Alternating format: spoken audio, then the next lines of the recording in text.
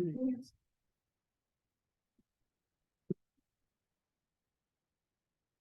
evening. It is 5:30 p.m. on Wednesday, October 18th, 2023, and this regular meeting of the Sandpoint City Council is now called to order in council chambers at City Hall at 1123 West Lake Street in Sandpoint, Idaho. For the record, I'm Mayor Shelby Ronstadt presiding. Also present are Council President Kate McAllister, Councilors Deb Rule, Joel Espiro, Andy Grote, Jason Welker, and Justin Dick. Under the city's adopted code of ethics and civility, as the presiding officer, I'm to identify the law enforcement personnel in the room who will be serving as the Sergeant of Arms this evening. Tonight, we have Police Chief Corey Kuhn. Thank you, Corey.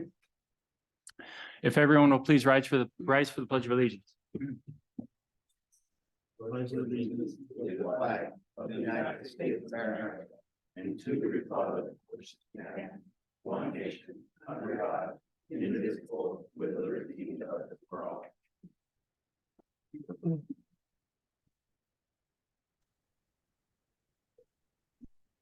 I'd like to start with a few comments, particularly regarding the events of the last council meeting 2 Wednesdays ago and some other events that have happened recently. First of all, I would like to issue an apology to the public. I wish I would have conducted that meeting differently 2 Wednesdays ago and accepted public input, suspended the rules, and allowed for the community to be heard. Because as I've continued to receive emails, and I know my fellow councilors have as well, continued to receive emails from the public around this issue, which I know many of you feel very passionate about around Traverse Park. And I think most important is that not the decision that's made, but that all of you feel like you're part of the decision. And I know that I could have done better in enabling that. And if I could do it again, I would have suspended the rules and I would have allowed public comment, even though that was an issue that was already decided. And I want you all to understand why we have that rule in the first place. Because I think it can be very misleading for the public, for the council rather, and myself, to allow testimony on an item that has already been decided, because it gives the false impression that there's still a decision before this council, still a decision to be made, and it's still a decision that you can have an impact on. And that wasn't the case. This was a decision that was decided back in May, was the final decision for location and siting. There was a contract revision on September 27th, which brought this issue back up into public awareness. So this was a decided issue. In fact, construction was rolled out, fencing on Friday and construction on Monday. So it's not the time to stop and decide that we want to go a different direction. This has been a decision that's been underway for 1.5 years. In addition to that, it's a continuation of a decision that really was born out of the Parks and Rec Master Plan from a couple of years ago. That Parks Master Plan was a result of, at the time, what we viewed to be the most robust public engagement effort that the city had ever undertaken, and included, as a result of that plan, it considered serious renovations to Traverse Park, including renovating the existing area that we're talking about this, where this new facility is going to go. And with the commitment and decision from the community and from this body that Traverse Park would be dedicated to as a sports facility into the future. So this has been a long time decision, a long time coming. As part of that Parks and Rec Master Plan, there was a community survey that went out. It was a statistically significant survey. We got thousands of responses back, and at the top of the list, priorities for the community, where the community wanted to see investments made, was in a indoor recreation facility.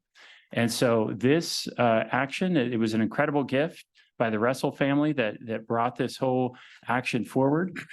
And one thing I do want to say is even those who've been very much opposed to this project because of the siting and location have been very supportive and gracious and grateful of the donation of the Russell family. And I'm very appreciative for the public of making clear that they support the gift. They just disagree with the location. But I say all this to say that this didn't come out of nowhere. This decision has been a very, very long time coming. And I think had we, I think we could have, as a body, taken more time for this decision. It's been about 1.5 years that this has been underway. And I recognize that this community is in a place right now where I don't know how else to say it other than we're sensitive. You know, a lot's been going on in recent years. There's a lot of polarization. There's distrust. There's concern around the growth in our community and the impacts that it has on our community. And I think that what we're seeing, the way that we're seeing this play out is a result of the impact and the pressure that growth brings upon our community. So, all that to say that, in all honesty, I don't think that this body would have made a different decision had we taken more time in this decision. I think we made the right decision, but I know that we could have done a better job in communicating, engaging with the public, and making sure that the public feels heard. And for that, I apologize. I liken it to the Memorial Field decision. City Council took 5 years to decide whether to put turf or grass on Memorial Field. And I can tell you, after 5 years of robust community engagement and debate, we were still at 49-51 on that decision. We still were undecided as a community. We couldn't agree. And I think the council and the mayor made the right decision on that vote as well. But that was another example of there are decisions that this body has to face where we're not going to get 100% agreement. And we have to do our best to make difficult decisions a lot of the time. And this is one of those cases. And I want to say one other thing, that while it is not my role and responsibility, I often feel like I take in error, I think I sometimes take a paternalistic role and try to protect the council from uncomfortable comments. And I recognize that that's not my role. But it is my role to stand up for city staff. City staff does not deserve to be berated, accused of malfeasance, attacked, disrespected. It's unacceptable. I will not tolerate it. And if somebody's going to behave like that to city staff in this room, they're going to get ejected in any public forum that I'm responsible for. And I would hope that any mayor that sits in this seat after me would hold the same standard. Decisions that are made by the city are the decisions of myself and city council. It's city staff that implements those decisions, that follows through with our decisions. If you've got something nasty to say it to us, not to city staff. They don't deserve it. They are public. We are all public servants, but they're not making the decisions. They're following orders. And it is absolutely unacceptable for them to be criticized and accused of malfeasance when it's our decisions up here that you can either agree with, disagree with, be happy or unhappy with, and please communicate with us about it. We still appreciate it if you're respectful in your communications. We'll try to meet you there as well. But there are decisions. And so please, let's treat city staff with dignity and respect.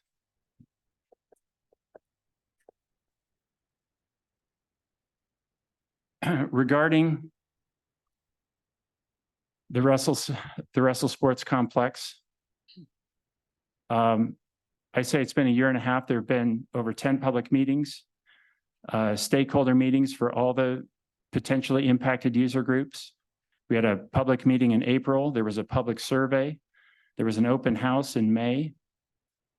We've done our, maybe not our best, but we've certainly made a substantial effort to try to engage the public on this. So I know we can do better, but those of you who are just now coming to awareness of this decision, I would encourage you to please get engaged. Stay involved with the city. This has been, I think, one of the most active administrations this city has ever seen in the last 8 years. There's been a tremendous amount of work done by the city, and things are moving really fast. And there's a lot of work that this body and that our city staff has to address on a daily basis. So we will do our best to try to engage you, and we need you to meet us halfway, please.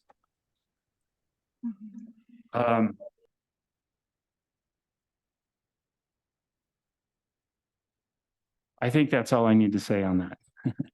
So with that, we've got a full room here. I know that there's a lot of exciting things on the agenda, and I will allow testimony or public comment on any issue this evening.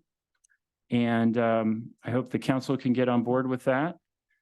And with that, we will now continue with any further announcements. Council? Yes. So first, I'd like to apologize to staff for not attending the groundbreaking. It was my decision, and I should have organized my day better to attend, because I'm in a leadership role. I should have been there. I apologize to the Travers family, and I've got a lot to say. I deeply love and respect your family. And in no way did I know that your grandfather and father was immemorial in that location, nor did I know that those trees were immemorial. I am sorry for my decision. Okay, just hold on. Hold on.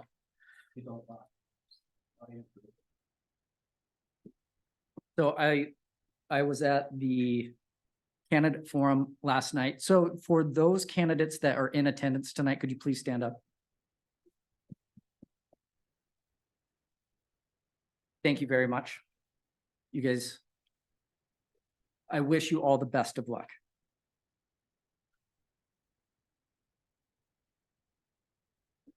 Mr. Mayor,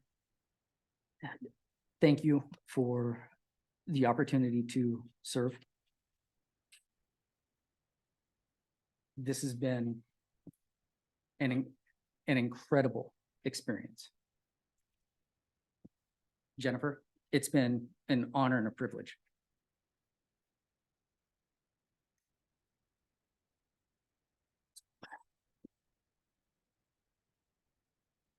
Council, I love and respect you all. One thing, and we've done so much. The most important thing that I will remember, because I'm not running again, and I never had an intention to run again. I was part of leadership and government that remained open while the rest of the world was closed.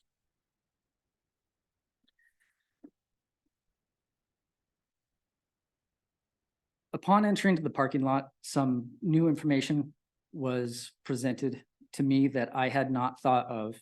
So this part is in addition to what I have already decided. Piece of property that is on Ontario, that is across from the Forest Service, was not for sale at the time of our Parks and Rec plan, any of our decisions. It is for sale now.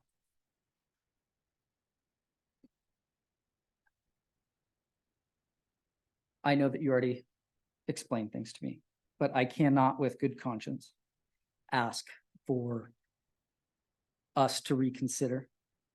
I have no expectations of this body. And Kate, I thought I'd have enough. I don't. I'm done. Last night, Is this body willing to reconsider a different piece of? Is this body willing to reconsider?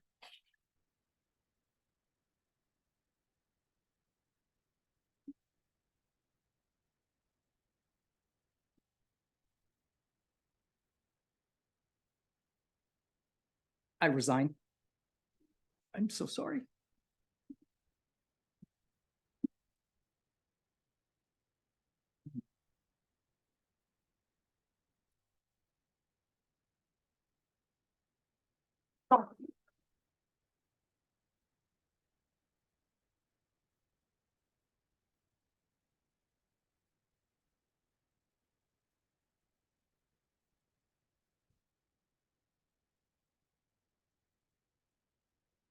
Counselors, any announcements? Just real quick, obviously this is real life. So I'll say that. This is real life. You're real people that are part of the community. We are. It's not perfect, but I remember when this dais was back there and it was really high. And I hated that because it just felt like there was this disconnect between government and the people. This is much better because it's level, because at the end of the day, we are you. But at the end of the day, we're representative government that represents the people as best as you can. Sandpoint's very diverse. We know that. We all know that. Been 6 years up here. It's not our first rodeo with disagreement with the community. People not feeling heard. It's impossible to hear everybody. That's reality. That's the beauty of elections, right? That's the beauty of a representative government, that if you don't like us, absolutely vote us out. That's great. This not planned, no idea. But I just want to be very clear that we are humans as well. I know you are. We're all part of this community, and we are. That shows me and reminds me that up here, even though we do the best we can, we're humans as well, and we have feelings just as much as you do, and we're going to have our opinions just as much as you guys will. That doesn't mean we're always right. But at the end of the day, Mr. Mayor, you are right. We're free game for the name calling or the nasty emails, all whatever it may be, or the respectful ones, all the above. They're not all nasty. But I just want to just point that out, that sometimes government can feel like a game, and maybe it is in higher levels of government. But this just shows me how human we all are. So, Mr. Grote, love you, buddy. It's been an honor to serve you too. Sorry to see you leave.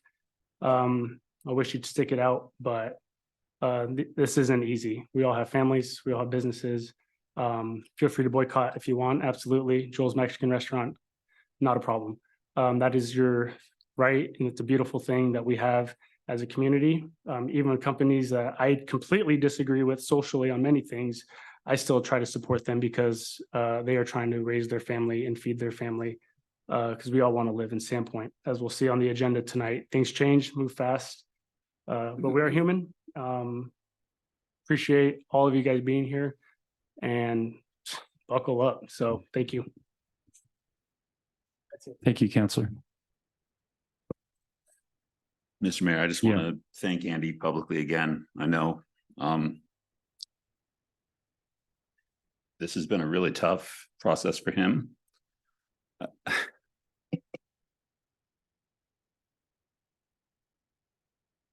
He's a good friend.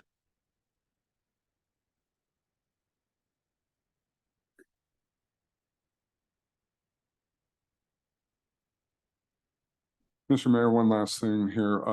I too want to say thank you to Andy. It's been an amazing ride with him, and all of you guys. It's been the ride of my life, and I know how hard each and every one of you works. And I don't want you to shoulder the blame for the last meeting 100%. I can't speak for everybody. I can speak for myself. I should have asked you to allow those comments at that last meeting, to let the healing process to begin somewhat, and to hear out our community members. I think one of the greatest things that we have, although we have some disagreements in this community, And we're not always going to get it right with engagement, but we do strive for that.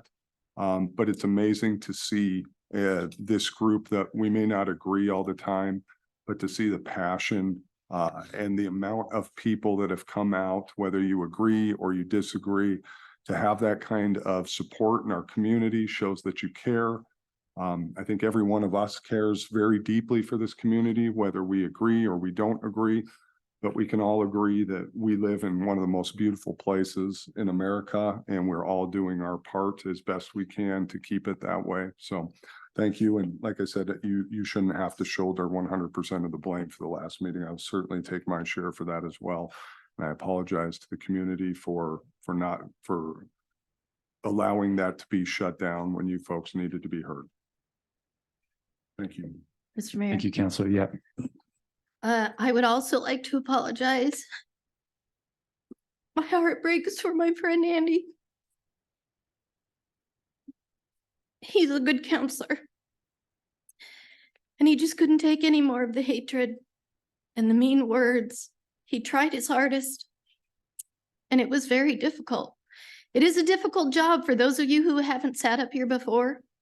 You try to do your best, you read all the information, you ask the right questions, you try to make the decision for the most people, for the most good, and still a lot of the people really dislike you, but you're in for it. You know that that's what this job is about. You know that that's what you're here for because you represent the public. And I think all of us, we do all share the blame in not standing up because I think it was a little shocking to all of us. I'm very sorry. I can't take that back. Whatever you think of me is what you think of me.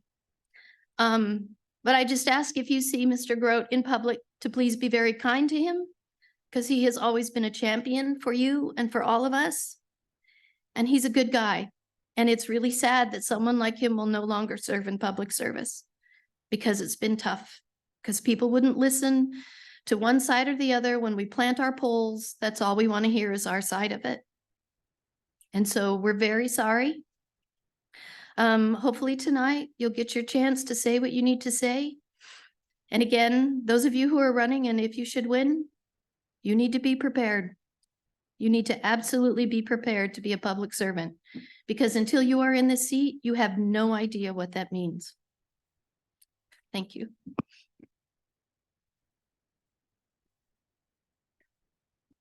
I would like to thank Mr. Grote for his service. As I spoke last night during the forum, we don't always get it right, but we try our best. That's what I always ask of my teenagers. So I don't think I can say anything more than my fellow council members have already said. So I will allow what will probably be quite a long meeting tonight to go on. I still plan to work as hard as I possibly can for you, but I won't always get it right. Just like you yourselves won't always get it right, but I would ask you to reach out with kindness and agree so much with Mr. Aspiro. We're all humans up here. We all have families at home. We all do a lot of things the same. We have way more in common than we have to disagree upon. Thank you. That's the truth. I also want to thank Andy for his service. It's been a pleasure serving with him up here. He always is one of the most considerate people that I've met. And it's obvious he wears his heart on his sleeve, and he has you, the public, your interest at heart in every moment throughout his service. And I think he was a model council member, as well as just being a joy to be around. So he will be missed. And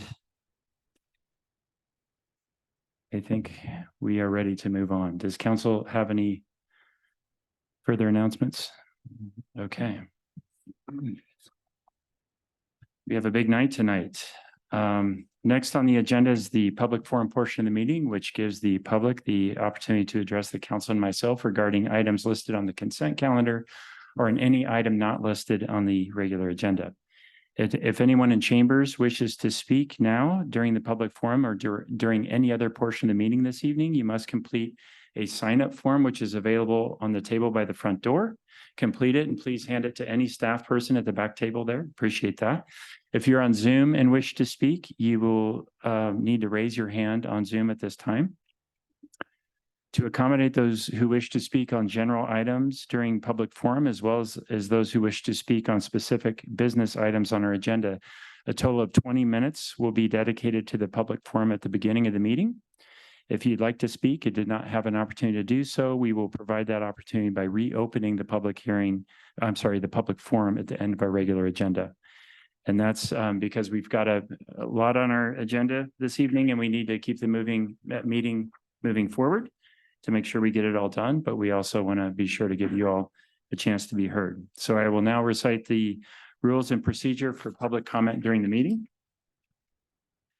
Council may not hear or take testimony on any planning and zoning matter that is before the city or is known to be a likely application. Such testimony is only allowed during the properly noticed public hearing.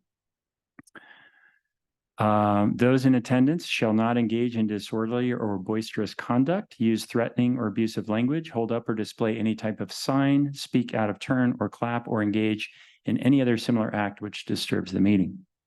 Comments shall not be personally derogatory, nor shall they be personally directed at any individual organization or business. Issues regarding the performance of city employees constitute matters that must be discussed only in executive session and are not appropriate during the public portion of the meeting.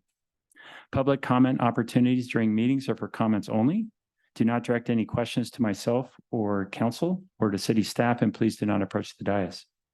Also, please do not approach the clerk or staff at the front tables in front of you.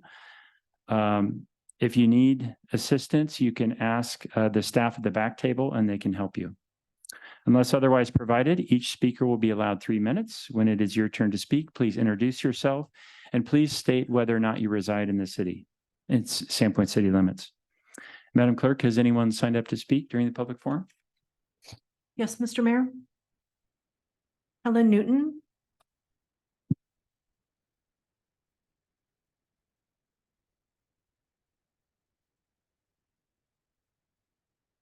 Helen Newton, a resident of the city of Sandpoint. Less than 20 years ago, the citizens of Sandpoint still had actual up close and personal contact with city council members. The city operated under a 3-committee system: public safety, public works, and administration. 3 council members sat on each committee and met monthly. Any citizen could make a request to place an item on any appropriate agenda. Citizens actually sat across the table and talked over issues with the people they had elected. City council agendas were formed from recommendations from those committees and with items placed there by department heads or the mayor. I know because as city clerk for 24 years, I prepared and processed those agendas. In recent years, mayors have systemically eliminated council committees and reorganized advisory committees. Workshops and open houses, in my opinion, don't cut it. People come in, they talk, but they leave feeling like they're a voice in the wilderness. I've frequently heard people say, oh, Sandpoint is such a small town, everybody knows everybody. That maybe 100 years ago, not now. Our town is purported to have 3,500 households. I bet that if you knocked on the door of each and every one of those, not 1% could give you the name of the mayor and 6 council members. I'll bet if you asked for the name of the mayor and 4 council members, maybe 10% could give it. There's got to be a connection. I say this to point out what I believe is currently a widely held shared concern that the city's elected officials and employees in the highest decision-making positions are out of touch with the citizens of Sandpoint. I've been reviewing the minutes from the past few years, and it was very difficult to find any council meeting where council members voted no. Very few. It's repeatedly yes, yes, yes, on to the next item. If city councils are going to simply rubber stamp things put in front of you, then why bother meeting? Just phone it in. It's never too late to make adjustments to restore trust, and faith in our government. I respectfully suggest that you give serious thought as to how the city is operated and finding ways to regularly engage our citizens. Thank you for the opportunity to speak. Thank you, Ms. Newton.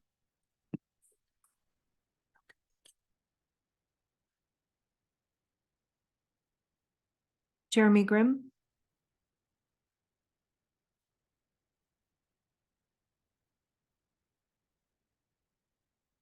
Thank you, Mayor and council members, for your service and your time. I just am here tonight just to, out of concern for the public good, just want to bring a couple more things to your attention regarding the development impact fee law in Idaho.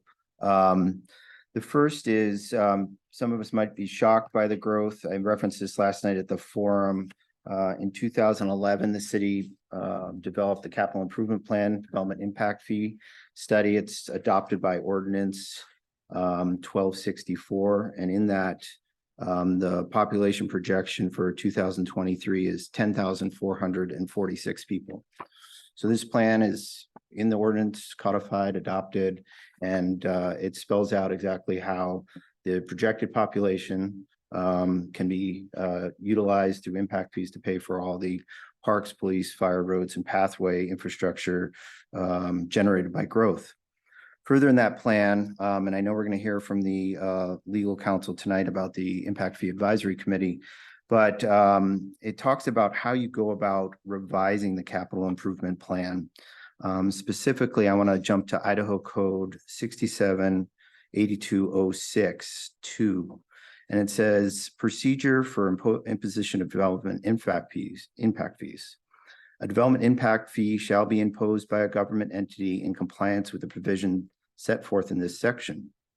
A capital improvement plan shall be developed in coordination with the Development Impact Fee Advisory Committee, utilizing the land use assumptions most recently adopted by the appropriate land use planning agency. So we have a capital improvement plan that's adopted in 2011. I'm not sure we have an impact fee advisory committee to review the modification of that plan. And then when you look at what Idaho Code says about modifying the capital improvement plan, you have to go to Idaho Code 678208K2, and it says the government entity imposing development impact fees shall update the capital improvement plan at least once every 5 years. So we have to update the capital improvement plan. We have to do that with the Impact Fee Advisory Committee. And only then, once you've done that, you hold a public hearing in accordance with Idaho Code. And the reason I bring all this up is because I just want you all to be, I don't say this from an arrogance, I say this from a genuine concern for our town. I want you to be aware of the rules and the laws regarding impact fees and their expenditure, because if the city's spending them on capital improvement plans or without an impact fee advisory committee, I have concerns that that could be in conflict with Idaho Code. So I say that with all humility and grace, and just so we can get to the bottom of where we're at on our impact fees. Thanks so much for listening to me. Thank you, Mr. Grimm. Appreciate those comments. Pam Duquette.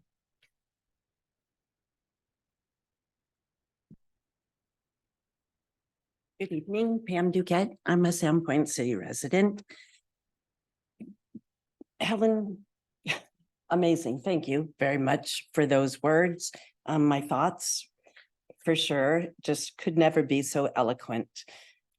I am just here to ask us to slow down on finalizing the comprehensive plan because of polarization, distrust, your words. I think we really need to make sure. I know only 4 people were here. That other week you said to talk about the plan because of speakers. I was at a volleyball game. I just want us to learn from past for the future. And let's just seriously try to, again, engage more people. This comp plan is awesome. I read the whole thing and it's still just spinning in my head. But I think there are some things people need to be aware of and understand. And hopefully if we get to share that, people would be more interested in participating. So I guess just slow down. There was one more thing, can't remember. Darn, should have written it because I sure wish you guys had listened to Councilman Grote when he asked if anybody would possibly reconsider placement of the facility at Traverse somewhere else. Thank you.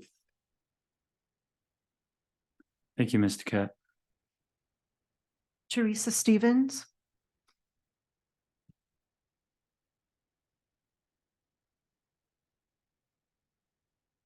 Teresa Stevens, Sandpoint.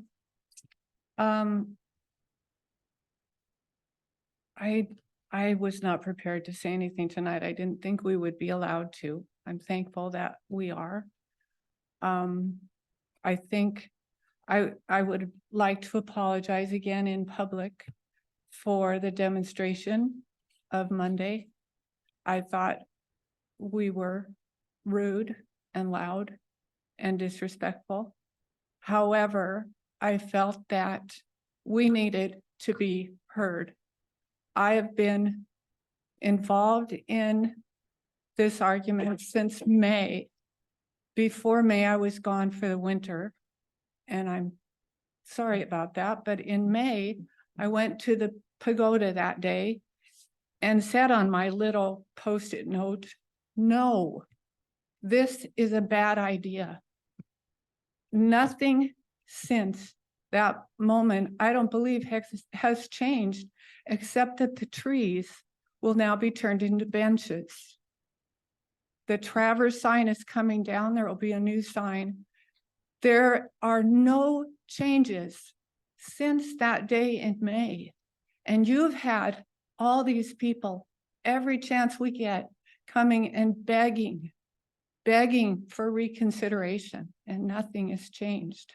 It would work for the building to at least be over the tennis courts, so it's not taking out those gorgeous trees. The most beautiful thing of that park are those old trees, the memorials that they represent, the baseball fields being moved, the parking being moved. It's all so complicated, and we begged you, please find another place.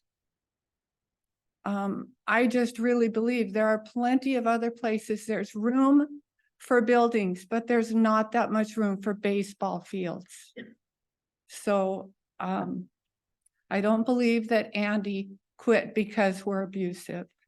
I don't know what kind of abuse you've taken, but I believe that Andy believes that there's another way. And I think that we ought to find it. I don't want you all to take any kind of abuse from here on in. What's going to happen when those trees come down next week? It's going to be awful. Some of us can't sleep. But I could not sleep Monday because of how awful that was. I don't want that to continue. I don't want those feelings to continue. I just believe that we need to love God and love people. And love never fails. Thank you. Thank you, Ms. Stevens. Tina Scher.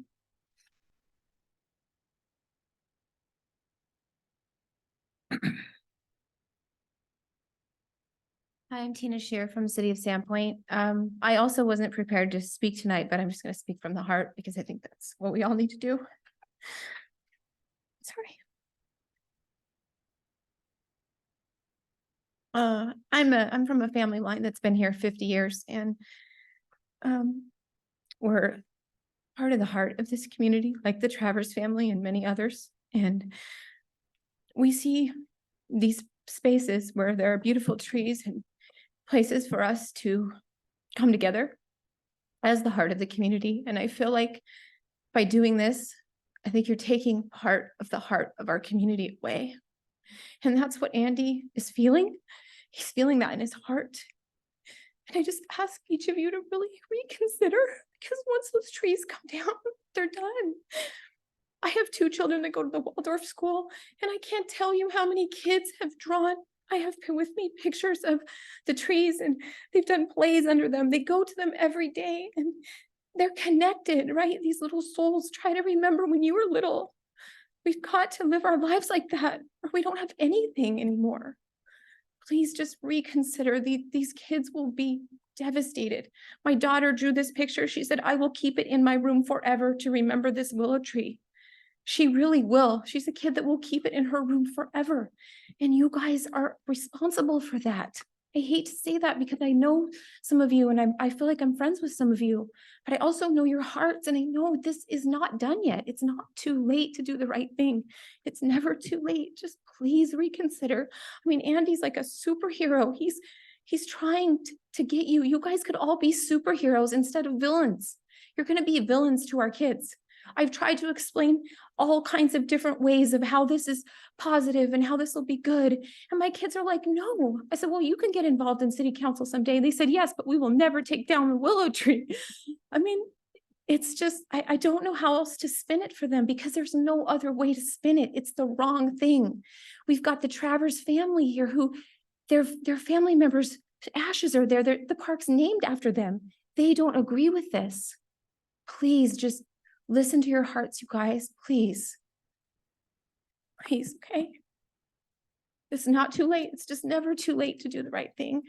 I just beg of you for my kids. I'm here for my kids. And I'm here for all those Waldorf kids that every day are going to have to go there and see. They have a direct view, you guys, a direct view of the trees going down. They're going to see the equipment. They're going to see it all. And they're never going to forget it. I'm telling you, it sounds dramatic, but it is dramatic. That's why we live here. That's why we love it here. We love it here for those things. We can't take those things away. So thank you for your time. Thank you, Ms. Chair. Appreciate that. Kyle Schreiber.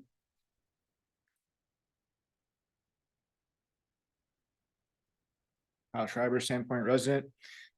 Didn't prepare and comment for the public forum, but given the events, I just wanted to publicly thank Andy Grote for his public service. And I've never known him as anything other than a well-respected member of our community. And, you know, I may have disagreed with some of the votes that he's made on council, but I believe that he made those votes with the best intentions and what he believed was the best for our community. Thank you. Thank you, Mr. Schreiber. Christine Moon.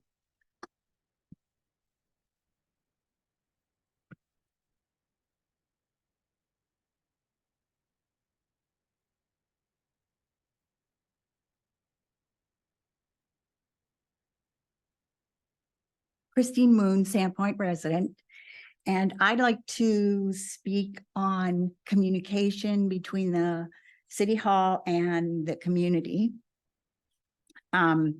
Because I've heard some remarks about, well, where was the community? Why wasn't the community more engaged and more active? And I'd just like to say that it is a bit hard to get information. So, for example, if you go to the city website and you do a query on Travers Park, it comes up basically with old information. So there's nothing current about that, easy to get. If you query Blue Necklace, you also get no information. And so the average person who is used to Googling and trying to gain information would have to go into the website and dig on various menu items to try to find information that they might be interested in finding. And so you're left with attending events that are in the middle of the day during work time often, or attending city hall meetings. And that's not practical for a lot of people. So I think the city needs to try to reach out and make it accessible for people to get information. And I would also like to say that I've written letters more than once to each of you And I've heard back zero response. I've never gotten a response from any of you on the letters that I've written to you. I have had one response, and that was from Andy Grote, who came to a block party. So he came and sat with us and spent some time.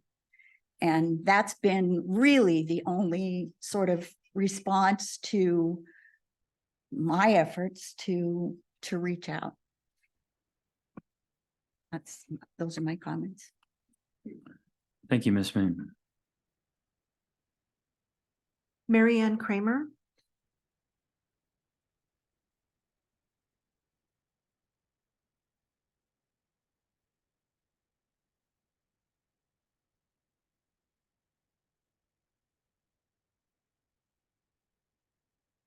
Mary Ann Kramer, Sandpoint resident for 37 years. I used to work with special needs kids on the school bus as an assistant. And I'm not a public speaker, so I'm shaking. Anyway, and I do better with just showing you what the kids sent me. So this was one of them. Just voicing there, they don't have a voice here. So I just want to make it, I know we're not supposed to have signs, this is a piece of paper. So this is one of them. Some of these are hard to read. This is another one.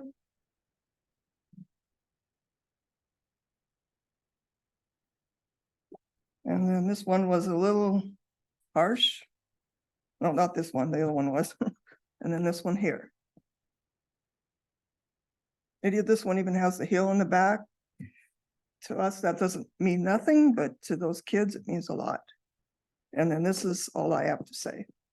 I think it's a great facility that's coming about. I just think it needs to be moved somewhere else. Thank you. Thank you, Ms. Kramer. Mr. Mayor, that has exhausted 20 minutes. Okay. So that concludes the early portion of the public forum. If anyone would like to comment on a non-agendized item, they can wait till the end of the regular agenda.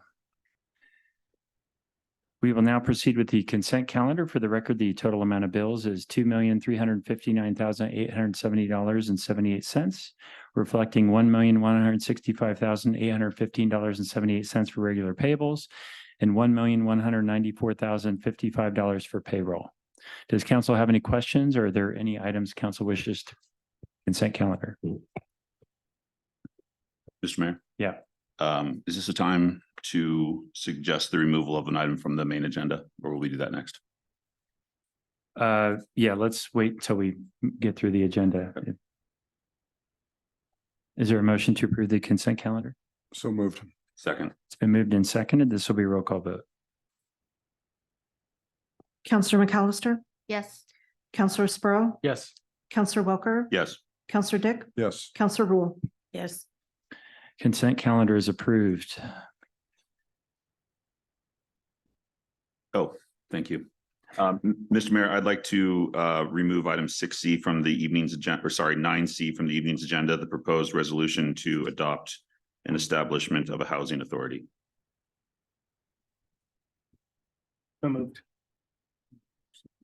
Do we need to Second. move and second that, or do we just remove that unilaterally?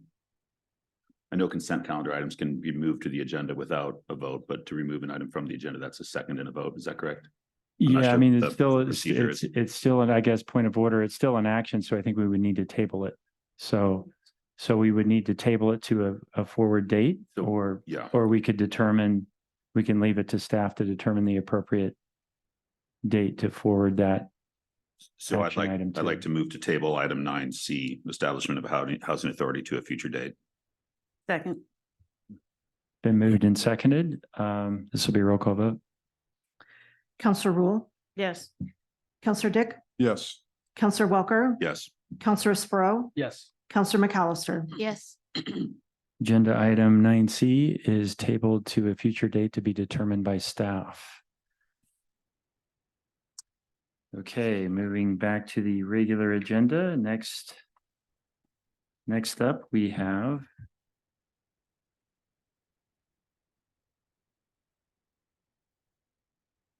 pardon me.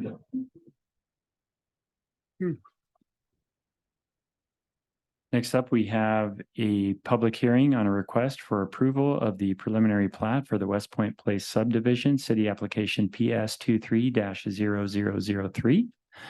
Notice of public hearing was published in the Bonner County Daily Bee, the city's newspaper of record, on September 26, 2023. I'll now recite the order and procedure of the public hearing. Number one, explanation of the subject of the public hearing by city staff. Number two, applicant's presentation or any statement the applicant would like to make. Please note that council members should address their questions to the applicant at that time. Number three, opening of the public hearing, at which time the public may provide testimony. The order for those providing testimony will be as follows. First, those in favor, then those neutral to the request, and last, those opposed to the request. Number four, applicant's rebuttal testimony, at which time final questions may be asked of the applicant.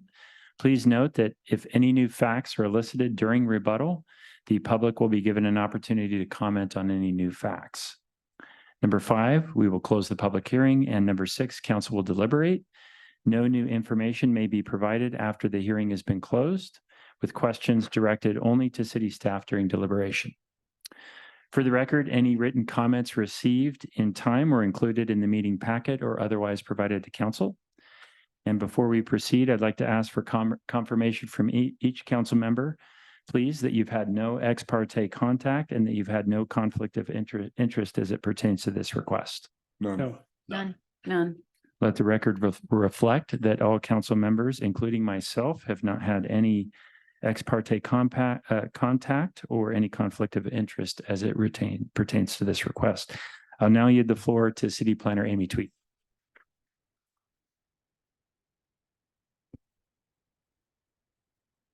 Thank you, Mr. Mayor and council members.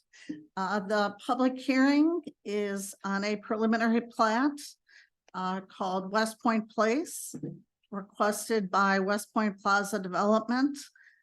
They're proposing to subdivide this property into 4 parcels. Typically, a subdivision of 4 parcels would be considered a short plat. But because this property was previously short platted, it's going through the full subdivision process. Again, this is a 4.3 acre lot, and it is in the commercial C zoning district. Lot 4, as shown on the image, would retain the existing non-conforming warehouse buildings, and the remaining 3 lots of the property would be developed into multiple family housing, which is a permitted use in the commercial C zone. Again, this is a piece of property that does already have access to streets. There will be no road infrastructure installed as part of this. It has access to Highway 2, Ontario and Division. There is a traffic impact study currently underway to review this development. It's proposed for 102 multifamily units.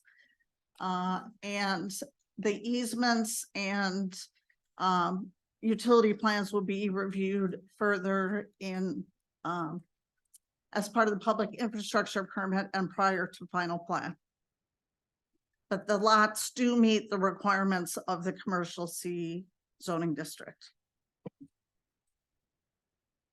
At its September 5th meeting, Planning and Zoning Commission held a hearing and received comments from adjacent property owners with concerns about parking and stormwater management. During deliberation, there was discussion of those comments, and the commission recommended approval of the plat with the 5 recommended staff conditions, which included review and approval of the stormwater management plan prior to final plat coming forward. We also received additional agency comments since the Planning and Zoning Commission hearing, and those have been incorporated into updated recommendations for City Council. The staff recommendations, there's a sixth in addition to what was originally recommended by the Planning and Zoning Commission. The first three pertain to review of infrastructure and making sure that easements are correct for what infrastructure is there for maintenance. The traffic impact study, as I mentioned, is under review, and that will have to be approved by ITD for any possible offsite impact fees. Number 5 is related to the infrastructure. There is existing infrastructure on the site, and we just want to make sure that any changes, the easements line up with the infrastructure that is in place. And then there were just some technical additions by Bonner County GIS and the county surveyor incorporated into the final plat. As explained in the agenda report, the applicant recently reached out with a request to final plat in phase to final plat lot 4, which again is that lot that has the existing structures on it.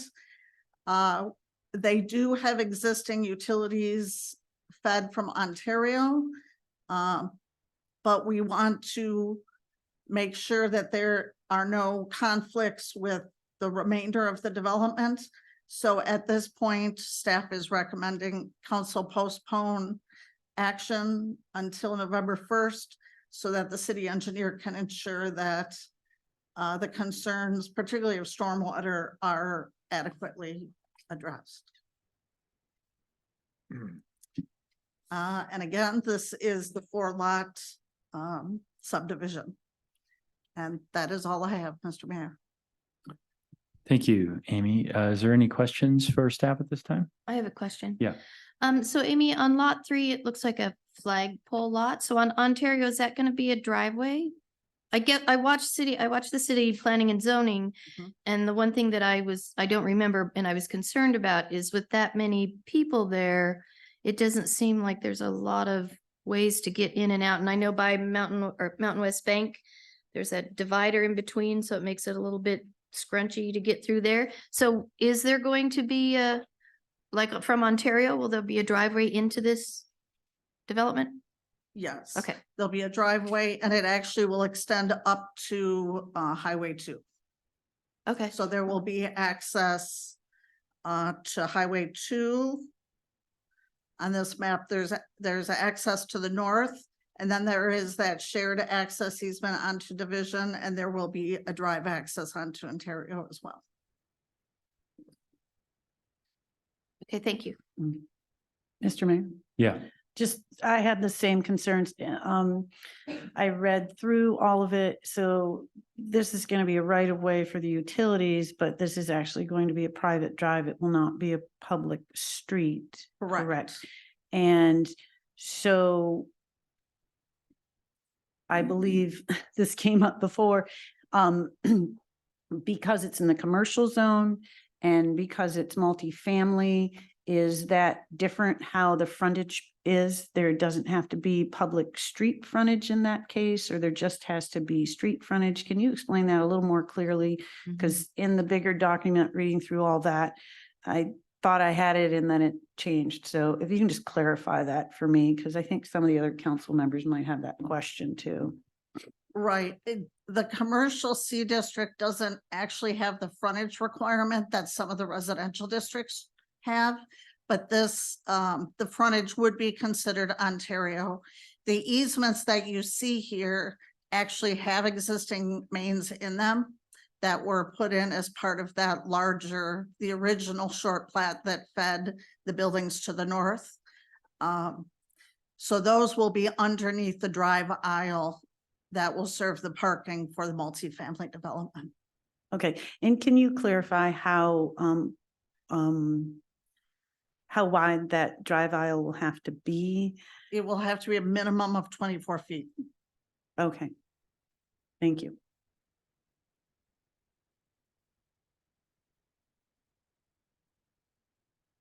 Any other questions? Okay, next, if the applicant has a presentation or anything they'd like to state, please come to the podium at this time. Is the applicant here? Okay. Oh, no. All right, so we will now move on to the public hearing. Just a reminder that the public hearing is for comments only. Do not address any questions to council or myself or to city staff. If council members have any questions for the person testifying, they should ask those questions at the time of their testimony. For those participating on Zoom, you'll need a working microphone on your phone or computer to speak. If you wish to speak in favor, are neutral, or opposed, I will call for testimony on each, and you will raise your hand on Zoom at that time. When your name is called, you'll see a prompt on your screen asking whether you would like to unmute. You will need to unmute yourself in order to be heard. As a reminder, those here in chambers who'd like to speak will need to complete a sign-up form by the front door, available on the table, and please hand it to city staff in the back of the room. Please write on the form whether you wish to speak in favor, are neutral, or are opposed to the request. Do not approach the dais. If you have any written materials for council, please hand those to city staff. City policy provides that the presiding officer may allow time to be gifted during a public hearing. I will allow this option this evening. For those present here in the room, if you wish to gift your 3 minutes to another speaker who is also present in the room, you may do so. You may do this only once, and the maximum amount of time any single speaker will be allowed for testimony is 6 minutes. If you're gifted time, please state who has gifted time to you when you approach the dais. Both must have completed and submitted a sign-up form. Please note that this option of gifted time is for public hearings only and not for the opportunities for public comment during the meeting. When it's your turn to speak, please state your name and whether or not you reside in city limits. Madam Clerk? The public hearing is now open. So first, we will hear testimony from those in favor of the request. Mr. Mayor? Yeah. We have 4 people signed up to speak. May I address them very quickly, please? Yes. Jeremy Grimm, are you in favor, opposed, or neutral? Neutral. Pam Duquette? Neutral to. Hal Gates? I actually would like to speak during the comment.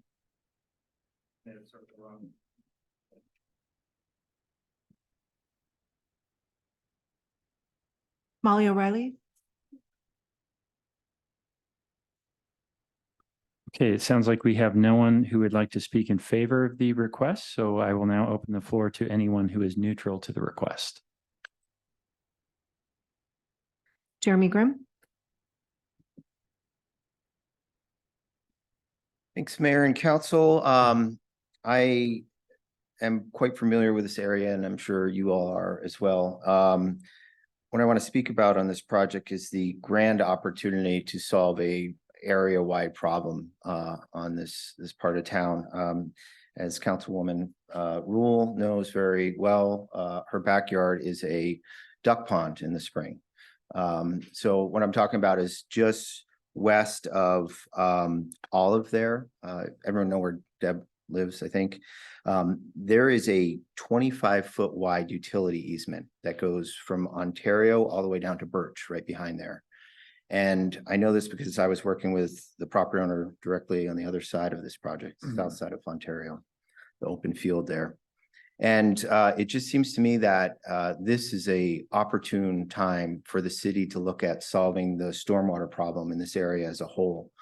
Instead of having each developer do a piecemeal detention, retention on their site, we really have an opportunity here to put a collaborative process together, maybe through a local improvement district.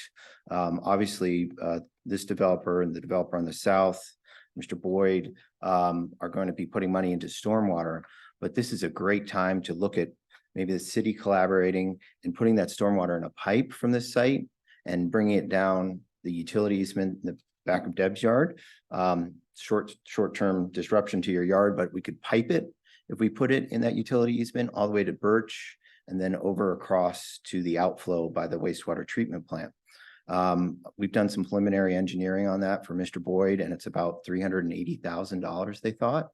But it seems like instead of having kind of kicking this problem down the road and having each site still retain their stormwater and every spring watching the snow melt and it overflow Ontario and flood the backyards of everyone to the west of Olive, this is a great time to look at another solution. You know, your options for doing that, I think, are to, instead of saying that the stormwater design for this preliminary plat be completed by final plat, you could hit pause here or conditionally approve this with some conditions that might allow you to take a week or two to look at these other alternatives that would solve the regional problem. So those are my comments. Thanks for the time, and hopefully we can address the stormwater collectively here instead of on a piecemeal basis. Thanks. Thank you, Mr. Graham. Appreciate that.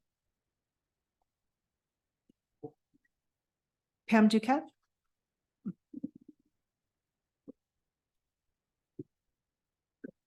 Pam Duquette, Sandpoint City resident. My apologies for not being versed in planning and zoning and platting. My concerns are environmental. It may be the same stormwater issue. I'm not sure. I love to walk down Ontario and cut over to the lake.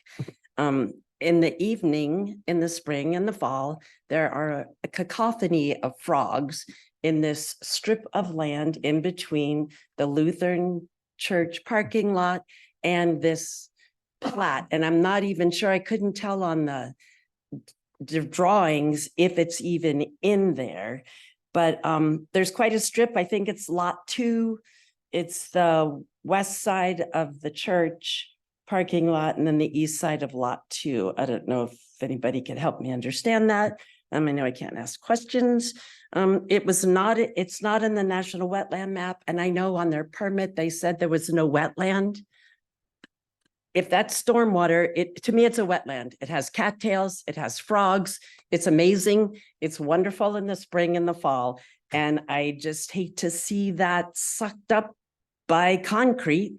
And I did talk to the church because when I first saw that sign, I didn't know whose property that little strip was on. And she became quite concerned that that was going to also be covered with concrete. And she called me back a couple of times to see if I'd been able to find out anything. And I did not go to the planning and zoning meeting. I only saw that sign after it had been put up there on the road. And I think it had already gone to planning and zoning. So I'm just neutral to opposed if it's covering a little strip of wetland for the frogs and my enjoyment and everybody else's. And the geese might even want to go there. Thank you, Ms. Duquette. Amy, can you clarify whether or not that area that she's speaking of falls within the property boundaries here? It partially does, and it's partially on the church property. So roughly 50-50 or something close to that? I'm not entirely sure, Okay. We could, but I can clarify that the city engineer has talked to the church about this. do you have an image that's that shows the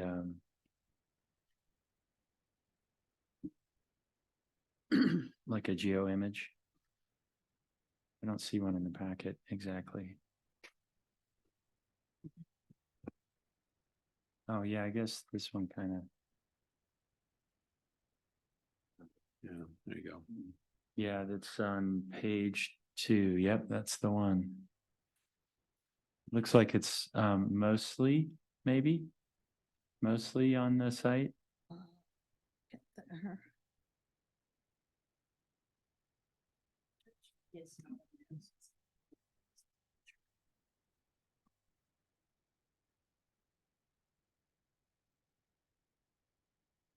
Yeah, there is part of it over here as well. Okay. Thank you, Amy. Madam Clerk? One moment, Mr. Mayor.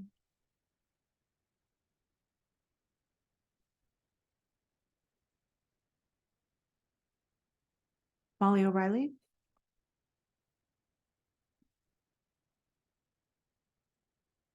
Hi, Molly O'Reilly, city resident. the frogs. Cody Van Dyke was Public Works Director when Luther Park was built, and that was part of the whole church thing. And he required protection of that. I'm going to call it a wetland. So you might want to go back to those records. I think you'll have really terrible drainage problems if the frogs and the cattails don't continue to be there and it gets degraded. It, I believe, is part of actually a whole drainage that comes through the Baldy property that was going to be sewer and comes on down through. And so as Jeremy said, I think you'll find it affects the other side of Ontario as well. But the reason I asked to speak is because I want to make sure that the city is ensuring that everybody who lives there, all 102 units, can walk or bike safely to the nearest street. A 24-foot sidewalk, excuse me, 20, that sounds great, actually. 24-foot driveway, which is not a street, doesn't allow for that unless you require more direct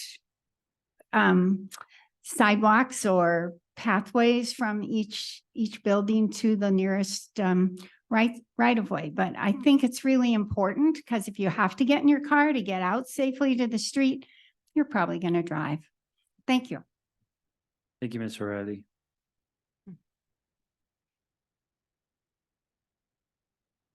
Mr. Mayor, And- we'll check online really quick. Otherwise, everyone in the room who signed up has spoken. Thank you, Madam Clerk. Amy, can you clarify something for me? So if you go back to the original plating map, if you will, the replatting, I think it's on page. There we go. The South Ontario connection, it says it has a width of 20 feet. On the west side of lot 2. But you said there's been a reference to 24 feet. Yeah, I apologize. That's the drive aisle width through the development. There are sidewalks there would be a drive aisle, parking, sidewalks. So the 24 feet width that I was referring to was the drive aisles essentially.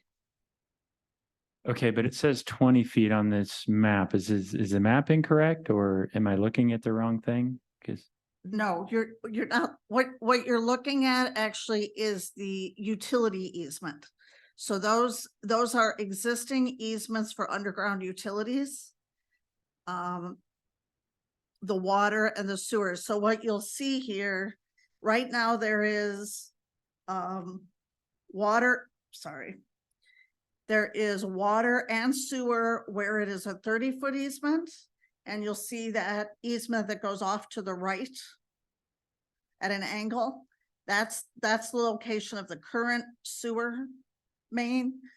So as part of the development, that will get straightened, come straight off of Ontario instead of going at an angle. And then that full utility, that's just the utility easement. That's not an easement for a drive aisle. That's just the required easement to have water and sewer together. thank you for that clarification. Madam Clerk? Mr. Mayor, no one else has indicated a desire to speak on this item. Okay. So it sounds like there's no one else who wants to speak who's neutral and no one who wants to speak who's opposed to the request. That concludes the public hearing.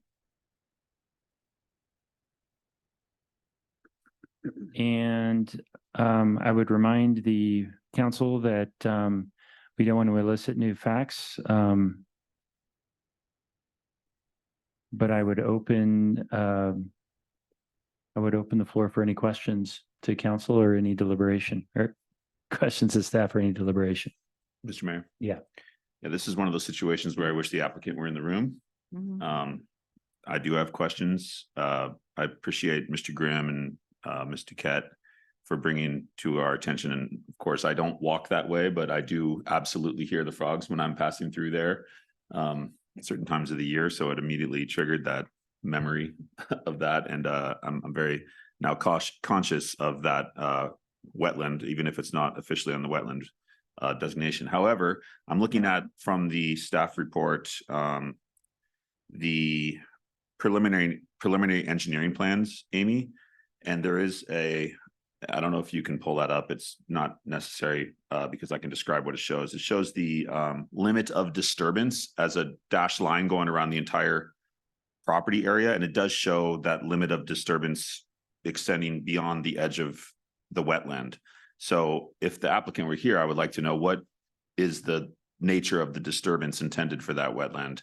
And although it also shows, you know, a foot by foot contour topographical map of the property, and it appears that the buildings are not going to go anywhere near that wetland. But I'm curious, what is the nature of the disturbance plan for the wetland?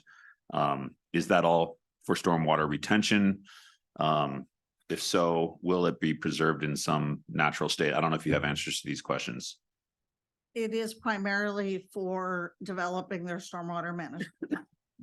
Do you know what is meant by disturbance in this case, though, since it falls within the perimeter of the disturbed area? Will there be some conservation of the natural state, or will it be turned into a concrete retention pond with gravel in it, like you see at a lot of developments? My understanding is it will be a combination of a basin and a berm. Because the challenge with this site is it does collect stormwater from upstream. And there is an ongoing issue at the church property because these two properties share the low point of the stormwater plan. So that, but again, the stormwater management plan that was preliminarily submitted, it had gone through numerous reviews and still has to be completed and reviewed. But that's my understanding is it will be berm and basin, but not left in any sort of natural state. it will not be in the natural state. And is that, do you think that this development, like, opportunity precludes that? I mean, is there any path towards conserving this in a natural state without completely, you know, denying this property owner's rights to develop the property as he sees fit? I don't know. You're not a stormwater engineer. Right. Again, the developer should be here to answer some of these questions. I'm sorry that they're not. Thank you. And I don't know that they are not here because they know I was going to recommend postponing. Because they have made this request of final platting lot 4. But I would have expected them to be here as well. Your recommendation was to postpone the final platting of lot 4, not necessarily to postpone the preliminary plat of the rest of the development, correct?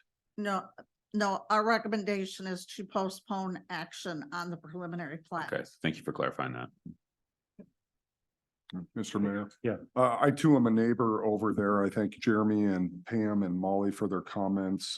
As far as I can tell with our family who walk by it almost every night from June until whenever the weather gets bad, it seems to be a functional wetland regardless of whether that is water running off. I know the neighbors on Olive, we have many friends on Mackey's Way who have discussed the issues of the water that comes through their fence line and ends up in a duck pond and some of the neighbors' households over there.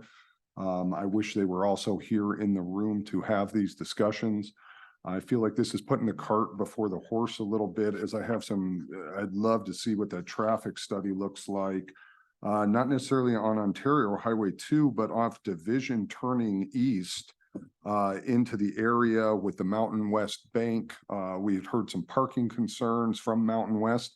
I think that's a high school pickup and drop off area right now that becomes quite busy with the addition of 100 and some odd multifamily residential, which we certainly need in this community. I'd love to see it go forward.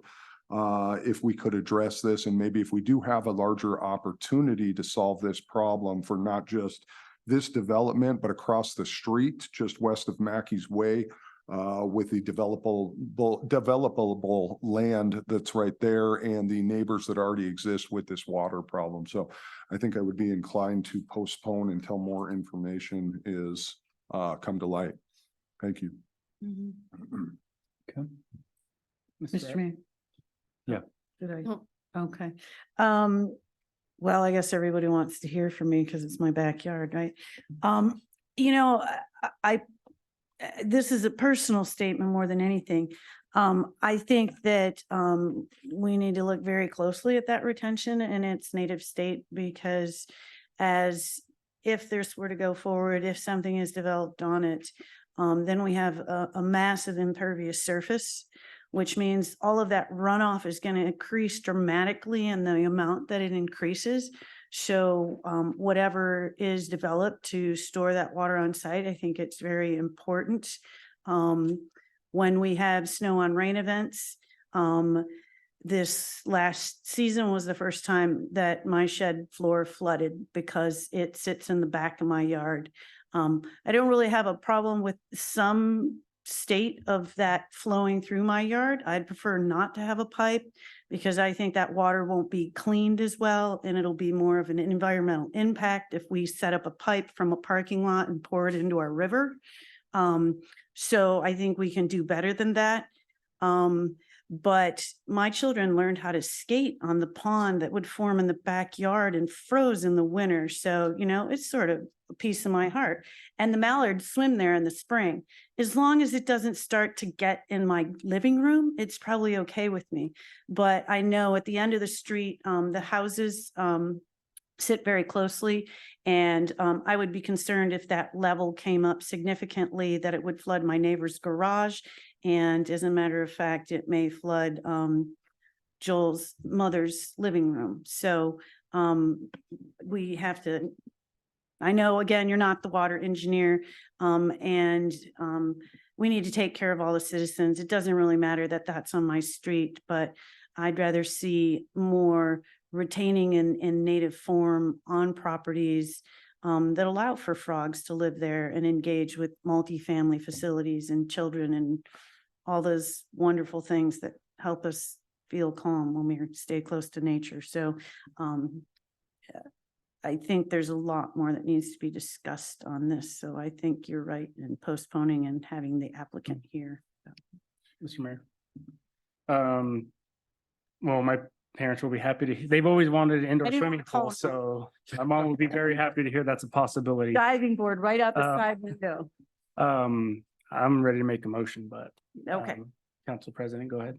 No, I was just going to ask the city attorney about, just because I'm curious and want to know about private property rights. I mean, can we say one of the conditions is that you have to make this, keep it wild, or can they come back and say it's our property, we can do whatever we want? Well, I think if you're gonna have a development agreement, you can have, you know, certain terms and conditions that are applicable to it.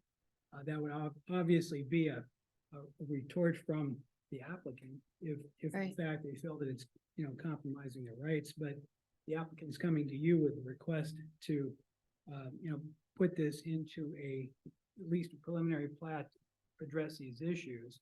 And I think that's a question of comment and consideration between the city and the applicant at that point in time. I mean, anybody can make an argument that it could constitute a infringement upon their private rights or otherwise. But again, this is an application that's come to you for a different land use application. Okay, thank you. Yeah, Mr. Mayor. I move the city council postpone action on the request by West Point Plaza Development LLC for the West Point Place 4 lot subdivision on parcel RPS 376800104A0A until the November 1st city council meeting to allow time for staff to fully evaluate the request of the developer to phase final plating and also to take into consideration the conversations and public comments spoken today. Second. It's been moved and seconded. Is there any discussion? This will be a roll call vote. Counselor Dick, Yes. Counselor Rule, Yes. Counselor McAllister, Yes. Counselor Sprow, Counselor Yes. Welker. Yes. Motion passes. November 1st, we will pick this up again. For the first item under old business this evening, Downtown Waterfront Design Competition Manager Don Stastny and the selected design team of GGLO Bernardo Wills will present their stage 3 report. I'll now yield the floor to City Administrator Jennifer Stapleton. Thank you, Mr. Mayor. We had planned in our schedule for a recess for about 5 minutes following this presentation. I expect there's going to be a lot of dialogue with the presenters and the council. So just ask you if you want to consider while presenters are setting up, taking that 5-minute recess now and then coming back to this item. Yeah, I'm getting nods from the council. Let's do that. We'll take a 5-minute break and we'll come back a couple minutes before 7. Good to go. We're now reconvening at approximately 7:01. Take it away, Jennifer. All right, thank you. Next on our agenda is a presentation by our downtown waterfront design competition manager, Don Stastny, as well as our selected team, Gigi Allo and Bernarda Wills, to present their Stage 3 report. A reminder about tonight, this is no council action is requested tonight. This is a presentation and the team has designed their presentation in such that it can be interactive with the council with you asking questions. So we're in for a long presentation. You've all seen the report. We had a long report in phase 2. You've got a revised report equally as long in phase 3. In this phase 3, the teams had gotten feedback from the jury in the second round. The jury report's been posted online and with the presentation to council and community surveys that informed the work that was undertaken in this Stage 3. A reminder about this overall project, what they're doing is we were going through a selection process to find. This is really a competitive selection process that normally happens in-house. We issue an RFP for groups to do work with us. We have a review committee. We end up selecting a team. And so what is happening in this case is this is our competitive selection process, but we've opened it up through a broader competition and had it be very much more public. They were tasked with reviewing all of our adopted master plans and looking at providing us a vision to work from in culminating all of those plans. As much as we try to have all of our plans informed certainly by our comp plan, our goals there, as well as one another, as we're going through our individual processes with each plan, we end up with sometimes competing priorities. So this was bringing it forth in a vision, considering all of the goals and objectives of all of those plans and what that looks like moving forward. In addition, they were asked specifically to relook at the waterfront City Beach specifically, as well as Farman's Landing. We have adopted concepts in our Parks and Recreation Plan, but following the adoption of our Parks and Recreation Plan, we'd adopted our first ever comprehensive arts historical preservation plan. We had our urban forestry master plan and multimodal plan and several others. And so they went back, took a look at those concepts, now considering more broadly all of those other plans that subsequently followed the adoption of the Parks and Recreation master plans. So what you're seeing here is their culmination of the process into a vision. And this is where ultimately council will make a decision at a future meeting whether to accept the report. And with the acceptance of the report, as noted in our staff report, our recommendation is council then hold a workshop to discuss the priorities, next steps. So this is really culminating their work, handing it back over to the city, and the public process and community work on this begins, along with our work on implementing the other master plans. So with that, I will hand it over to our competition manager, Don Stastny, who was not able to be in person tonight, but is participating electronically.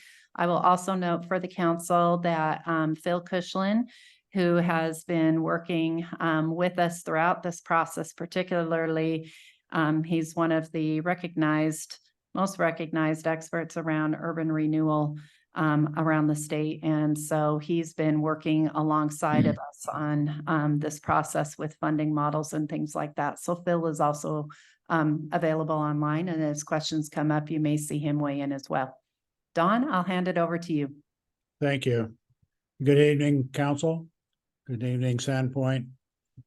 It is a little bit bittersweet to appear before you tonight and not be there in the room.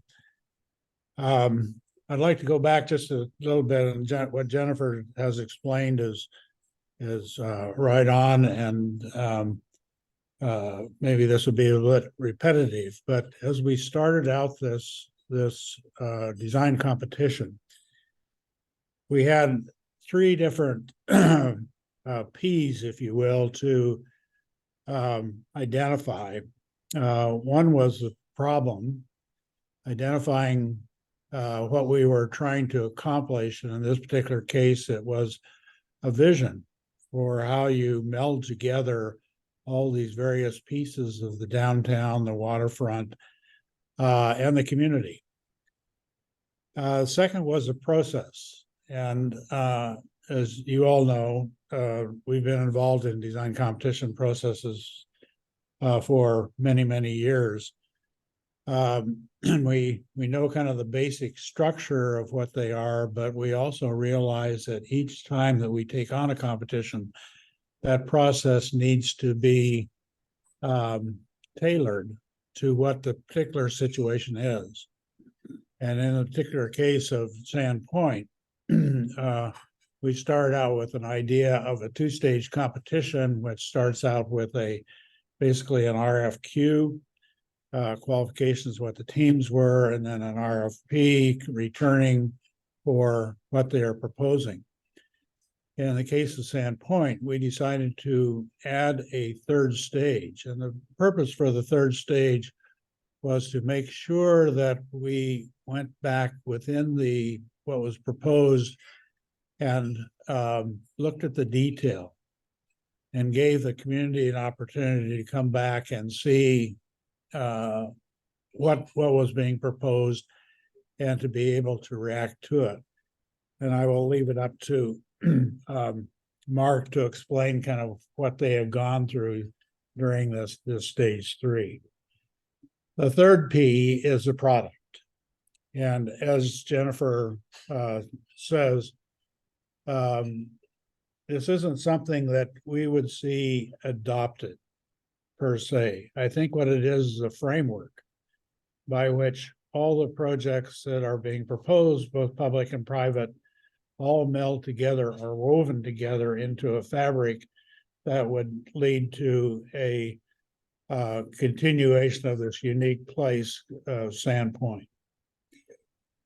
I would be negligent to say, in listening to testimony tonight on other issues, I've worked with a lot of communities in Canada, in the United States, in Africa, Europe.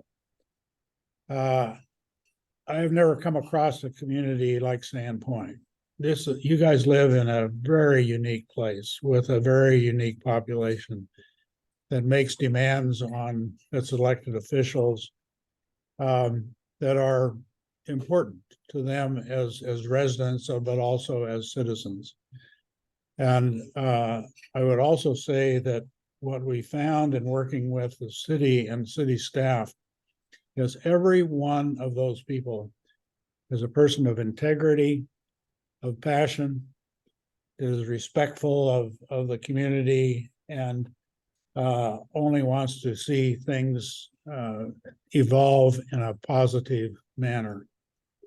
It is a tremendous staff that you all have put together, and we learned an awful lot from them as hopefully they learned a little bit from us.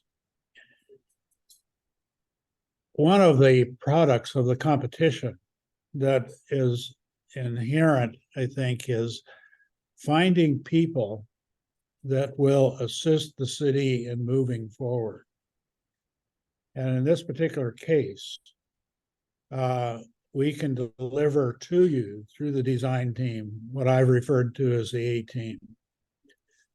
Every one of the folks on the GGLO Bernardo Wills team are specialists in certain areas, but they also are collaborators and they also are deeply committed to what they are doing as professionals and as people. So as a part of the competition, we have been able to deliver to you a team that will allow you to move forward in multiple areas as you go forward. One of the things that was pointed out by the jury, of which Mayor Shelby was a part of, by one of the citizens, was one of the good things about this overall plan that GGLO and Bernardo Wills have proposed is that it is very incremental about all the pieces that come together. So if a piece may not come together in exactly the right way or might be modified quite dramatically by the time when it comes onto the playing field, it doesn't destroy the overall framework. What it does is that it mutates it in a way that you can continue to work with the framework going forward. And the framework basically is a framework for discussion going forward.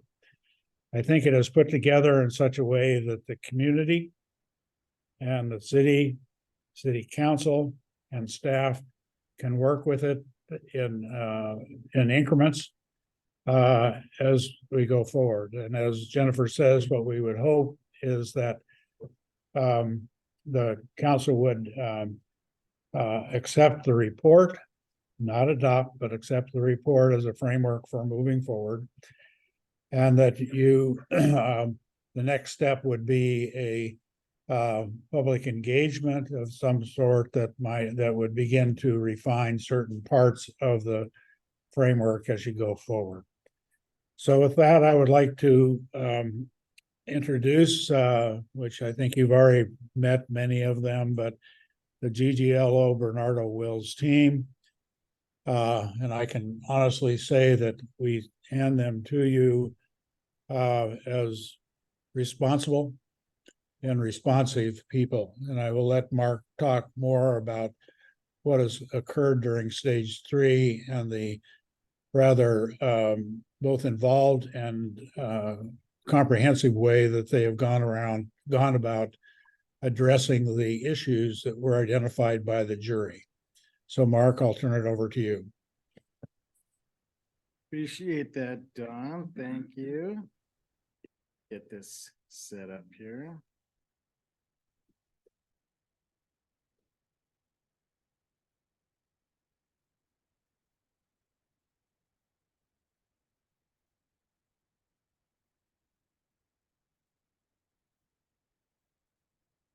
Of course. Zoom is deciding to not play nice all of a sudden.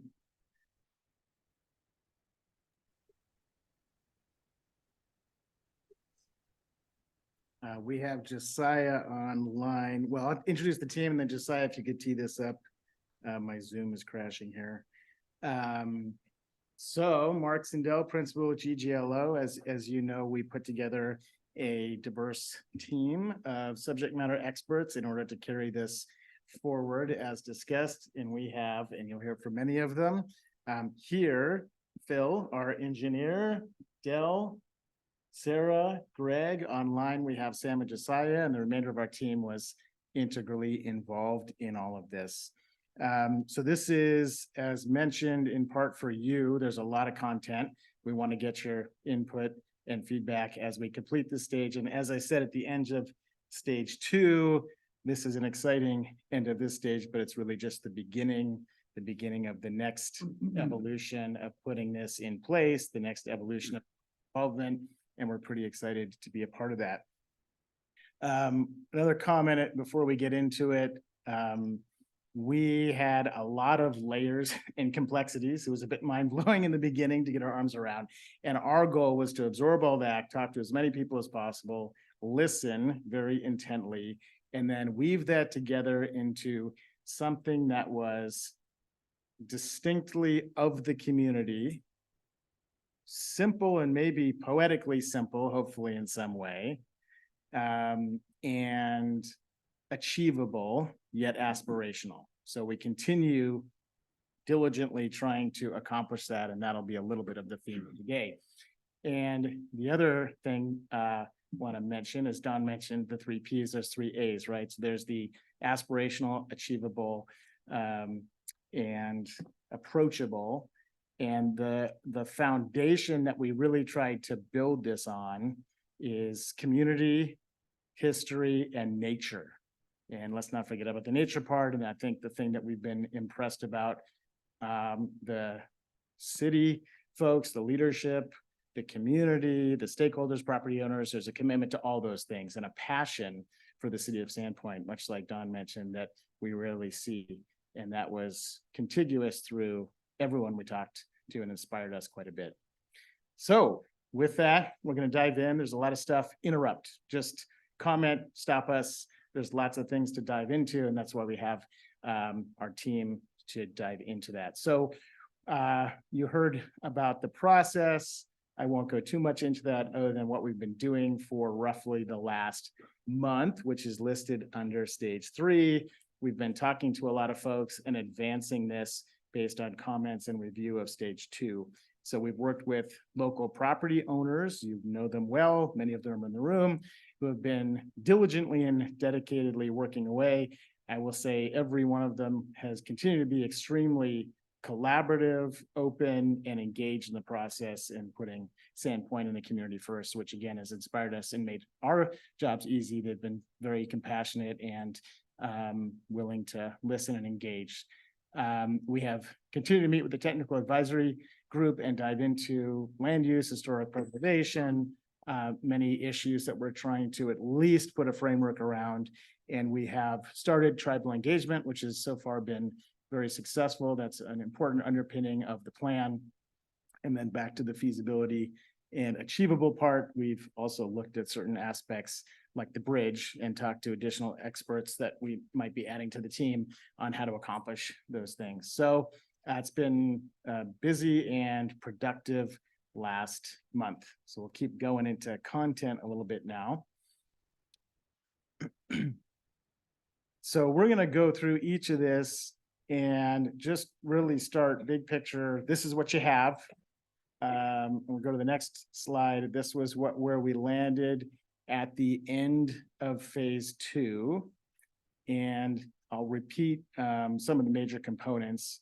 And the idea with stage 2, which was evolved in stage 3, is a reworking of some of the city beach access, parking, marina, boat trailer, queuing, so to speak, and really making sure that we are not losing that functionality while we then add major components, the ice ribbon, an expansion of some of the active recreation, a rewilding of the edges, right? And a increased organization of city beach. So that's the main premise. And then just diving a little deeper, there is the hotel and there's an opportunity which you see with the red colored paving for an event plaza to be synergistic with the hotel and organize events, and an ice ribbon and other components to really create 4-season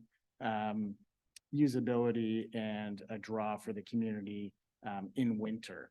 I think something to note back on the practical side, the idea, which hard to read in a plan like this, is that we of course want to accommodate ADA as we reorganize this. So really the eastern edge and northern edge of all of that parking is set aside for ADA parking, as close to the amenities as could be. So we can talk more about that a little bit. Part of the rewilding idea is the urban tributary that really starts with a re-ecologing or rewilding of the point at City Beach. And then that's where the urban tributary, this piece that is a weaving together of art, culture, and nature and history. So it's essentially paving, art, and wildflower planting, which we're going to get into detail, weaves through as a connecting piece all the way through. You start to see that winding up and then crosses over a new significant bridge and then continues in support of events at Farman Park and Oak Street and perimeter streets as event expansion. One of the things we heard again and again is the success of seasonal events and the size of seasonal events and art and culture as part of the ethos of Sandpoint. And so the idea here is that's expanded to allow you to continue to grow that back to that point of perpetuating your identity and growing the things that are part of the community. As we had crossed over, that goes all the way to the Granary District. Continuing along those lines of north-south, part of this that you see in the additional elements with stage 3 is expanding streetscape improvements down to Superior with a roundabout, a small roundabout or a traffic circle / roundabout that Phil can answer questions of, that resolve some transportation issues, but along with the streetscape improvements that extend down, really create a nice southern gateway or entrance to your downtown, where we could argue that that part of your downtown might be a little subtle or needing some love as you come into town. And then, of course, we have Sand Creek, and the idea is development along First Street is a metaphorical and literal bridge to Sand Creek, how we treat the back edge as amphitheater and encourage development to have raised decks that have food and beverage and seating.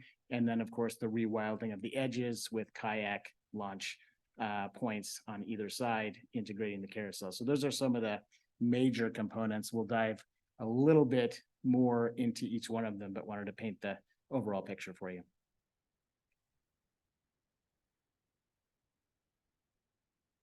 All right, let's go to the next slide. So we'll start moving a little more quickly.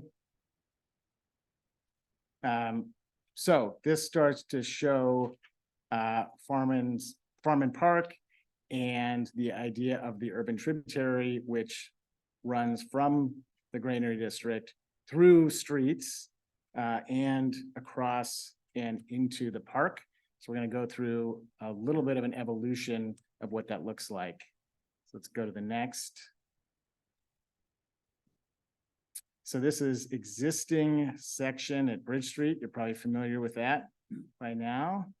Let's go to the next. And what we're proposing in looking at what happens on both sides of the line in the private and public realm is a streetscape expansion with multi-use pathway that could have outdoor cafe space.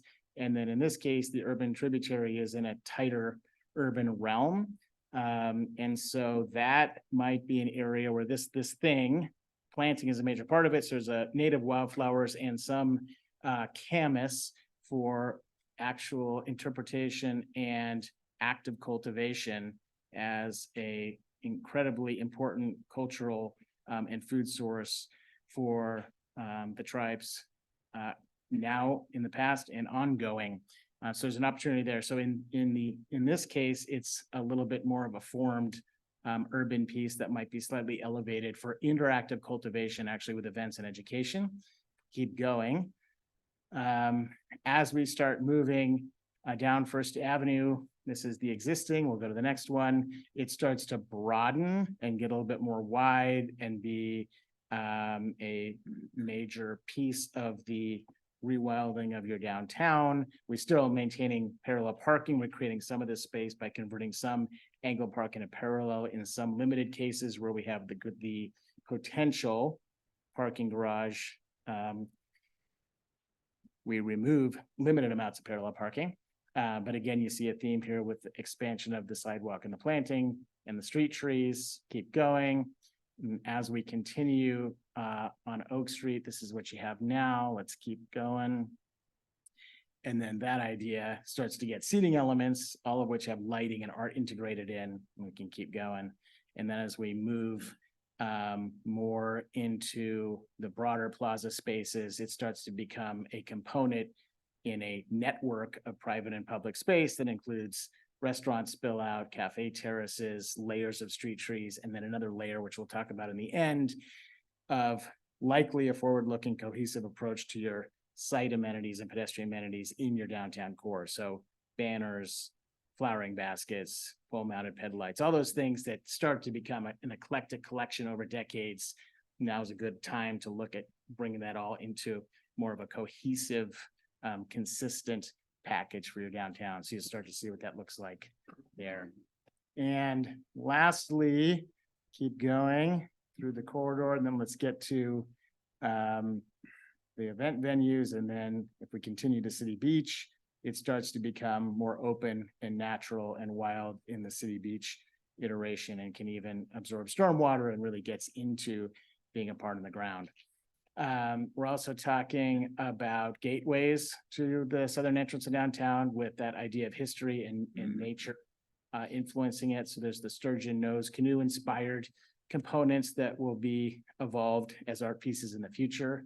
Let's keep going. And then, of course, the bridge, and as Dell had so nicely said from his time growing up here, bridges are an important cultural and historical aspect of Sandpoint and a connector. And so we are looking at bringing the new one forward, the idea being there from an implementation standpoint. How do we make that happen? So there's two layers. There's the bridge for roadway we're proposing bike lanes on that for more of the road bike community. And then there's a boardwalk system for walkers and bikers and kids that's separate that you're seeing. And this is probably a longer term implementation piece, but there's several ways to go about it, which we consulted with potentially our KPFF bridge team. We've done this many times in many communities.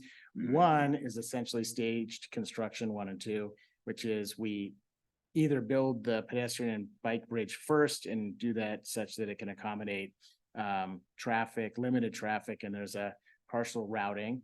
Another option that we're going to explore later as we get further into this is a temporary bridge that separately, or there's an option we're looking at where the bridge is basically built in 2 halves, which allows you to stage and keep things operational. And then lastly, which is probably a little more on the aspirational side, a slight realignment where the bridge, a new bridge can be built in the old bridge location with the landing place on the First Avenue side a little further north, realigning with the existing street. There's obviously layers and complexity there. I think all of those are things that should be further discussed, but all potentially achievable based on what other communities have done. May I make a comment? Yes, please. Just for the community to understand too, is this bridge at Bridge Street is failing. It's in very bad condition, and so we will need to be replacing the bridge. I just want everybody to understand that we wouldn't be getting rid of a good bridge to put up this bridge. We have to replace the bridge sooner than later. And there's all kinds of studies that show that it's failing. So I just wanted to make that comment so that people wouldn't get upset and go, what are we going to put this brand new bridge over our bridge? We need to replace the bridge. That's all. Appreciate that. And just to put a point on that too, we did talk to folks about that, and you've got about a decade before you're going to have to start spending a fair amount of money just to keep that thing operational. And one of the themes that you'll see summarized in the end is that there's a fair amount of infrastructure that needs to be replaced, right? A failing bridge, failing water and sewer lines, traffic mitigation. So these functional things that have to happen to keep your city going, critical infrastructure, we'll call it, right? And the opportunity, and where I think this guiding document can help, once you do that, you are tearing out old stuff that was on top of it, and you need to put something back. And the opportunity to put something back is really get into placemaking, identity, and Sandpoint, and doing that with thought and bringing the things that we talked about. So there's a duality and an opportunity there. But this is not merely a beautification. Most of what we're doing has a dual purpose, including a highly necessary infrastructure piece. Mark, thank you.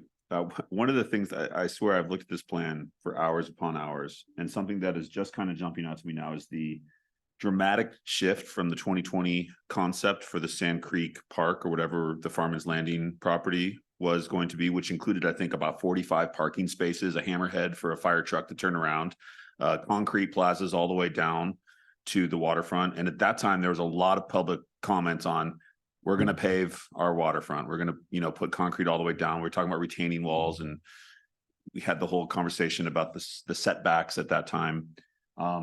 I'm both very pleased, but it also raises a really important question that came to mind when you talked about, when you showed that cross section from First Avenue. First of all, vegetative buffers, that was a hot term 3 years ago in this chamber. I see hundreds of yards of vegetative buffer here, which I assume is really good stormwater management practices. Is that true? And you also know that, you know, 4 or 5 years ago, the impetus for this project was stormwater management along First Avenue. And can you just talk a little bit about stormwater and how this vegetative concept for Farman's Landing, we've gone completely away from parking and fire truck turnarounds and a concrete, you know, amphitheater looking out at the water. And we've basically got a bunch of bushes and trees, which I love. But the other question that leads to is you mentioned, you know, we don't know. I think it's no secret in this room that First Avenue south of Church Street, Oak or Main, is likely to be redeveloped. Those properties are all for sale or have already been purchased. There's a giant hole in the ground that's been there for 4 years now. I think most people can't wait to see that get filled with something nice. But you mentioned access to underground parking. When the previous owner of that hole in the ground came to us years ago after the fire, they envisioned underground parking accessed from Farman's Landing, because our plan for Farman's Landing included a drive in and then you park underneath that building. If there's a building that goes right there, how does this pedestrian and bicycle connection to the bridge ever work if there has to be a driveway into an underground parking lot right there? How are they going to get to an underground parking lot? And I should say, how are we going to do this if there has to be access to an underground parking lot from First Street there? Because to me, the most important thing is access for bicycles, pedestrians to Bridge Street. And you mentioned, you kind of offhandedly mentioned, well, burying, entrances to underground parking lots. Oh yeah, that's kind of a big one. We're basically not going to have good pedestrian access if we have 2 or 3, drives into future underground parking there. Can you talk a little bit about that? All of that, yes. Thank you. And I don't know if, if we're going to solve all of it, but we took a good pass at it. And I think what Josiah, thanks again for driving, Josiah. What Josiah has up here will help. I'm going to walk through it, and then I might ask Phil to come up here and add some of the more technical details. But yes, to all of that. Okay. And so let's go from Sand Creek, start at Sand Creek and work our way to the building, right? So the idea with Sand Creek, as you're seeing on the right edge of this illustrative section, which is probably the easiest way to read this, and the new Farman's Landing, is that is a waterway. It's got an emphasis on non-motorized use, right? Stand-up paddleboards, kayakers, and it's this really nice passive recreational amenity. The boardwalk system that you have is added to and completed as a system. So that's the primary public corridor for bikes and pedestrians. And you can start to see in the plan the intent of taking that boardwalk, linking it and expanding it quite a bit.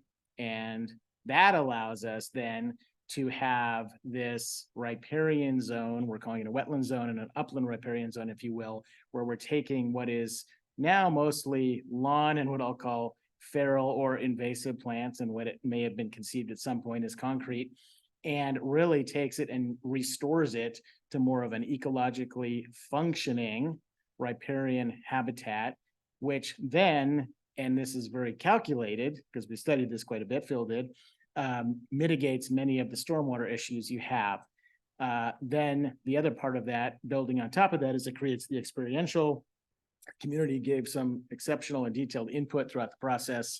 And what we've heard again and again, we heard it tonight, less concrete, more nature, right? And it's hard to do that in the urban environment because it's easier to pave it, but we're definitely listening to the community and trying to create that. This has a strong stormwater functionality. It has experiential nature to it. So now you've built back this wondrous notion of Sand Creek. And then as we move up, we equally need development to happen. And we think you're all lucky to have these passionate local developers who care deeply. And this is not easy to do, that we've been talking to. So then the idea is that the backside of the buildings currently, if we're going to encourage food and beverage and activation, all these things, these buildings have to work.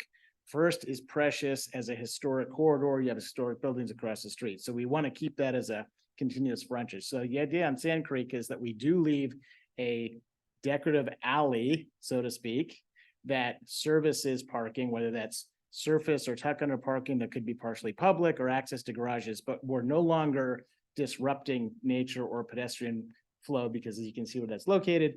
And then we encourage that the first floor retail on First Avenue come across as outdoor decks. This is kind of the creation of almost the bleachers for a baseball game. And then that can come down and actually hide some of the cars or parking so that it's this nice blend and it's complementary, which also takes those buildings and creates a historic frontage on First and a natural overlook frontage on Sand Creek. And can I ask a clarifying question? So here we can see that little red line that says property line on it, vertical. I assume the deck that we see in the foreground here is the single property abutting Bridge Street, which that property owner, I believe, owns further out than the other properties north of that, correct? So we wouldn't have, decks going that distance towards the creek the entire length of Farman's Landing. It would just be that one property on the corner there. Is that correct? It's ultimately, it's up to you. We're recommending that you do allow an easement and some projection into the right of way with that because it accomplishes a lot of positive things. And so if we look at, to your point, the three different conditions that we have, right? One is what you're talking about. And then there's new building renovations, some that have more room or less room. These are those conditions. So we think there's multiple ways to accomplish this, including the ability to push out, because on the flip side, when we talk about land use, we want to, there's more of a, we think there's a little bit more of a contextual massing issue on First and less of Sand Creek. These are the issues on Sand Creek. Building height with the way it drops away, not as much of an issue. We know that's a sensitive thing across the board in every community. But the more we carve away on Sandpoint, the more we encourage going up on First. And I think we want to do the opposite. So this tries to strike that balance. Mark, can I address part of Jason's question too was about the multimodal connectivity from Main Oak to Bridge Street. And I want to, if we go back to the First Avenue piece, you had that photo up earlier. The First Avenue cross section shows how you've accommodated more bicycle traffic on First than what we have there presently. And you accomplish that by creating, rather than 45-degree angle parking, it's parallel parking on First Avenue. And that gives the road width, right-of-way width necessary to be able to expand the sidewalk there and accommodate multimodal traffic, which has been an ongoing issue for this body, for this community. How do we create that critical linkage from the Oak Street multimodal path to Bridge Street there? And I think this, within this plan, is the seed to accomplish that. And this was something that was discussed with the jury as well. So I'll let you expand on that if you wish. Yeah, appreciate you bringing that up. So the idea is to understand regionally how folks are, the adjacent bike trails feed into the downtown and connect those, right? And then to have a system that is intuitive and easy and safe. And we talked a little bit during the process in some of the committee members about, if you're a 12-year-old on a bike, is it intuitive and easy? So the broader idea is we connect to those edges, and we have a plan for this in the document that you might have gotten a chance to look at. And then as we come downtown, we really focus on traffic calm streets. So when traffic's moving quickly, we have fully protected bike lanes, right? Safety. When we get into traffic calm streets, we go into buffered bike lanes, and when we get to fully developed VUNERF type streets where no one's going more than 15 miles an hour, the entire street is brick pavers or something similar. We really don't want anyone zipping through there, so we kind of let things happen organically. But there's always a safe path for the 12-year-old to come through, and we're cognizant of those transitions. So the bike plan that we advanced incrementally in this process that's in the document, we think gets there. And there's a few things to work out still in the transitions, but we're feeling that once this plan is implemented, you'll be way ahead of most of your peer cities in accommodating what we call complete streets and bike and walkability into and through your downtown. Something else that jumps out, I live in South Sandpoint and looking at the bicycle connectivity map. This is like a mind shift for someone who's ridden with their kid from the age of 4 until 11 to City Beach from our house. There's a path to City Beach that doesn't require us to ride on First Avenue at all, by bicycle or foot. And that's going down, I think it's Lake Street all the way to the pathway to the new bridge over Sand Creek. And that to me is just mind blowing.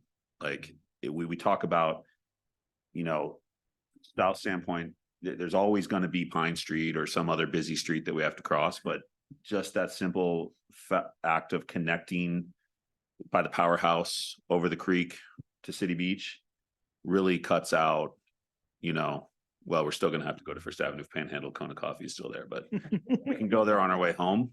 But having access to the beach without having to go through that busy, super busy downtown core is going to be amazing.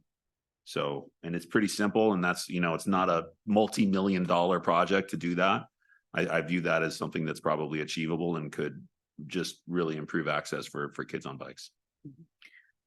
Since Jason said that, I'd just like to comment that that would accommodate all the kids all the way from the very end of the North Shore neighborhood in the entire region of almost all the children that go to Washington Elementary School that have to, you know, I don't know, play Frogger to get across Highway 2 or whatever they do and such. So I do think that's a beautiful thing. And while I'm speaking, if we can go back to the other slide, that's the overview, actually, the above. The plan view?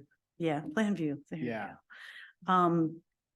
Of just the smaller area of the Gunnings Alley.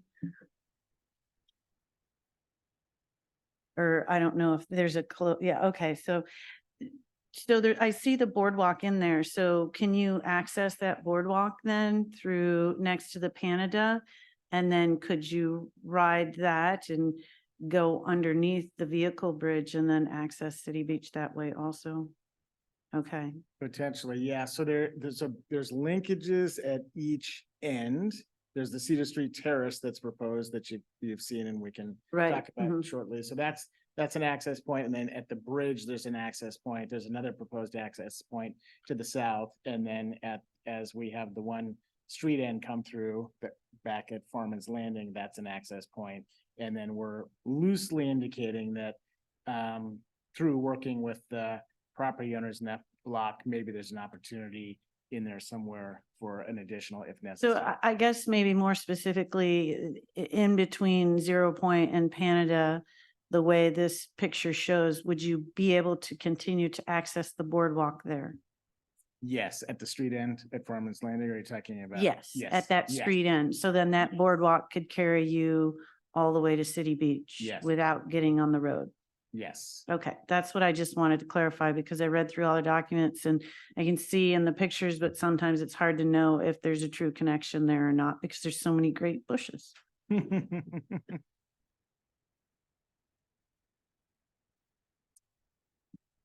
Okay. Before we keep going, anything, there was a lot there. Anyone else? I think we're good. Okay. So now, good lead in, we get to Cedar Street Terrace. And again, looking at a public-private partnership, we did meet with property owner, very willing to talk about a couple options. The opportunity here is for a terraced plaza with access down, in conjunction with adjacent private property development of some sort of food and beverage component.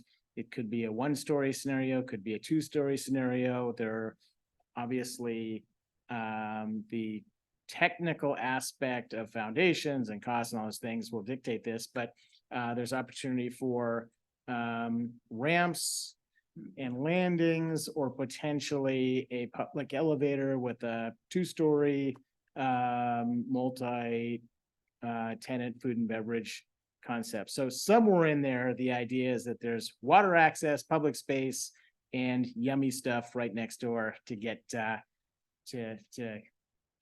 eat, drink, and be merry. So And a water slide. and a water slide, yes. The idea is that we want to have some creativity and fun integrated into this, obviously playing within the rules. But back to the idea of the culture and identity of Sandpoint is just not take ourselves too seriously. We can thank Dell for the slide. And so just to make sure that's clear to the public that this would be a private, I mean, it's private property here, but this particular developer was open to building a public plaza within some other form. Yes. Is that the understanding? Yes. I don't want the public to think that they're paying for this element, because I think it feels it might, everybody's very sensitive right now. So I just want it to be clear that it would be some sort of private. Yeah, there's some combination of public-private partnership to make all this happen. And then the property owner on the private side is very open to multiple ideas on how to work together to make all that happen. Okay, thank you. And there's lots of logistics that thankfully you have one of the best in the business to figure out right here to make that happen, so. Okay. The other thing we wanted to note, and is very important, so we talked about this in the beginning, of Sand Creek as a major, incredible corridor with nature that goes well beyond your downtown. So that little red box is that little sliver in the mouth, which is of very much importance that we're working on, but this will be coordinated with broader efforts about all of Sand Creek. And then Erin, our local ecologist, has been making sure, and we've been testing ideas with her along, that we are, anything we do is, the baseline is first help and promote ecology and the health of Sand Creek as a corridor and mitigate issues of invasive aquatic weeds and try to improve trout habitat, while then back to the two layers of things, increasing enjoyment and access for the community and activation. And we think that those can go hand in hand and be a win-win. And that's been guiding us all the way along. So you'll hear either tonight or later more about the broader plan. And the goal is to continue to collaborate so that it's viewed as a system, not just a little sliver downtown, which is very important. Mr. Mayor, I had another comment on that slide. I know we're going to have another presentation on the further up the creek there this evening. But there's something that I've heard others speak of, and I know it was outside of actually the little dotted lines of what you were working with and given to work with, but potentially having a boardwalk that would access the healing garden. And then I don't know, today I even thought of, if that's not a possibility or never could come to fruition because of private landowners in that zone, is that we would have a public dock as part of that water trail that then could access the healing garden.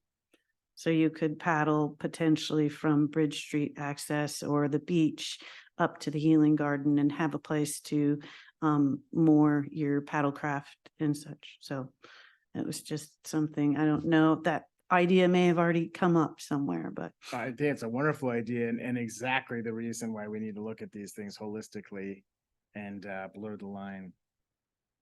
Thank you. Okay.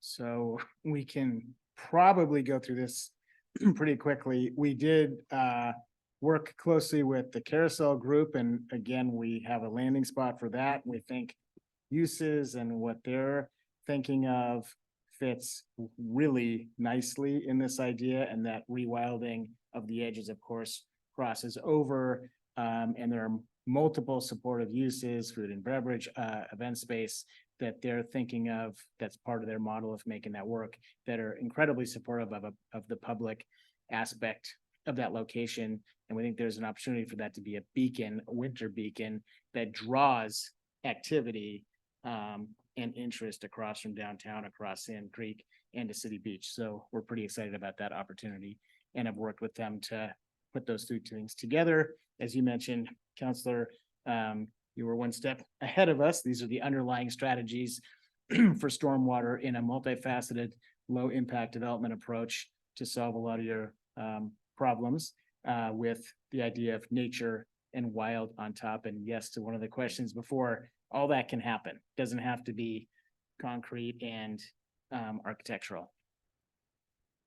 We'll keep going. So then we did talk a bit about what this looks like in summer and how that's used, and the idea, you see a rendering again and again about this side channel, not the main channel, of creating access points for kids and families and kayakers and stand-up paddle boarders and constructed wetlands to help with those issues and create some pockets in winter, celebrating the mud flat, but keeping rewilding some edges so the mud flat's a little more animated. And then, of course, this is where we're leading to in winter of really, we're gonna talk lighting in a sec, but creating this idea of lighting in Sand Creek. We want to be dark sky compliant, but there's an opportunity with the mud flat and lighting and art to animate that a little bit in the winter, and projection art with the theater and with the creek, and then under lighting with cove lighting, some of these boardwalks, bridge elements, and decks on the private development side to grow the really compelling blue glow thing that you guys have had going for a while with your bridges. So we think there's an opportunity to have that hug Sand Creek a little bit on both sides and be part of the bridge excitement in the evening, and particularly in the winter. So then noting on this, the location of this is not the main channel, but this is creating those side channels for ease for families of stand-up paddleboard and kayak launch, and creating these eddies, if you will, for rewilding with native and riparian plants. And then Sarah's here as questions come up to talk about the art integration. Again, that idea of culture and Sandpoint. So you see significant public access points. Did you say that's not to scale? Is that correct? Well, it is to scale, but if you look at where that is in the map, this is not the main channel of Sand Creek. It's a side channel created. The main channel is to the left of the picture. So Okay. yeah, Boats. we don't want to Okay. block boats going through. Boating is Yeah, critical here. Yeah. Appreciate that. Yeah. So then we've kind of talked through most of this. This was the bridge sketch. Let's keep going. I think you were talking a little bit about that whole sequence of getting to City Beach. We're constrained a little bit with some of these other things. So again, through the idea of art, animating that so it's safe and comfortable and exciting. So there's an opportunity there. So now we're just getting into some more before and afters. And then, of course, City Beach before and after. Now the plan, which we'll get into in a moment, this is existing. If we go to the next, this was phase 2. And one of the things we worked through in phase 3 is how do we still maintain the parking that we have and the boat trailer access, and yes to the rewilding, but we have a lot of people here. Let's make sure that we don't take away active use space in the summer. So Josiah, if you don't mind flipping back and forth one more time. So this was stage 2, and now you see stage 3, and we feel like we've struck a pretty good balance of nature and goose mitigation with meadows and trails, but expanding the active and open flexible lawn space a little bit. So looking for your input on that. And then as you can see, we're really trying to have the functional aspects, right? Arrival, parking, boat trailer parking, marina, ADA parking access, all of that as a simple arrival sequence and queuing. And then as we have the major destination pieces that you want access to with the ribbon and the pavilion and food and beverage and court sports. And then as we get into the center or the eastern part, we really get that flexible, family-friendly amenities and lawn space. And then as we go a little bit further towards the point, we have a little bit of the rewilding, meadows, pathways, volleyball courts, and then there's the community forest, the bringing back of white pine and many indigenous trees along that edge to tuck in the functional uses. So that's a lot of words, but the idea is it's forest, meadow, edge with as much active space as possible, but really enhancing what's been done in the past to bring it together a little more cohesively. Last piece, again, want to point out is that no matter where you are, you have that contiguous visual and physical access to the tributary, which runs, as Josiah is showing, all the way through. So no matter where you are, you can find that obvious, safe bike and pedestrian passage. That's a wonderful nature experience from the point all the way through, going all the way back to Jennifer's comment about connecting everything. So, Go ahead. thank you. Do you want to take that one, Joel? So there's only 4 volleyball courts, which are incredibly full all summer long. And so it looks like there's probably room for 6 volleyball courts there. So I guess obviously we can all sit here and talk about, the small things The tiny all day. details. So maybe now is not the time to do that. You're But I gonna do wait. have something to say about it. You got something to say about No. it. Okay, well, I'm gonna make another couple quick comments. I'm struggling with the amount of parking. I'd like to see us encourage, if you build it, they will come. The boat trailers have to be there. A little bit of a struggle with those not being pulled through all of those spaces. Then I know there's always discussions about parking. Ooh, you've been through them. So again, some way to encourage people to not be driving to the beach, leave more of those single passenger cars at home. Then the other thing, this came up, I would like to know, I know you've put the handicap parking along that far northern edge, but and there's probably not specs quite on this, but I would like to know if it's moved further away from accessing the actual beach. And if so, I would like that to be a minimum, because not everybody that needs the ADA access parking spot is in a set of wheels. Some people are walking and they struggle to get the distance. And then in addition, to add to that, we have the water access ramp further down. So I guess I'm getting into the details. Sorry, Joel. Just a thought of shifting that closer to the closest spot so it's walkable for somebody with a disability. Really quickly, I'm a little bit confused about the bike crossing bridge and why that wouldn't be integrated more closely into the train crossing bridge and connect there. These are things that I think the first point about the parking and the trailer access, Dell has had his head in this for, I think, 3 years. So he's going to come up and talk a little bit about that. And then Phil can give you every level of detail you want on the second question. So if you guys don't mind coming up and introducing yourself and jumping in. Mr. Mayor, Yeah. if I may interrupt for one moment, anyone speaking from the podium, if you would please just bring that mic as close as you can to your mouth, just to make sure those online can hear. How's that sound? Pretty good? Thank you. Okay. Hi, everybody. I'm Dale Hatch, landscape architect with Bernard Wells. The question about the parking, it does look like there's a lot of asphalt there. The car parks that we have laid out there is the same number of car parks that you have in the city beach today, about 245 cars. We have more handicap parking than you have today. We think they're all in this layout, they're all compliant. Some of the ones you have today would be considered non-compliant. We have the handicap parking actually along the north side and then along that east side as well. So that folks that need to can move into the park spaces immediately. Shifting the accessible swim area for the ADA, I think that's an easy one. It can happen anywhere. We think it's most appropriate along the north shore because of the shallowness of the water. That's also the traditional family beach.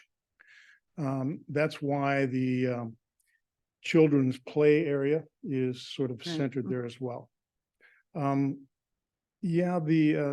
when I mentioned that we have a lot of asphalt there, one of the reasons that we chose to show some of the boat trailer parking as back in was to try and reduce the amount of parking and pavement. We can make them all pull-throughs. The effect of something like that will take the parking areas and shift everything eastward. So where we show our ice rink, where we show the urban tributary, where we show the pavilion, those areas will all shift a little bit more to the east. Under this vision, we were trying to maintain as much of a balance as we could. Okay, thank you for answering that. And then I guess the last little piece is maybe the measurements haven't been done for exactly how it aligns, but keeping that handicap parking as close as is possible to within feet of where it is now. Mhm. So Yeah, that's the intent. I think it, yeah. okay, that's it's hard to tell from the drawing where we're at. And so, please proceed. Okay. That gave me enough. Hi, I'm Phil Boyd with Belchcomer Engineers. Pardon me, I've got a little bit of a cold. It's not COVID though, I tested. The answer on the bridge question, and Josiah will map it here. We looked at the location of that, what would be the southern bridge pier, and this is a pedestrian pier or pedestrian level bridge. The location of that is such that you're maintaining an ADA ramp grade from the trail that comes from the Long Bridge. And so we needed to push that pier out a little bit further to the east in order to shallow the grade, if that makes sense, because we want to make that a completely accessible Absolutely route. makes sense to me. Yeah, okay. And so then the next pier to the north is quite a bit north. So there's a big opening between the two bridge piers for that pedestrian pier, much wider than say underneath the railroad bridge. We also wanted to push the pedestrian bridge away from the railroad bridge because you guys probably know the railroad is particularly finicky about things that cross underneath them or parallel to them. Okay. And so that was part of the strategy in developing that alignment. Okay, thank you. You're Perfect. welcome. Mr. Mayor. Yeah. That the number 19. Okay. Number 19, there's a company right over here, the boat company, boat rental company. If I'm not mistaken, was talking to them, they had some concerns about how, if that's gonna be ADA, how tall is that walking bridge gonna be? It would be the bottom of that bridge would be higher than the bottom of the railroad bridge. And if I may, we actually have a 3D view of this, just Oh, saying, if cool. you don't mind Yeah. going with the 3D view. And we have it ghosted on here with the idea that there's a lot to work out for the questions you're asking. This might be a later phase. So this is existing. If we go to the next, well, there it is. Yeah, there it Yeah, is. You go see it for in the upper, yeah. So you can see that the Dell had sketched that in there and Josiah did a great job rendering that. And you can see the span between those two bridge piers. Appreciate that. Thank you. Yep, you're welcome. Mr. Mayor? Yeah. Thank you, Deb, for the parking questions. You hit most of what I was going to ask. As we know, that's been challenging here. Was there any thought given to the event pavilion number 14? We have it on the west side and we've had this in other plans and I'm guessing it's for relative ease of getting music and equipment in there, but was there any consideration to moving it over to the east side? So we have the backdrop of the lake and basically almost a 360, a 270 degree view of a potential concert with the water around you instead of facing the parking lot, the train tracks and the byway? Yeah, I think both are absolutely viable. We went back and forth and obviously work to be done here, but where we landed here, thinking that you have service and access to bathrooms, food and beverage, that whole piece is next to the skating ribbon. And so it's an anchor. And then you really leave the large, flexible, active use area. We're trying to maximize usable space in that center piece and declutter it a little bit from many things just for peak summer use. But I think your point is correct. There's multiple spots for that, and you do sacrifice the view from the audience when you put it in this position, but you gain a lot more. It also allowed us to free up a lot of that space from roads and access and a lot of the functional stuff. Mark, if I may, I didn't mean to cut you off there. This was also a point, it's a great question, and this came up a lot during the Parks and Rec Master Plan discussions around this very issue. And the reason the primary reason that was selected as the ideal location for the pavilion is if the pavilion were to the east, you would be standing somewhere more like where the pavilion is, looking out with the beautiful lake as the backdrop, which is lovely. But then every time a train goes by every 20 minutes, you hear the train more than you hear the music. And in this configuration, you would hear the music and less of the train. So that was discussed a lot during the Parks and Rec Master Plan, and I think it was wise to have that continued through in this plan. Great. And Mark, one other question. Can you kind of take us through emergency service vehicles, fire and police getting down here and navigating the parking lot and getting closest to this edge here to the pavilion where the ADA compliant handicap are? Could you walk us through that? Yes, so there's parking aisles throughout, obviously, and then there's Josiah's going to trace this, a primary drive aisle that comes down as he's showing, comes around the corner and then continues to the south, and then actually ends in a turnaround if you keep going, which would be quite helpful for drop off and other things we talked about, and access to that end. There's some discussions whether there should be an arm or removable bollards. Those decisions can be made eventually, but that's the intent of that turnaround at that end. Thank you. Mr. Mayor.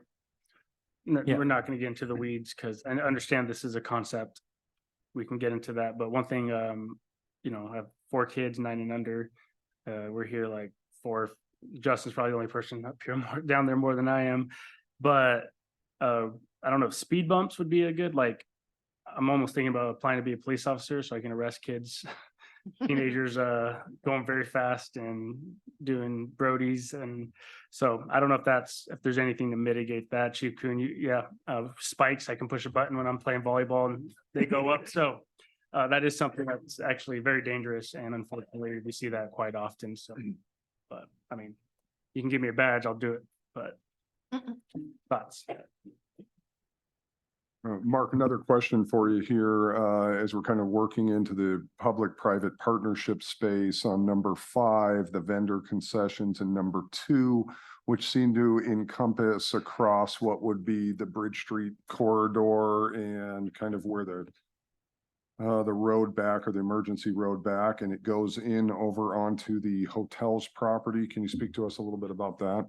Yes, the word you mentioned, public-private partnership, the idea is to try to create synergies and as much benefit to the community as possible at that end. And so that's a bridging piece essentially where there's a plaza with potential outdoor pavilion and concessions that could be on the hotel property with public access or some mix of things there. In talking to the hotel group, they were very excited about working together to create something pretty interesting there. And then you'll see we had in phase 2, there's the concessions you have.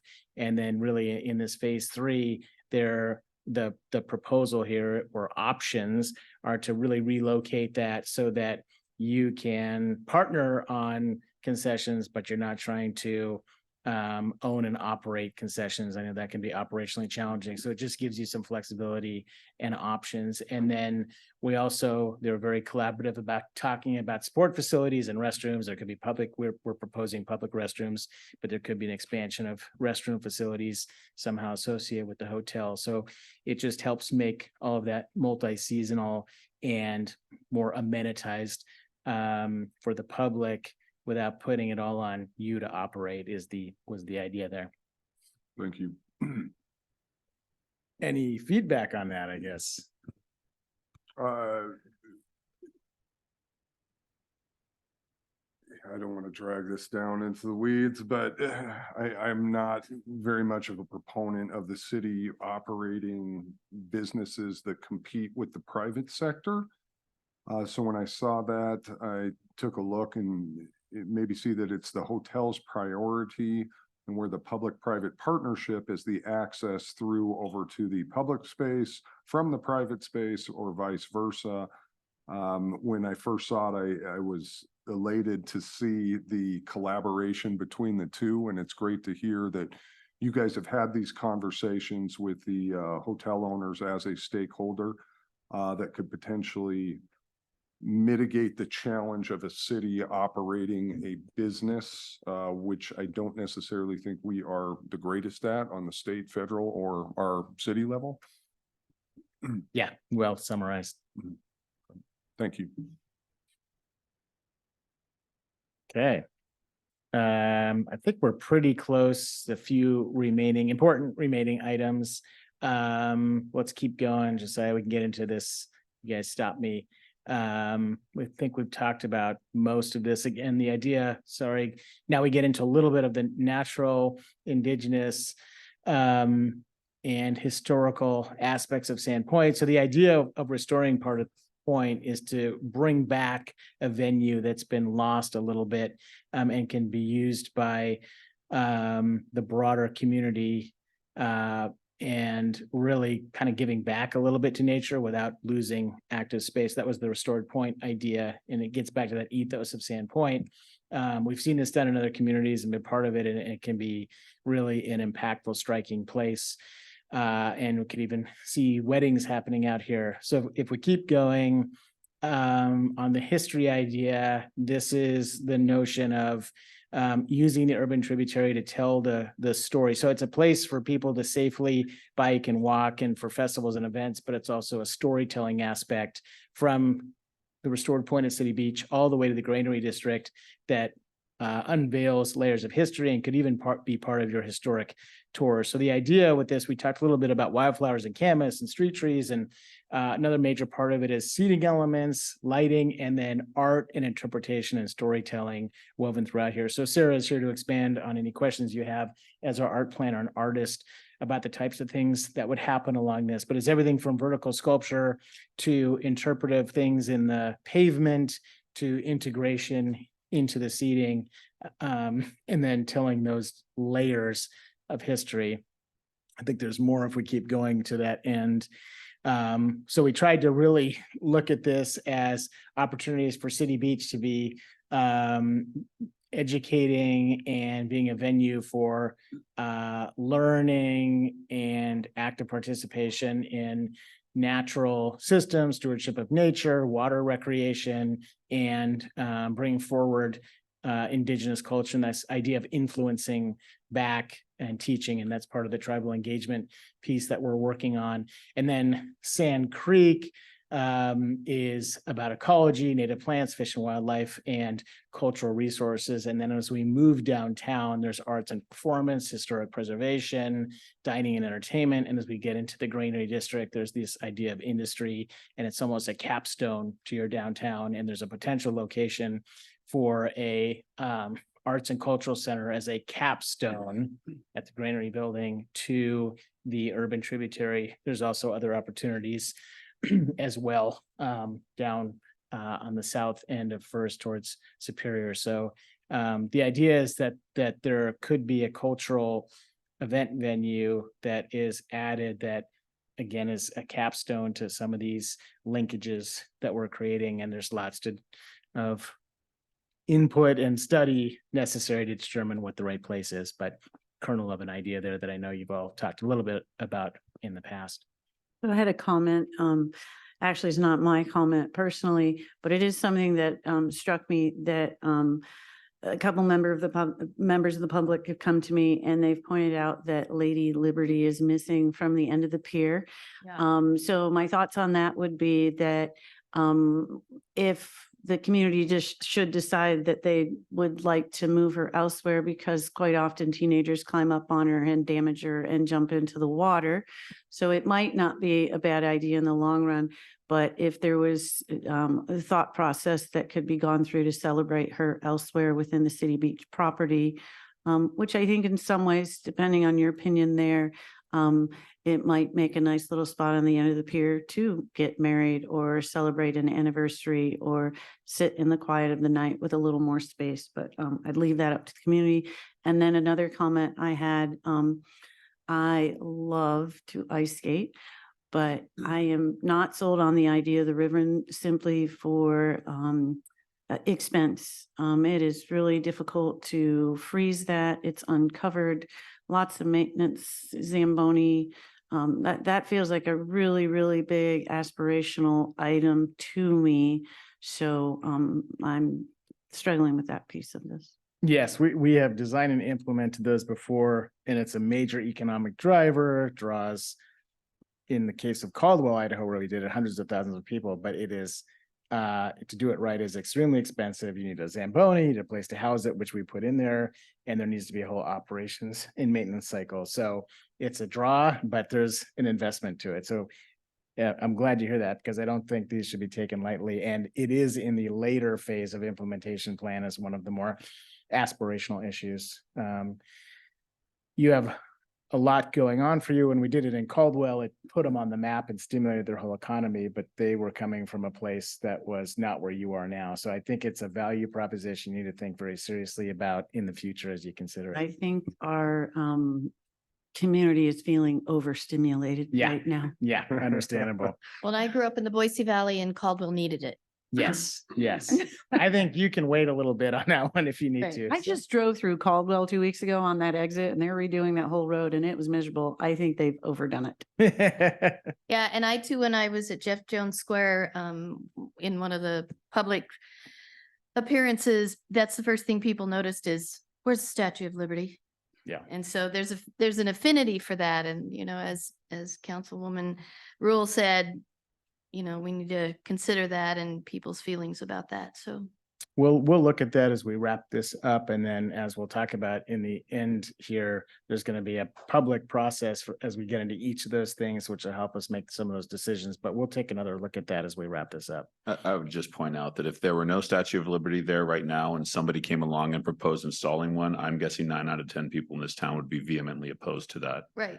So Yeah. we grow attached to what we have, but Yeah. the context of that is kind of lost on a lot of the community. Why is it there? What does it symbolize? This is a symbol of, immigration in New York City, I guess, Right. on Lake Monterey. I don't know. I'm sure there's a story yeah. that we should recognize. Yeah. But yeah. Really quickly, Mark, with this screen up here, we've got, the stewardship of nature, our indigenous culture, arts and performance, historical preservation. I think one thing that might be missed, or maybe you've incorporated somewhere else, is the historical preservation of our service clubs that have made these public spaces so great. In terms of the Lions Club at City Beach, I'm a Sandpoint Rotarian, the Clock Tower at Farman Park, the band shell at Farman, the picnic table and shelter at Memorial Field. Many of these clubs came to the city's aid with sweat equity, with money, with time, with volunteerism, to help these public spaces be so amazing. And I would hate for that to be lost, and preserve that history, and also inviting them back, inviting all the clubs back to help with crafting this and designing this. And their stewardship to these beautiful public places that we've all come to love, and sometimes walk by and not necessarily see or understand those stories and how those service clubs came to be and how they came to engaging in adding these wonderful additions to our public spaces. Very important. Thank you for bringing it up. And I'm going to ask Sarah to come up and talk a little bit about Lions Emerging Artist Plaza and how we're at least taking a first step to recognizing that. And then we definitely want your input as to whether you think that's taking it far enough or we need to expand on that. Good evening, Sarah Thompson Moore. Well, so we did start to think about that, and granted, there are probably more avenues to go down with that. But one of the things we talked about was in City Beach honoring the Lions Club with a plaza for specifically for the advancement of our regional artists. So what it would look like is a program of a rotating sculpture, like a large scale sculpture that would be funded every 2 to 3 years. And it gives our regional artists an opportunity to step into a new phase of their career, give them a portfolio piece, get some mentorship from other artists, work with community members and businesses to develop something. And then it kind of would be a space in honor of the Lions Club, and it would provide, again, just that extra level of support for the arts for our region. And we think Sandpoint's kind of in tune with that already. And as an artist myself, having an opportunity like that is really career changing. And so we thought that might be a cool opportunity for Sandpoint to provide. And there's probably many layers that we could go into with other organizations as well. I hope to further that discussion with you guys as we Yeah. move forward and start talking about Farm and Park as well. I hope that included within that, there would be a story and historical context of what the Lions Club did in addition to, because I think the point will be lost if it's not explained Yeah, on absolutely. location. So Absolutely. And we were careful too, not to remove anything that had been contributed originally from those organizations. yeah, in our thank you plan. for that. And the idea there's a dedication plaza, there's interpretation, storytelling of that story that you're talking about. So be recognition of past contributors, including the Lions Club, obviously, for creating this, and then a place for current and future donors and contributors as well. So there's a little bit of a timeline of the service industry contributions, past, present, and future. Thank you. Okay, talk a little bit about lighting and land use, and then phasing and implementation, and then circle back to broader questions. Lighting, so a couple things. This is a pretty compact community from the lake to the creek to your downtown, which is what makes it special.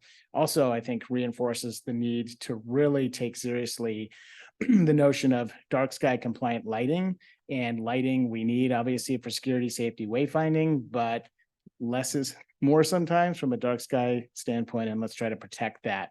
So that's kind of an overarching piece. Within that, then we're looking at City Beach saying that the urban tributary, the Blue Necklace, we can call it lots of cool things. Eventually we'll work with you and the community to land on a name, but that has a special thing, right? So we talked about the bridges with this blue light glow, and then the blue light glow on a pedestrian scale is through this urban tributary, and that's a lighting element along with the art, but it's a glow that's down below and not shining up. And then really for the most part, we have these winter beacon components that maybe the ribbon down the road, the carousel, which have a little bit of special internal lighting flowing out. And then beyond that, we keep the lighting pretty low level to celebrate the natural systems. Then as we get into, so that obviously goes into Sand Creek in the illustrative section we showed with the blue lights, the carousel, and this kind of glow in the round and in the winter on the mud flat. As we get into downtown, we think, let's celebrate this wonderful historically based resort town. So let's downlight historic buildings and bring their glory forward at night. Let's have seasonal lights. Let's have a robust street tree program with receptacles with seasonal lights on those street trees.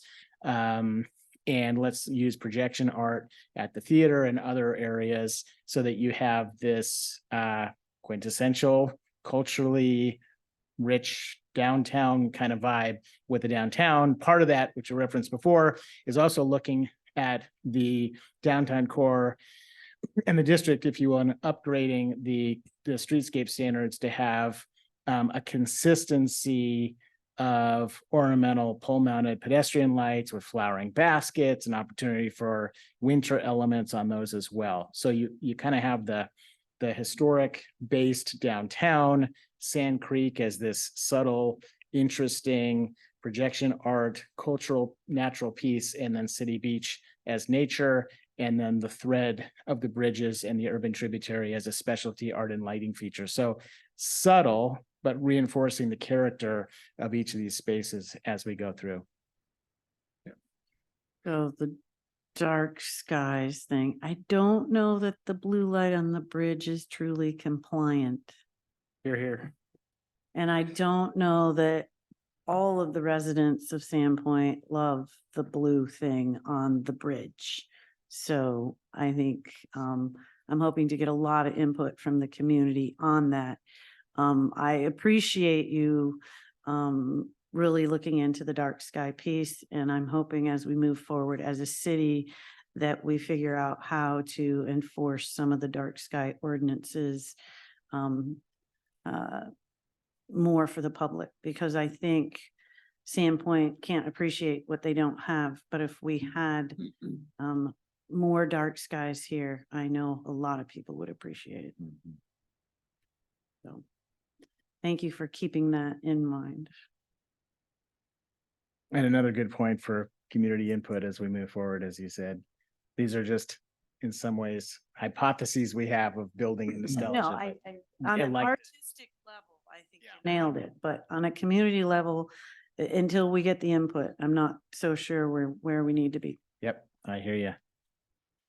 Okay, so let's get into zoning and historic preservation a little bit, and then that'll lead us into phasing. So a couple things we are looking at.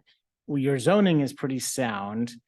It is in some way intentionally generalist for the downtown core. When you look at the First Avenue core and what that's trying to accomplish as a bridge between First Avenue and Sand Creek, and being fronted on the other side with historic buildings, and then Sand Creek and nature, we are alluding to these things, but we think there's further study for an overlay zone that incentivizes or encourages another look at that to accomplish some of the goals. And that's some of the push pulling that we talked about.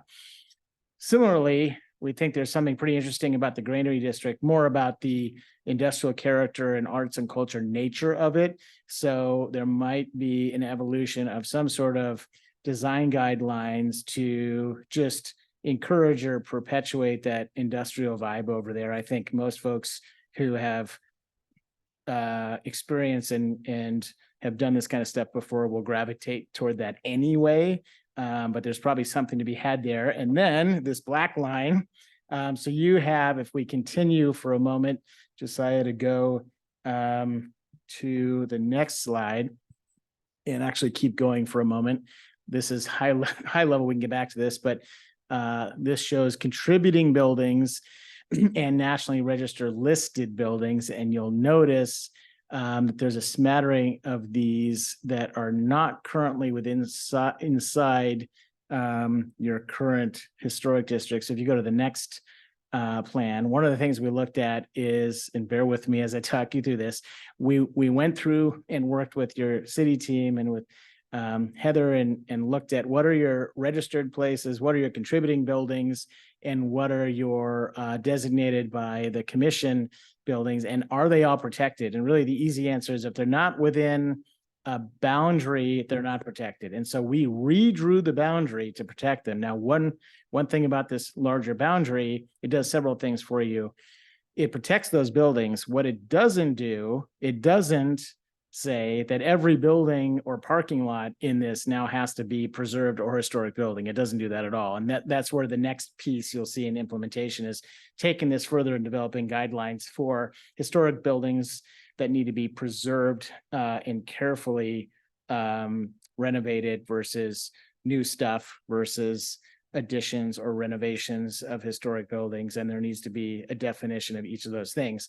The point of this is a couple. One, protect your historic buildings because you're at risk right now if you don't do this. The second thing is to provide guidelines back to the streetscape standards that start to create a core that has a consistent district vibe in the public realm with street lights, street trees, pavers, benches, so that you really can bring to bear the consistency of that downtown. And then the next thing is for new buildings, there's this line of, we don't want to do postmodernism replication of history. We want to create future historic buildings, right? So the idea is for new buildings, then this discussion about how are we creating future history, a building that's going to be landmarked in 50 years because it represents today, not because it copied yesterday, but also try to get out of new buildings in this important zone for you being non-contributing or irrelevant in the future. So that just means another layer of thought, probably implemented through some guidelines that need to be developed. And again, you have very able and willing partners that we've talked to within here. So that's very promising. So let's just pause there because that was a lot and some of that probably made sense and some didn't. So this is important to get your input on. So I'll pause. Mr. Mayor, two things. One, we're used to long meetings like this.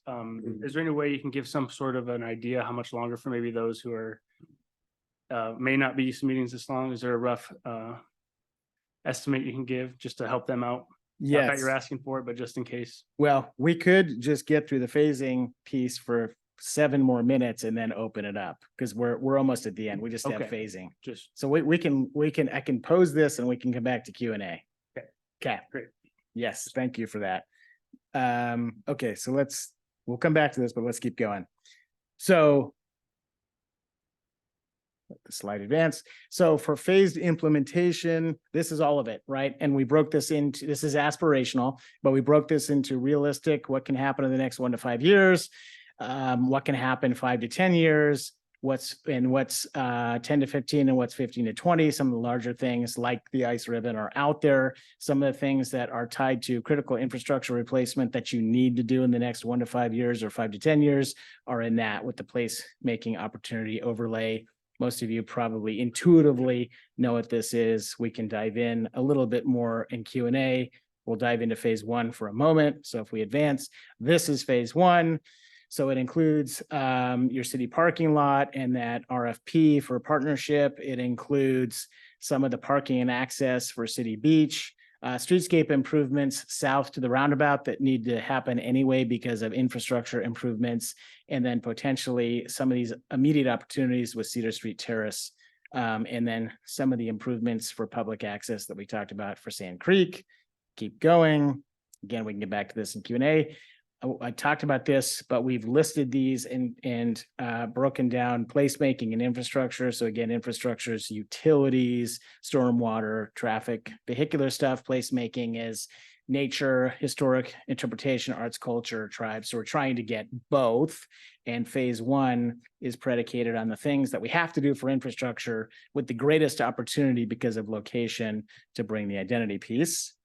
And then lastly, to do that stuff, get that implemented, these are the 7 things that we think you need to do next from a planning and taking this to the next level standpoint. And want to reinforce the fact that each of these 7 things likely has its own next level process and input for public engagement and public involvement to help guide us as we all together and you all get into the weeds. So each of these 7 things is opportunity for public involvement. By no means are we going from this plan to implementation. So lots of community input along the way. Can I ask a quick question? Yes, please. Number 5, commission further study into needing zoning changes to protect Sand Creek and preserve character of First Avenue.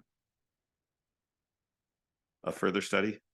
I mean, we've been talking about zoning changes for First Avenue for 4 years. It seems like we expected at the end of this process, we would have recommended ordinance language that we could implement like tomorrow if we needed to, because we know developers are chomping at the bit. If we commission further study, that sounds to me like another year. You know, I want to see these holes in the ground filled, and I want them filled with something that we can look at and say, we value this development. This is what, you know, this fulfills a vision that was created through this study.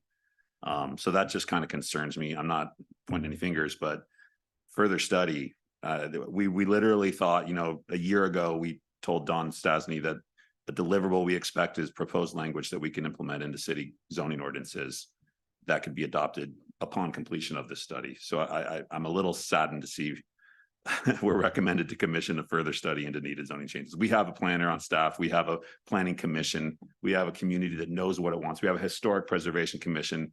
The chair is sitting out here tonight and they've recommended language. We have a historic preservation officer at the city. We could do this ourselves. Why do we need a further study?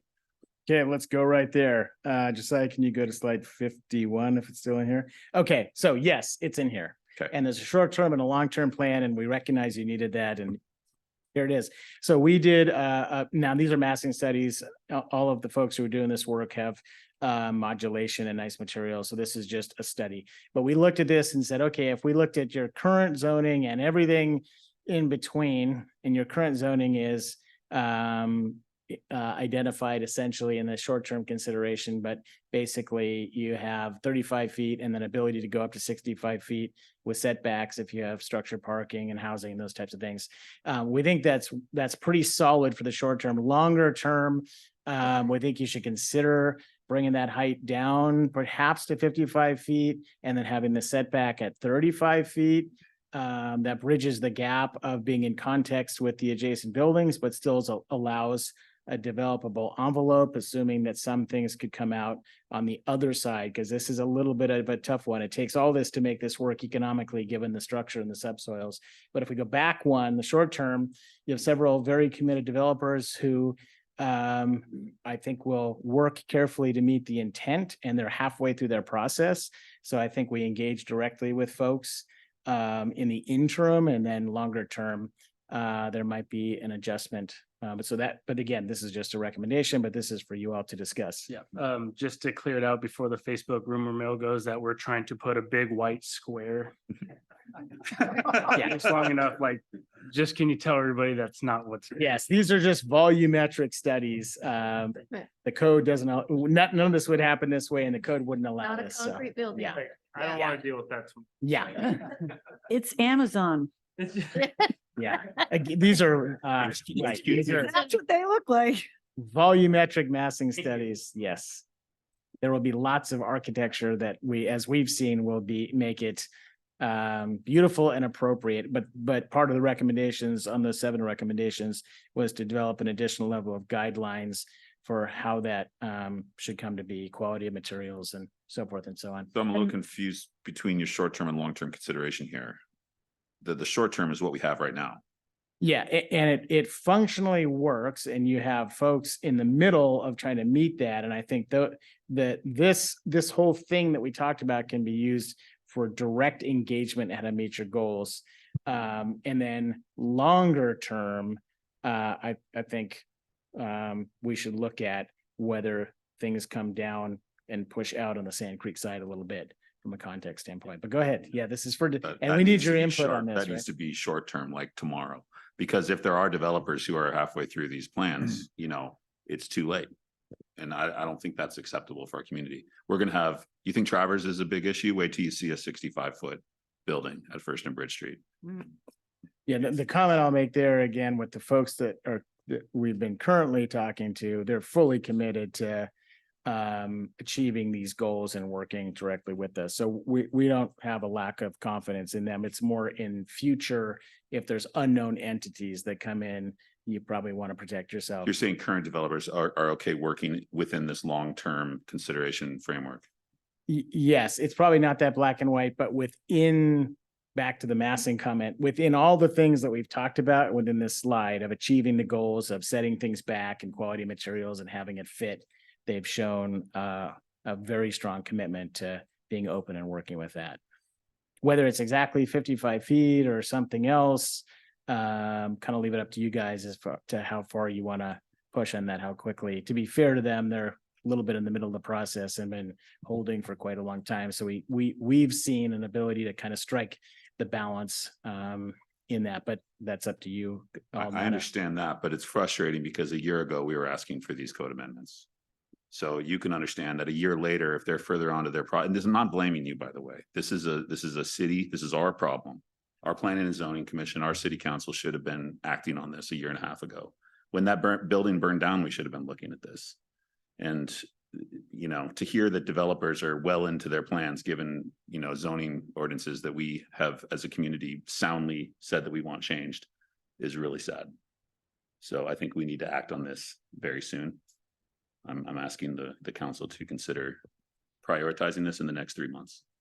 I would agree with. I would agree. you. Yeah. And I think the Absolutely. community would be very happy to hear the 55 instead of 65. And the setback changes are fantastic, by the way. I mean, really, like moving that setback to 20 feet from 10, it's gonna make a big difference. So there's good recommendations in here. You guys did what we asked you to do. It's just, what's the phasing and implementation of this?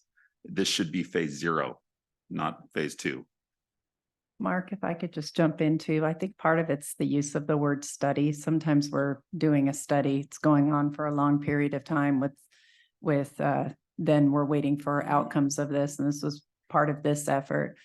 I think the intention with the use of this team and where they're saying study, that's moving into the next study interface with the community. We're studying as a community as we are working through options with code changes. So it's not study with outcome later, it's study rolled into an implementation. It's study as we're doing here are the different options. We're going to consider it. Community's going to give input, public hearings, moving forward with it. So I think that's the use of the term study and how we're typically doing studies in terms of what you're recommending moving You're forward. right. I think it's Study, word. not study. Okay. Uh, Study as a and the reason I'm hedging bets a little bit, in just having done this before, I think there is we're getting there, but there's a fine line, right? It's at some point, particularly given this condition with subsoils and everything else, and maybe there's ways to enhance public realm through urban renewal participation, typical tools that are used. At some point, you create something that just can't be developed economically, and then you get nothing. So I think that we got to find that tightrope, that right landing where we get something that fits contextually and works with the community and that can happen. And I think we're getting close, but there's just a little more work to be done potentially there. Again, it's up to you all, but that's our sense. And again, we've found very passionate, committed, willing, and active participants that you have in the development community working on these things, which we're very pleased about. I mean, more so than we've seen really anywhere else. Great. Thank you. I was just gonna ask, do you mind going back to the phase 1, that map with all the red on it? Thank you. I personally, I just want to express my opinion that most of the things on this map, I think, are urgent needs in our community. The pedestrian and cyclist access, the improvements to the First and Bridge Street, we acquired 6 additional feet of right of way 4 years ago now that we've not done anything with. And I understand we have money budgeted to make those improvements like next year, or at least begin engineering and planning for those. So I'm really excited to see this. And I want the community to look at this and ask yourself, do you not want these things?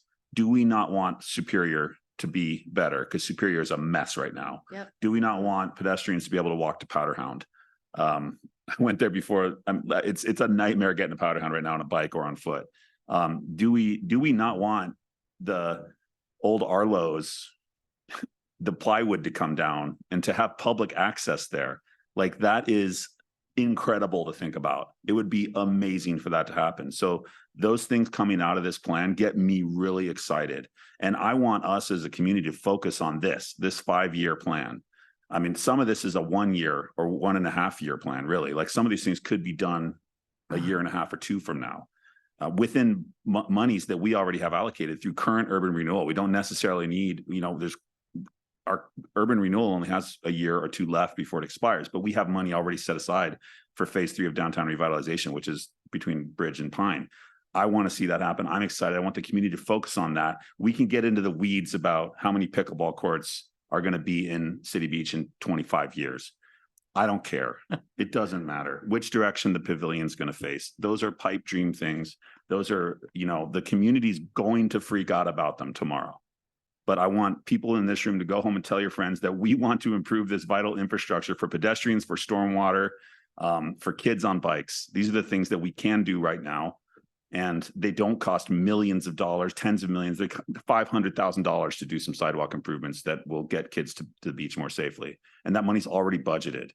So we've had these holes in the ground, metaphorical and literal, for 4 years or more now. It's time to get these filled and fill some of these gaps between where people live and where they want to play. And I'm really excited about this stuff. So, and I hope people in this room are as well. I've gotten lots of emails and people telling me in comments on Facebook, this thing's crazy. You're going to destroy our town. You're going to destroy City Beach. This is not going to destroy our town. Improve, like getting people to our favorite pizza place is not going to destroy our town. Fixing the insane mind-numbing chaos at First and Bridge Street is not going to ruin our town. And laying the groundwork through zoning ordinances that are achievable for developers, realistic, economical for developers, but also don't, result in 65-foot, almost zero setback buildings, which nobody wants. Though that's something that's a deliverable from this right now that we can do. So I just wanted to kind of put this one up for the community to see and say, ask yourself, I know there's a lot of debate over a parking structure, but again, it's not something we're going to do next year, but the things we could do next year are really exciting in my opinion, and we have money for them. And this process, I think, improved upon what our multimodal plan included. There was not much support for the, one way in, one way out to City Beach. This, I think, is far better. And honestly, some of the things improve upon the 2020 Parks Master Plan as well, like the vegetative buffers. I mean, that's not in the 5-year plan, but I think that's a really valuable thing that came out of this process. So I think your team did a fantastic job. I'm sorry to, kind of push back on some of the phasing for the zone ordinances. I think those are things that we can do right now without commissioning further study. That was a red flag to me. But when you described it as that means maybe that's a planning and zoning workshop, a town hall where we actually bring people in. It doesn't have to be a Seattle firm who comes in and does further study. So. We're Boise and Seattle. Boise, yeah, sorry. Yeah, and we've got, by the way, a lot of Sandpoint natives on your team as well. So I really appreciate that you employed a lot of Sandpoint natives on this team too. Dell and Aaron, it was good to see, and George. George. It's Greg. Professor, just call him the professor. Muller. Sorry. These are all Sandpoint natives who provided a ton of input into this process as well. And there was a lot of, criticism that we're always hiring outside firms to do these visions. Well, half of your team is Sandpoint native, some of them born and raised here. So I really applaud the composition of your team as well. And the other teams all had natives on or locals on them as well. So all the teams, I think, succeeded in that realm, but yours produced a really amazing vision for downtown. Well said, Counselor. Give me one, Well just said, one Counselor. second here. Yeah, thank you. I concur with Counselor Welker and I appreciate you. I still think there's two components here that can be done even sooner than phase one. It has been almost 8 years since the Carousel of Smiles have brought what could be a very generous donation to our community here. Their volunteers, the thousands of hours that they've put into the restoration through the arts community and our trades community. I believe this is the second or even the third time that they've ended up at this spot at Sand Creek. I think we need to have the community discussion as soon as possible and have a workshop with city staff, potentially with you guys, with the carousel to discuss this space, the size of the building. These guys have donors ready to give them money right now. And it is incredibly challenging to ask for money when you don't know what your location is going to be. I think we've kind of determined that right now, and we owe this, we owe them, we owe their volunteers, the artists, the people that have helped create this and brought the passion. We owe them the opportunity to start seeking those donations and have this community conversation in a workshop about their location, the size of their building, and what this would look like in how many years. I don't think it detracts from the plan, from the phasing, from code modifications, the way the building is spec'd out. It's spec'd out today's standards. Right now, it looks like everything else can be built around it. That's first and foremost. Number two, I think that we could jump into right quick. There's a lot of discussion about native landscape restoration and the rewilding of the edge of City Beach and other areas downtown. We just went through what some have considered a very horrific lethality of removing our geese down at City Beach. We've got a hunt that's going to be going on. I would argue all day that we don't necessarily have a problem with geese, but we have a problem with wildlife management. And I think that we all need to take a step back and realize that if we develop the entire edge of Lake Pend Oreille, you have this beautiful 40 some odd acres that doesn't really have any inhabitants that or anything that would stop the geese from getting up here, from the bald eagles to the fowl life that we have. We have a number of private donors, private citizens, nonprofit opportunities that would not cost our taxpayers, just like the Carousel of Smiles would not cost our taxpayers, a group of very engaged citizens that could come through and start somewhat of a rewilding process down at City Beach to deal with the wildlife that we have right now. And I would challenge this council and our staff and this community to start having these conversations as soon as possible, preferably before the new year or shortly thereafter, to get moving on the carousel and to talk about some other ideas using our native grass, our native, excuse me, I'm forgetting what I'm saying, our native plant life, boulders, things that might obstruct these geese. We've got a private citizen that's ready to purchase any and all mitigation of whatever the latest geese technology is, but we know that we have to use them in a combined capacity, and we can start having these conversations now prior to phase one even getting off. And I hope we can do that before the end of the year with several different workshops with you guys as well. And I thank you guys for your incredibly hard work that you've done on this. This is such a broad scope, but I love the phasing of this. And as Councilor Welker said, it is time to discuss these things. I had one more comment. I'd just like to thank you for the option of the deterrent to a truck route coming through our town by putting a roundabout there. Designed properly, it can accommodate trailers and trucks that need to go to City Beach to put a boat in, but yet it can deter through trucks and logging trucks, and it will slow that corner, make it much safer than it is. I know they just had an accident there recently that moved a big giant boulder.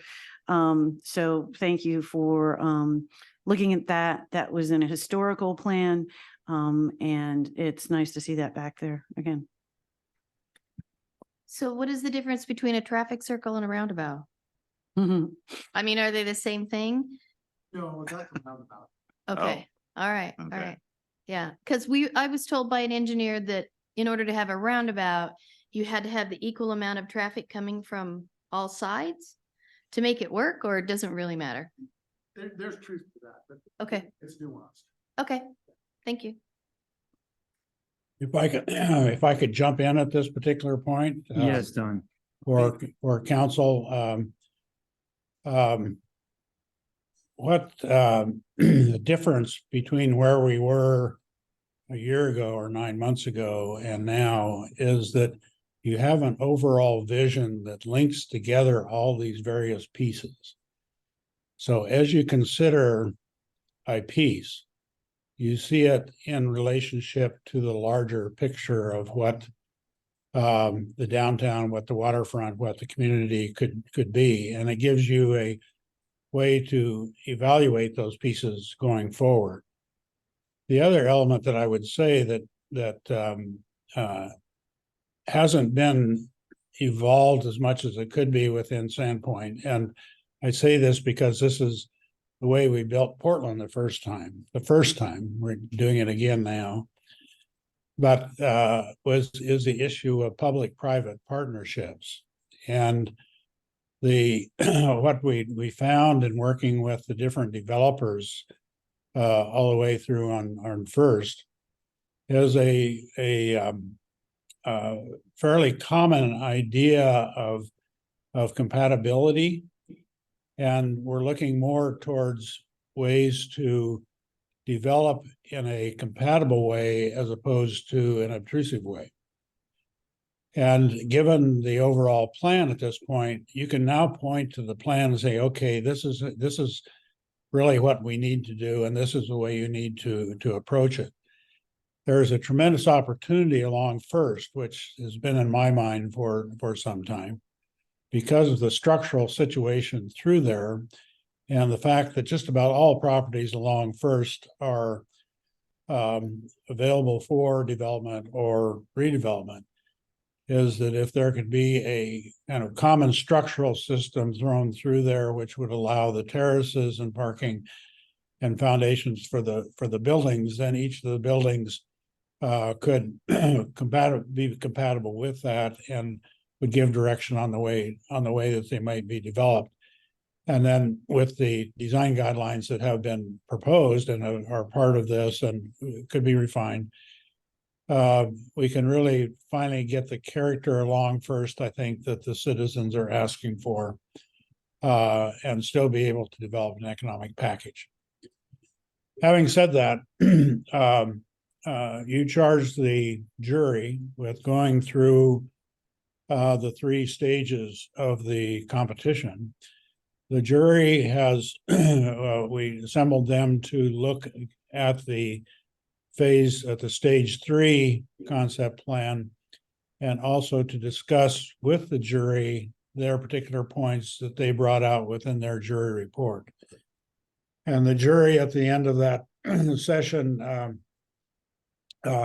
made a motion that was unanimously passed, is that the team is responsive to the concerns and issues identified in the stage 2 jury report and recommends to the city council for acceptance and action.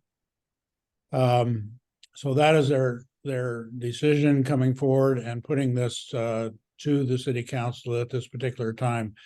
And hopefully this will begin as you say, a number of different discussions on all these different areas of what's going on. With that, we want to thank you very much for your time. We want to thank you very much for your support. And we want to thank the city of Sandpoint for allowing us to move forward on this. And I would be remiss if not to recognize my associate and collaborator, Jen Manhard, who has been a part of my team for 20-some years and works in the graphic and communications area and enables us to keep a very strong communications system going. So thank you, Jen, and as being a part of all this. So with that, we remind it to you, Jennifer and City Council for moving forward. Thank you, Don, and thank you, Jen, and also thank you, Mark, and to the entire team of GGLO and Bernardo Wills. Excellent work, and it's really a gift that you've created for our community. We're deeply grateful. Jennifer? Thank you, Mr. Mayor. So, council, again, there is no action requested tonight. The plan is that we will come back to you in November at one of the meetings. I think you've given us some good guidance in terms of probably direction that you want to go, but this will come back for a more comprehensive discussion talking about next steps. And with that, we will include some recommendations from staff about how we could move forward quickly on some of these options, revisit timeline with where we are with some of our capital improvement projects, and get talking about how we can get moving so you can consider that in your discussion. Thank you, Jennifer. And at this point, I would open up the floor, the podium, to any member of the public that would like to comment on this issue. Madam Clerk? One moment, Mr. Mayor.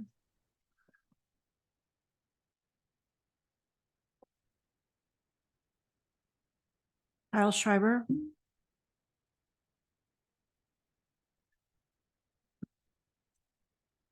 Kyle Schreiber, Sandpoint resident. And I'm certainly a fan of thinking ahead and making decisions with an overall strategy in mind.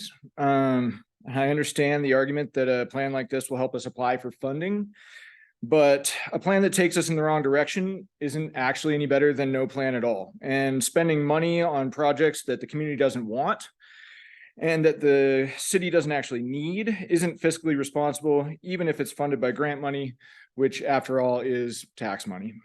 So we need to be very careful to keep focused on what is actually needed. And I agree that what is needed right now, yesterday, is those code changes downtown. Looking through the options laid out, I like the 45-foot height limit best. I don't understand how we can start with 65 and then build lower buildings after they've been built. but 45 feet is the most on scale with existing buildings and the character that we want to preserve. I also like the view shed protections. In addition to the safety and traffic flow benefits of realigning the bridge with Church Street and the advantage of keeping the access open during City Beach during construction, it also provides a much better view shed protection for the Church Street corridor than building a building with an awkward hole in it. So I think we need to do a full alternative analysis on that option, because right now we have an opportunity to fix a long-standing problem that won't come again in our lifetimes. I also think we need to prioritize the historic building designations as soon as possible. I noticed there's a for sale sign on the McFarland house, as well as a lot next to it. I certainly hope we don't lose such a great building because we delayed taking the steps to protect it while we were distracted designing unnecessary attractions. As for the rest of the plan, it should be put on hiatus pending exhaustive public review. And I'm not talking a single workshop with a few easels. I'm talking multiple workshops for each individual item, because right now, if I had to choose between implementing this plan as presented or implementing none of it, I would vote to leave downtown as it stands. And I've talked to lots of people in the community that feel the same. Thank you. Thank you, Mr. Schreiber. Tom McCoy? Hi, Tom Bacoe, Sandpoint resident. One of the things I really appreciate about having a plan like this is, I don't know if anybody's seen sort of the progression over the last 2 to 3 months. I pay attention online, I talk to people, feedback on not enough safe biking.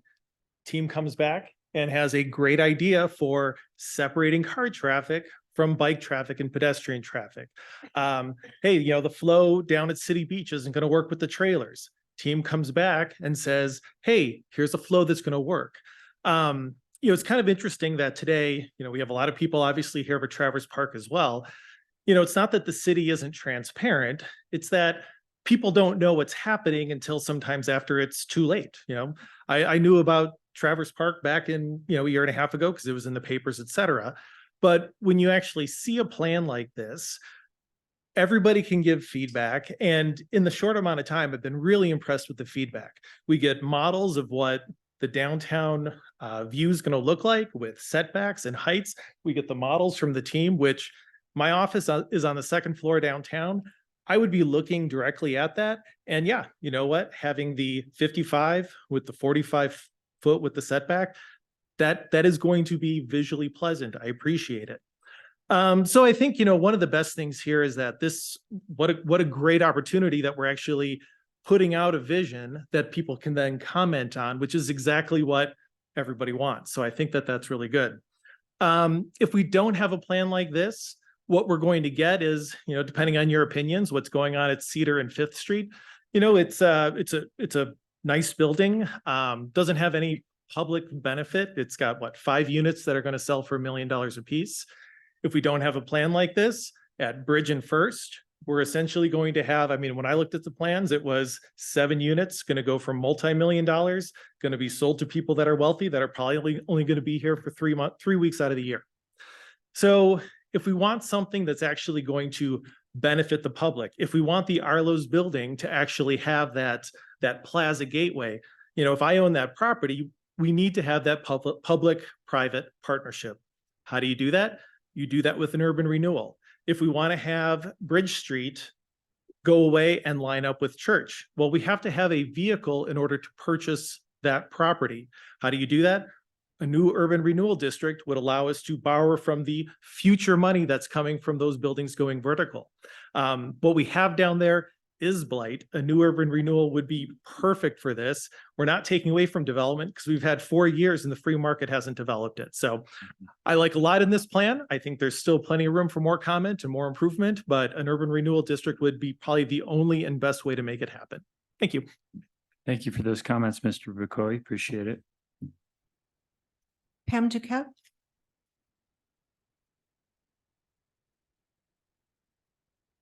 Pam Duquette, Sandpoint citizen resident. Are you tired of me yet? The geese mitigation for the whole thing is great. The more management of shoreline with trees, bushes, flowers, tall grass, the better to dissuade the geese who nest elsewhere from bringing their goslings, the boulders too. So I think that's a good thing. Just a quick comment on trees. The city puts concrete around mature trees, which is killing them. Like, and I've had a couple people talk about the one on Oak and Fourth. I think, is that a heritage tree?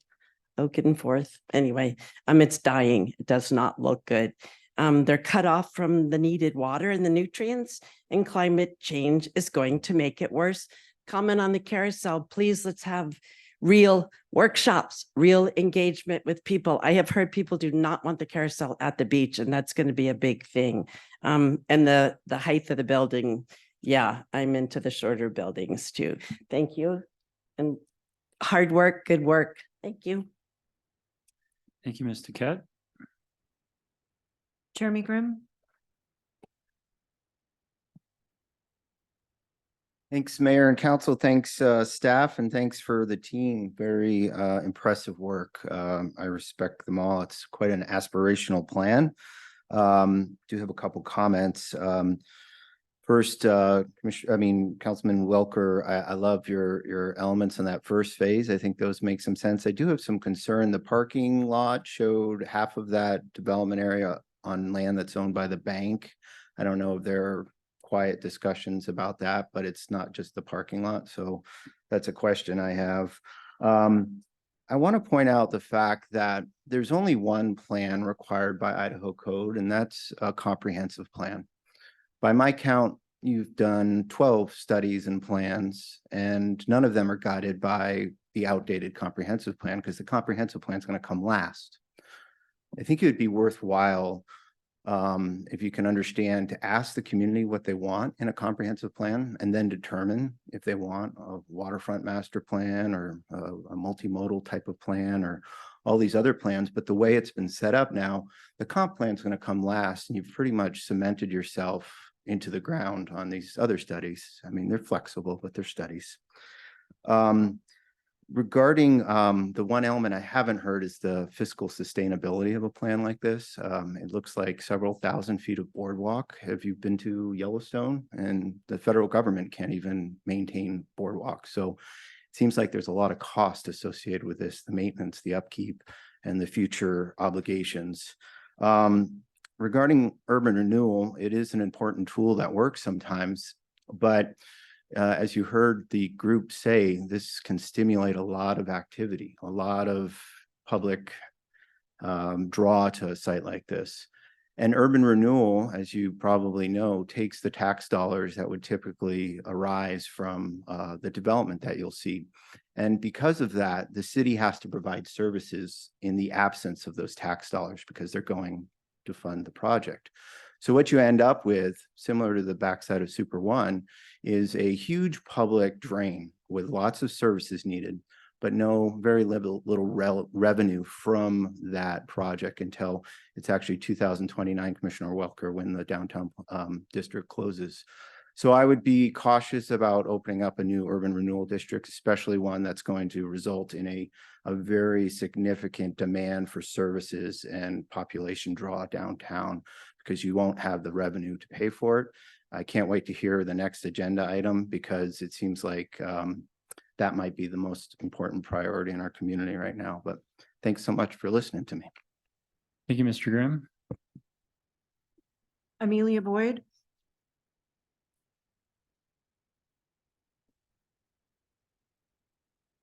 Amelia Boyd, City Sandpoint resident. As you know, I'm currently on the Planning and Zoning Commission. So Jason, I really appreciate your input on getting that stuff. I do believe it should have been over a year in the works, because as you know, and as you all know, that it's very slow going. Amy has been doing a great job bringing code updates for us. But as Amy knows, that's 6-7 months and we still haven't decided on what we're working on. So yeah, we're behind. Absolutely. There's a lot of things about this design that I do like and a lot I don't. I have a lot of notes. I won't go into the minutia, other than I really appreciate the time and effort that you've all taken, except the basketball court is missing. That that I'm a baller, so that's a problem. So maybe we want to look at that. And also, most importantly, the boat launch is in phase 2. I believe that needs to be pushed to phase 1 since that is a big safety issue. I do agree with Jason as far as the bike ped connection.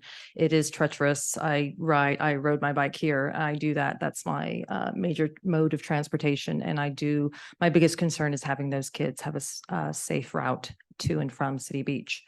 Do we need to stop this? No, because the bridge on Bridge Street is failing. So there's a lot of infrastructure that needs to be taken care of ASAP. We can't ignore that. So anyway, I look forward to the public input portion of all of this. I will have my lists. So I hope you're ready. Yeah. Thanks. Thank you, Ms. Boyd. Appreciate those comments. Ellie Sussness?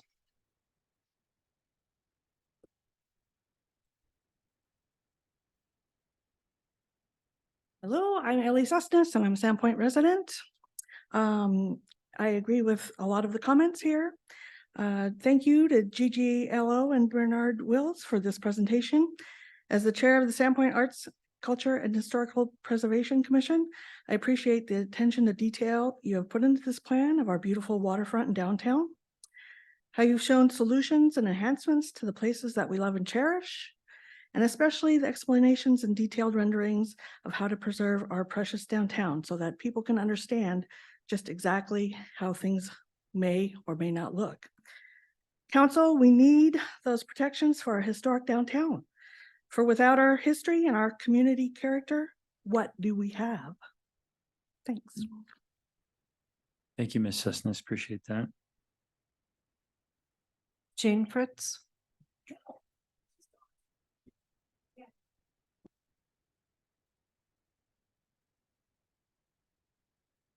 Mr. Mayor, that is all who have signed up to speak on this matter.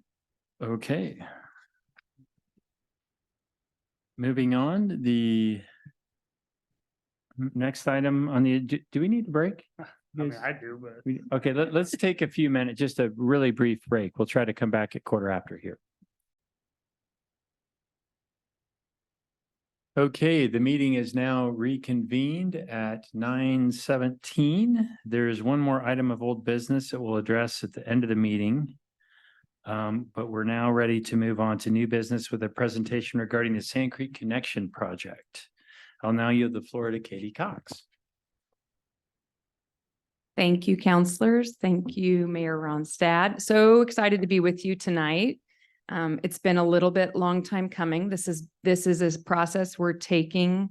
Do you need something to? Sorry. Close the door because Oh, I can't hear it back. sorry. Okay. I was making sure you could hear me.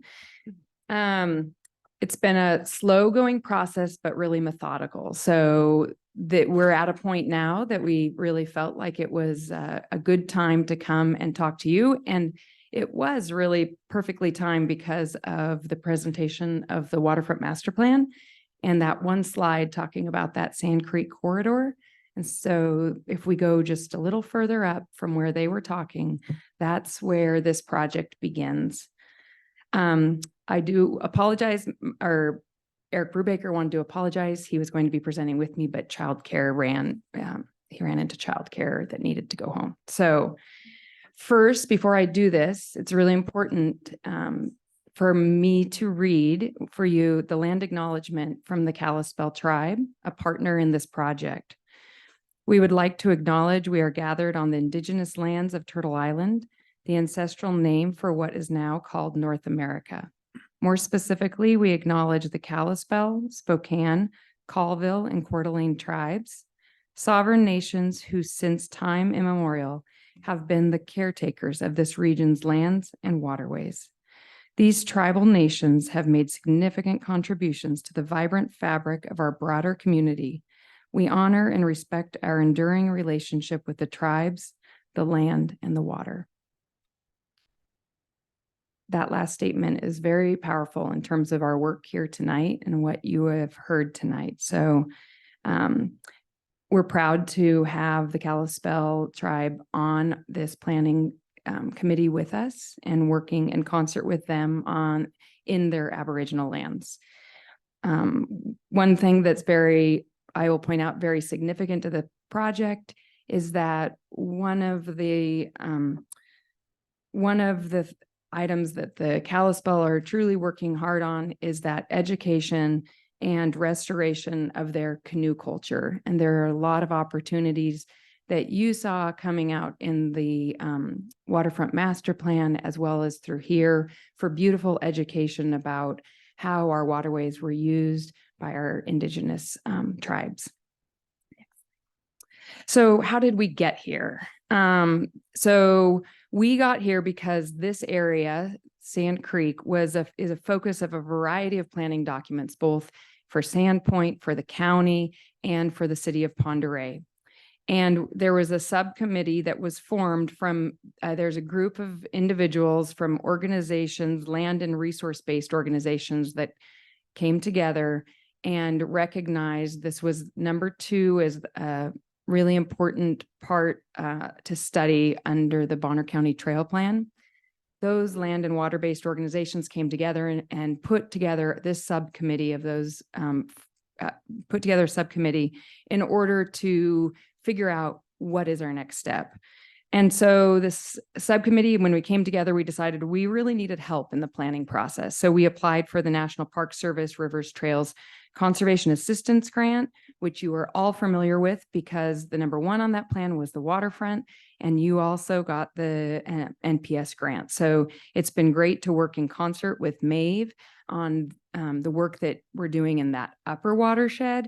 And then now as that water comes down, the significance it means for the Sand Creek area. So this planning grant for our community, if they're not familiar, the National Park Service supports us through planning, community focused, giving us all their experience of their planning team. And it allows a focus on work that combines conservation, education, and access. And much like the waterfront master plan, we know that if we don't plan with vision and purpose, it will be planned for us. And that was one of the other factors in this, as we could see what was happening, especially in Pend Oreille with recent development happening, and knowing that if we don't think about this area of such significance as a community together and decide what we as a community and landowners want, that it will be planned for us, and then we might not like what's planned. So slide 3, the project area. We are looking at this area of the Sand Creek corridor. We have a special focus area where we're really paying, even though we think about the whole corridor, we're very tuned into what's going on with the waterfront, the master plan down at the lower part of Sand Creek. But we have a special focus area that we're particularly interested in, which is from Popsicle Bridge to Schweitzer Cutoff Road. And again, for those that don't know, the city boundaries run right down the center of this creek between the city of Pend Oreille and the city of Sandpoint. So a beautiful partnership project for both cities. Next slide, who is on our, the original? For a year, about the last year and a half, we've been, there's been a planning team that's involves the Kalispell tribe, Knik Sioux Land Trust, the Knik Native Plant Society, City of Pend Oreille, City of Sandpoint, and the National Park Service.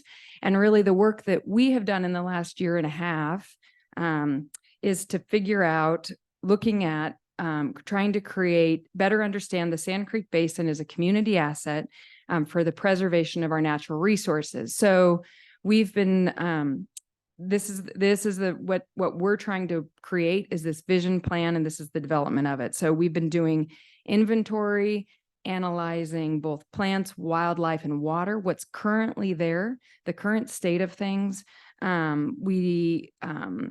Also involving stakeholders in the entire process, making sure that we're listening to our greater community, and sharing and providing education about the creek. So we're creating a document that's also going to do this, but we've been doing some of this fact finding up to this point. So looking at this project timeline, we're at the start right now. So our planning team that I just spoke about, it was formed in summer and fall of 2022. Then we did some critical outreach to the landowners. Most of the land in this section is private property. And so it was really important to us that we reached out to those private property owners and brought them in, I think, and listened to them. What you have, counselors, in your packet is there's a piece here that's Creekfront Landowners Open House, group comments and feedback. We went through a process with the landowners looking at what they value about this corridor. Many people along this corridor have lived there 30 years or more. So they're very in tune with what's there currently. And so gathering those values, looking at what are the opportunities and also what are the concerns? What do they experience on a daily basis down at Popsicle Bridge with the bike trail? What are the things that they are concerned about for now and in the future? So it was really important to us to make sure that one of our first efforts was to go out to those adjacent landowners and bring them in and make sure that that we have throughout this whole process continual conversation with the landowners. We have 3 members, just sort of jumping ahead. We have 3 members that are now on our advisory team with us that represent those landowners. As well, in spring and summer, with the help of our internship program, we did a bunch of community-wide outreach. We are hoping that there's an open survey. We encourage everybody who hasn't taken that to continue to take it. We're trying to gather information about how people use the corridor, how often they're down there. This is really up until this point, it's been really a fact finding. We've done boat tours to do plant inventory, to do wildlife inventory, bird inventory. So really figuring out what do we have here? What do we have here in this corridor that we need to think about in terms of making sure they're part, the wildlife and the water is part of this plan. As well, a Kalispel tribe flew LiDAR over the creek in order for us to see the historic creek channels. So we've really worked to compile a bunch of data on what is currently existing. So now we're sitting at this juncture where we just gathered our advisory team, which I'll show on a later slide, but still at this star, we've gathered the advisory team together, which is made up of, you'll see lots of organizations in our community, to now work towards creating this community defined vision and goals for this area.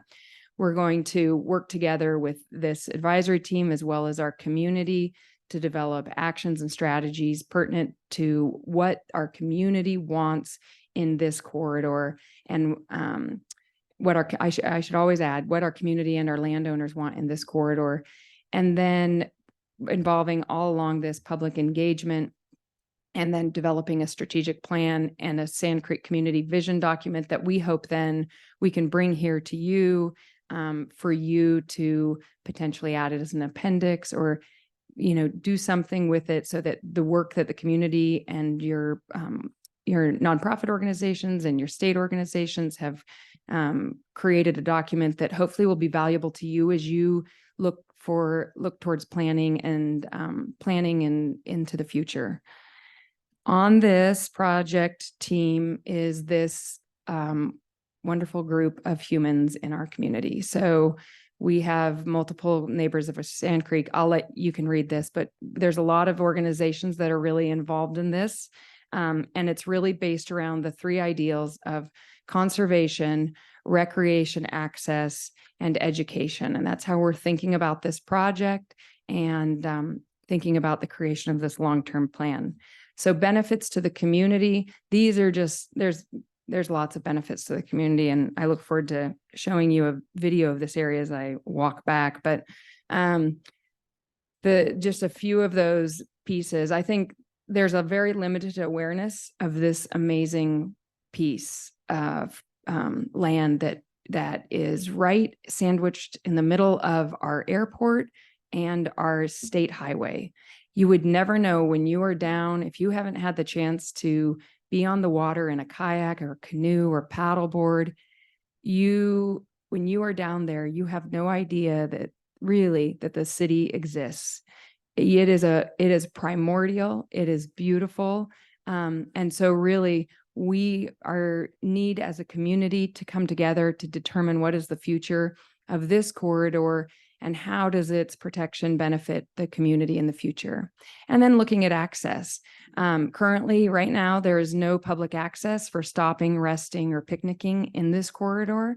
There is going to be, slated is the new boat launch at the Sandpoint Visitor Center, which is super exciting because that builds on the idea of this water trail, which you saw in the waterfront master plan, that again, that water trail potentially being connected with the story of the Kalispel tribe and the canoe culture and how they use this water and connecting it to other spots along the lake that the Kalispel tribe now has in ownership. And like I said at the beginning, with development comes a decrease in public access. So what can we do to think about access and work that into the plan as we go forward to make sure that we have access always to this water, this waterway and these lands along the water. So I touched on those. And then stewardship and education, what an opportunity. I mean, you can see the amazing amount of work that our community is doing on things like rewilding. We're rewilding play yards. We're working to make sure children get out in nature. We have POP's amazing program, bringing youth outside, Sandpoint Nordic clubs, and all of this allows for just a growth in that outdoor education aspect. We have 3 schools now who have outdoor educators building on the programs and building on this momentum that we have in our community. And so really engaging our kids in this beautiful place that they live. If we can take them out there, we can teach them about the science of water. We can teach them about the land and the animals that are there. We're creating the stewards of this place for the next generation. So education and stewardship as a component to this is going to be a beautiful part of this plan. And we look forward to working in partnership with Lake Pend Oreille School District and the programs that they already have. Council, any questions? No questions, but thank you for your hard work. You're welcome. It's really remarkable. You're welcome. Yeah, just And- sorry, go ahead, Deb. Oh, You can. I was just going to say thank you. I watched the short little video. I don't know if that's what Maeve's going to show everybody. So I think they'll be able to feel it instead of just hear it. So I'm glad you're gonna Exactly. show that. And it needs no music, although I don't have a video editor, so. It needed no music. It needs no music. Mhm. I would just like to again thank Connexity Land Trust for your commitment to community conservation, Mhm. which is, there's a lot of land trusts around the West that just in a way kind of lock land up Mhm. and don't think about how to integrate community benefits on land. And this obviously isn't land, it's water, but just seeing the video that's going on in the background here, people will kind of get an idea of what Mhm. a treasure it is. So great job. And another thing I want to commend you on and the team is your engagement with the actual private property owners through here. Mhm. I've heard about your outreach and some of the hesitation that private property owners had and concerns, pessimism about your objective and how you've brought them on board. Even those who, were very skeptical about your intent with initiating this project. I think that people were afraid you wanted to come in and put trails in their backyards. Yep.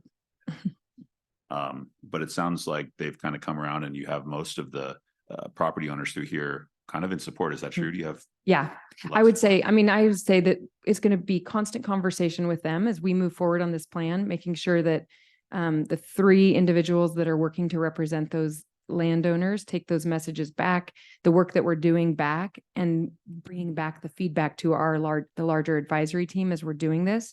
So I do think, yes, there was a huge fear that was living that we were just going to take over private property and run trails through here. And I think that once we got to sit down together and talk about the true intent of this project, then I think that allayed some of the fears, but it's going to be a continual conversation in order to make sure that when this plan comes out, it's something that they are also proud of.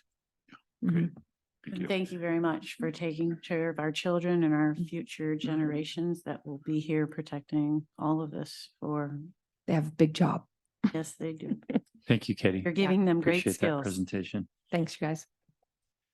Madam Clerk, is there anyone from the public that would like to comment on this issue? Mr. Mayor, no one has signed up to speak on this matter. Okay, moving on, we have one more presentation under new business, and I'll now yield the floor to construction managers Holly Ellis and Eric Bush for an update on the city's street and sidewalk improvements projects. Good evening. Bear with me 1 minute.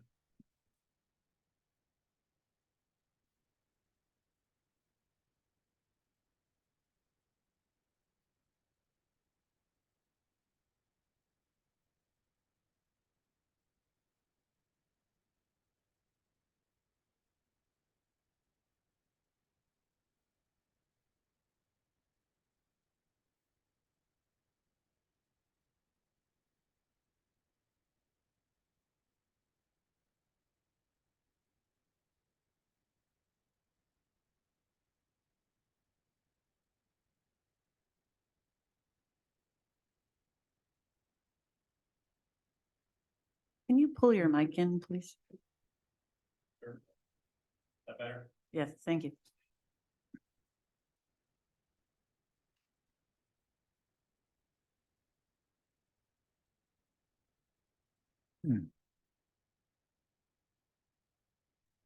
Okay, sorry for the delay.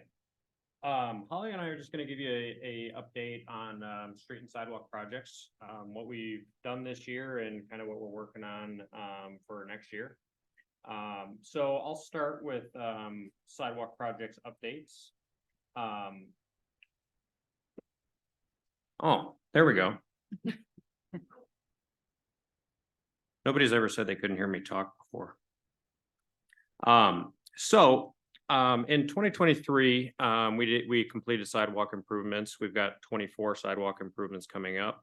Same thing for streets.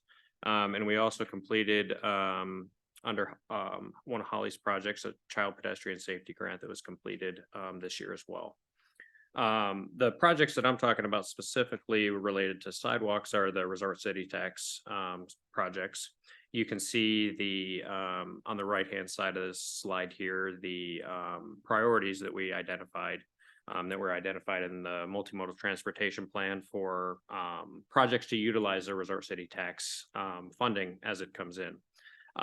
Projects number 2 and 7 on this screen here are what we are in the process of completing this year, and the remainder of those projects are future year projects.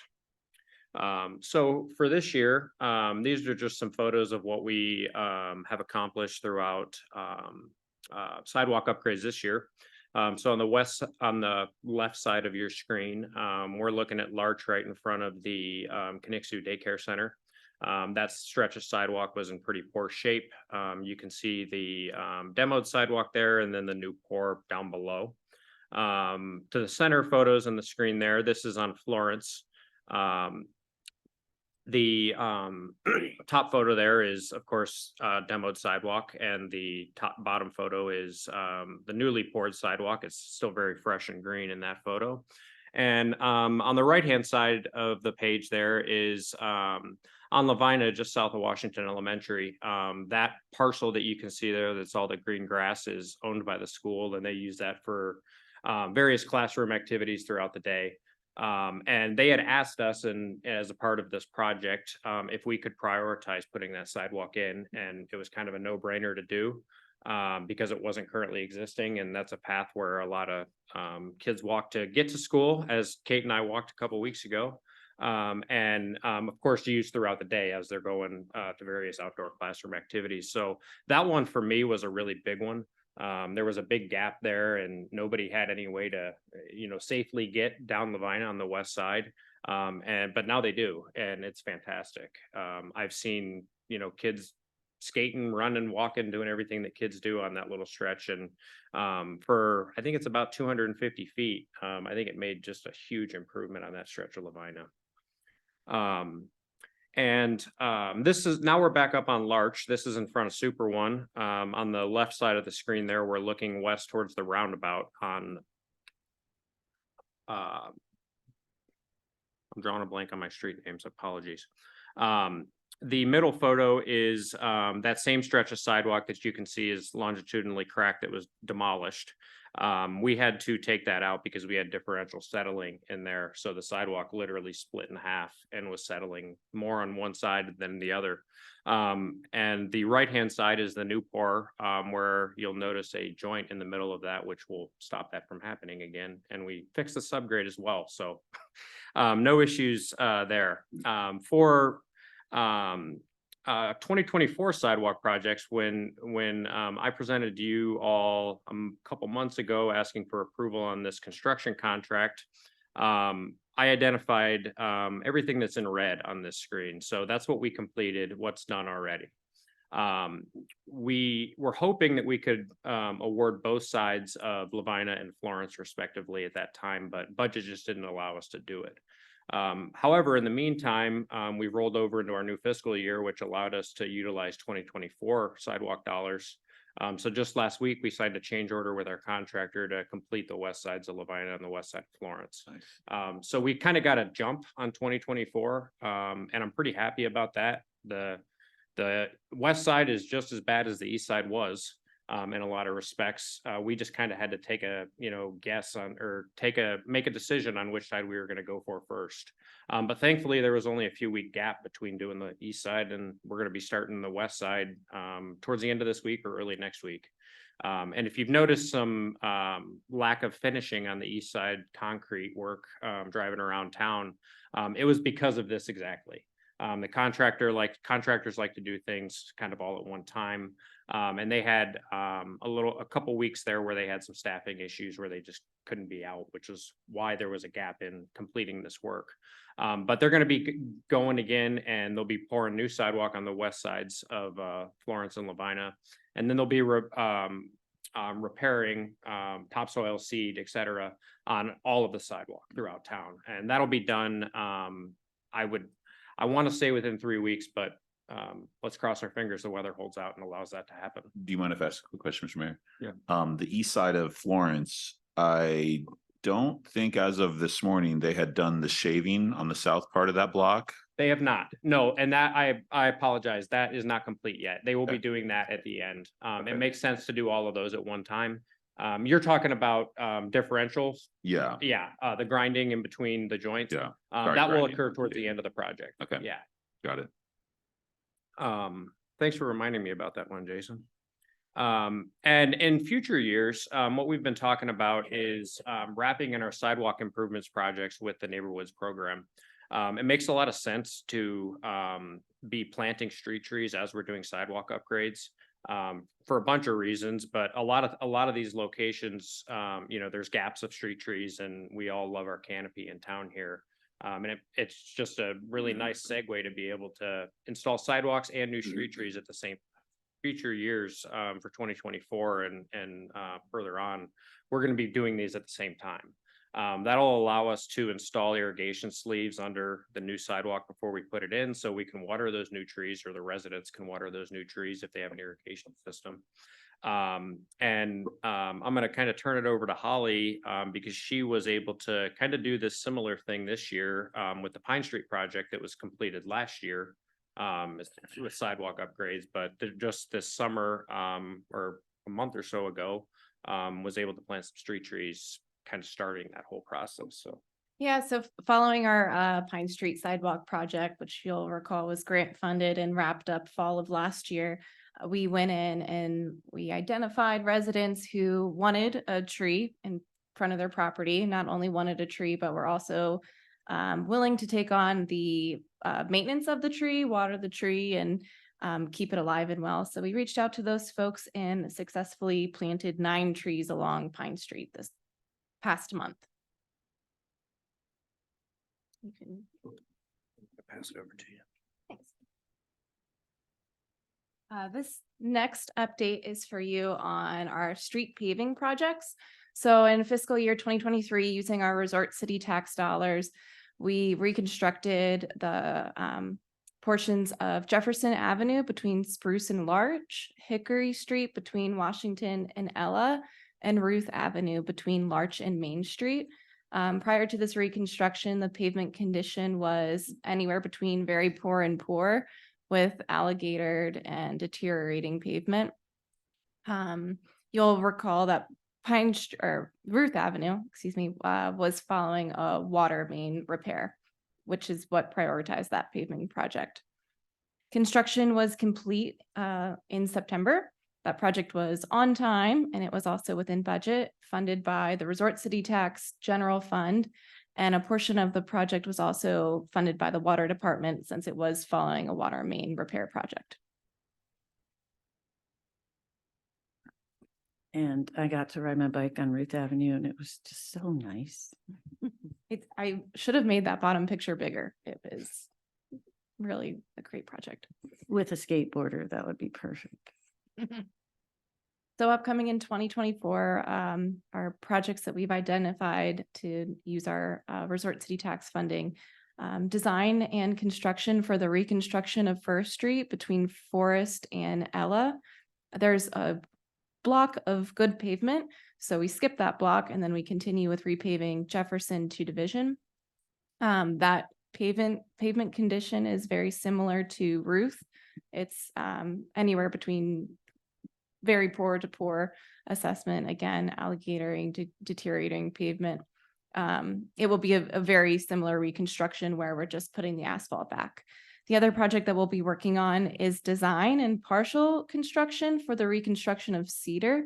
This is between Division and Lincoln. This is a much larger project. It will include new curb and gutter to address a lot of the stormwater problems that we're seeing in that area. And I'll note that this pavement is anywhere between poor and fair on our pavement assessment, pavement condition assessment. But we've heard a lot from the community that this street is needed, especially with a lot of the trucks and development that have been trafficking on Cedar. And finally, we do regular sealing projects. So per our condition report, we'll do a regular sealing project.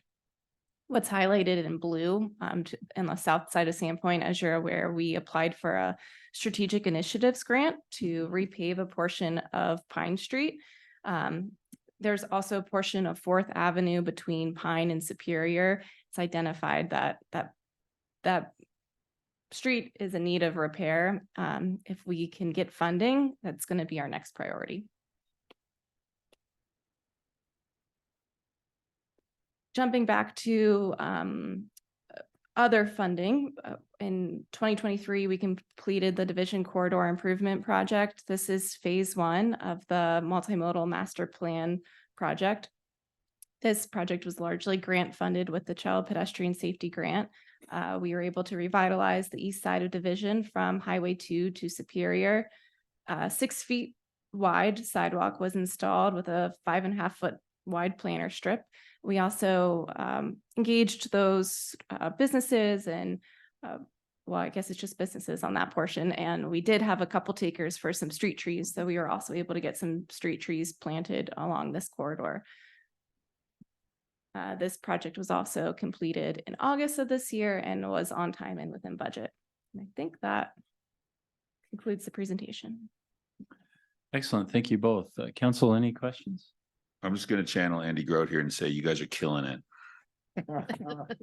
Mr. Mayor, if I can just jump in to remind council, with the Resort City Tax and then council approval for increased funds, reallocation through strategic planning of general fund dollars, our investment in sidewalks has gone from under $25,000 a year to what you're seeing is $300,000 plus in sidewalk projects. Likewise, on our street pavement projects, leaving grant funds aside, in our local dollars, we've increased our investment from $250,000 a year to $1 million a year. So what you're seeing in terms of what we're being able to accomplish, fiscal year 2023 was the first year that we had that additional allocation of budget and Resort City Tax as approved by voters. And again, budget reallocation prioritization by council beginning in fiscal year 2023. So you're seeing the start of moving forward what you'll see for street and sidewalk investments that's unprecedented with what we've had in prior years. Thank you, Jennifer. Appreciate that. Thank you. Madam Clerk, is there anyone from the public that would like to comment on this matter? Yes, Mr. Mayor, one moment.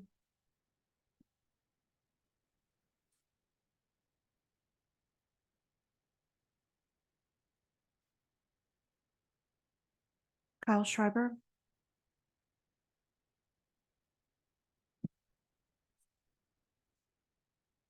Kyle Schreiber, Sandpoint resident, and I actually have a lot to say about this, but in the sake of time, it's late. I'm just gonna save it for another day. Thanks. Okay. Pam Duquette.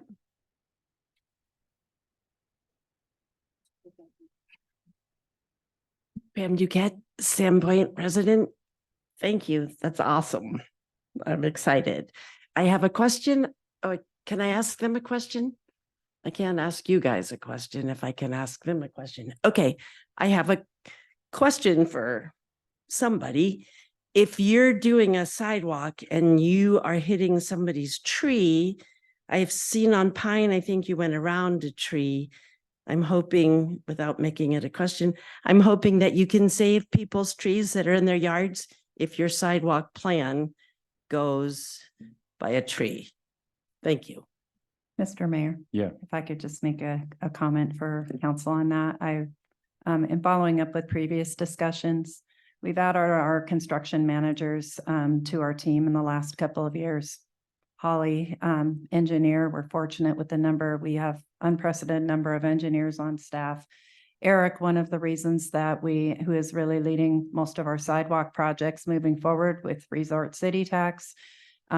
What he brings to the table is landscape architecture. So in terms of how we're designing the sidewalks, incorporating the neighborhoods trees in with the sidewalks, the reason for that is we have somebody with the background, the capability to consider both sidewalks and the trees. And of course, there's coordination with Maeve as our urban forester on types of trees and things like that. But it really speaks to the talent on our team. And Holly and Eric have done a fantastic job leading these projects over the last year.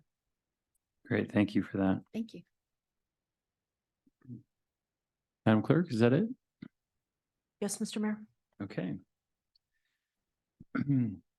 Next, council will consider a couple of proposed agreements with Pondere Peddlers or POP. We'll begin with the proposed agreement regarding development of trails in the lower basin of the watershed. And I'll now yield the floor to Jason Welker with POP, who has stepped down from the dais. Okay, and I'm putting on my POP hat. Okay, are you gonna go first, Maeve? I am. Oh, well, go for it. Yes, and respectfully, Jason, I'm going first because today we had a discussion about this. And for those of you that don't know, my name is Maeve and I'm the project manager of all the bike trails. But I had a discussion with Jason today about all the accolades, and he said, please do not tell everybody. I don't want this to be a big pop show. It's going to be late. But I cannot emphasize enough the partnership and the dedication from the volunteers that I've seen since I've been here. They have come from a point in their development where they can now handle major capital improvement trail projects, and they can handle structures. And they've proven that in the lower basin in this year by implementing the emergency response plan, which included the construction of Forest Service specifications for pedestrian and trail bridges that you could hold a side-by-side or an emergency response bridge. And they've done that all over the forest, and they've been stewards of the forest in the watershed where we currently do not have the resources, nor do our partners in the watershed from the Forest Service or the BLM, or very limited up at Schweitzer as well. So they've been leading that charge, and now they're turning the corner as based on the recommendations in our adopted Little Sand Creek Watershed Recreation Plan. They work diligently over the winter, doing outreach and supporting that plan. They've worked diligently collaborating with the Nordic Ski Club and local educators from all the way from the school district in town here, all the way up to the highest level of the University of Idaho. They've really stretched beyond their limits because I push them. And Jason, I push particularly as the leader of this. And you know, as much as he's a leader to our city, he is a leader to the folks that are out there doing the work for free. And I don't know the numbers off the top of my head, but it's in the hundreds, if not thousands of volunteer hours. And each of those volunteer hours correlates to family members that weren't home that night after work. And they were up in our watershed being stewards of our natural resources and protecting our water.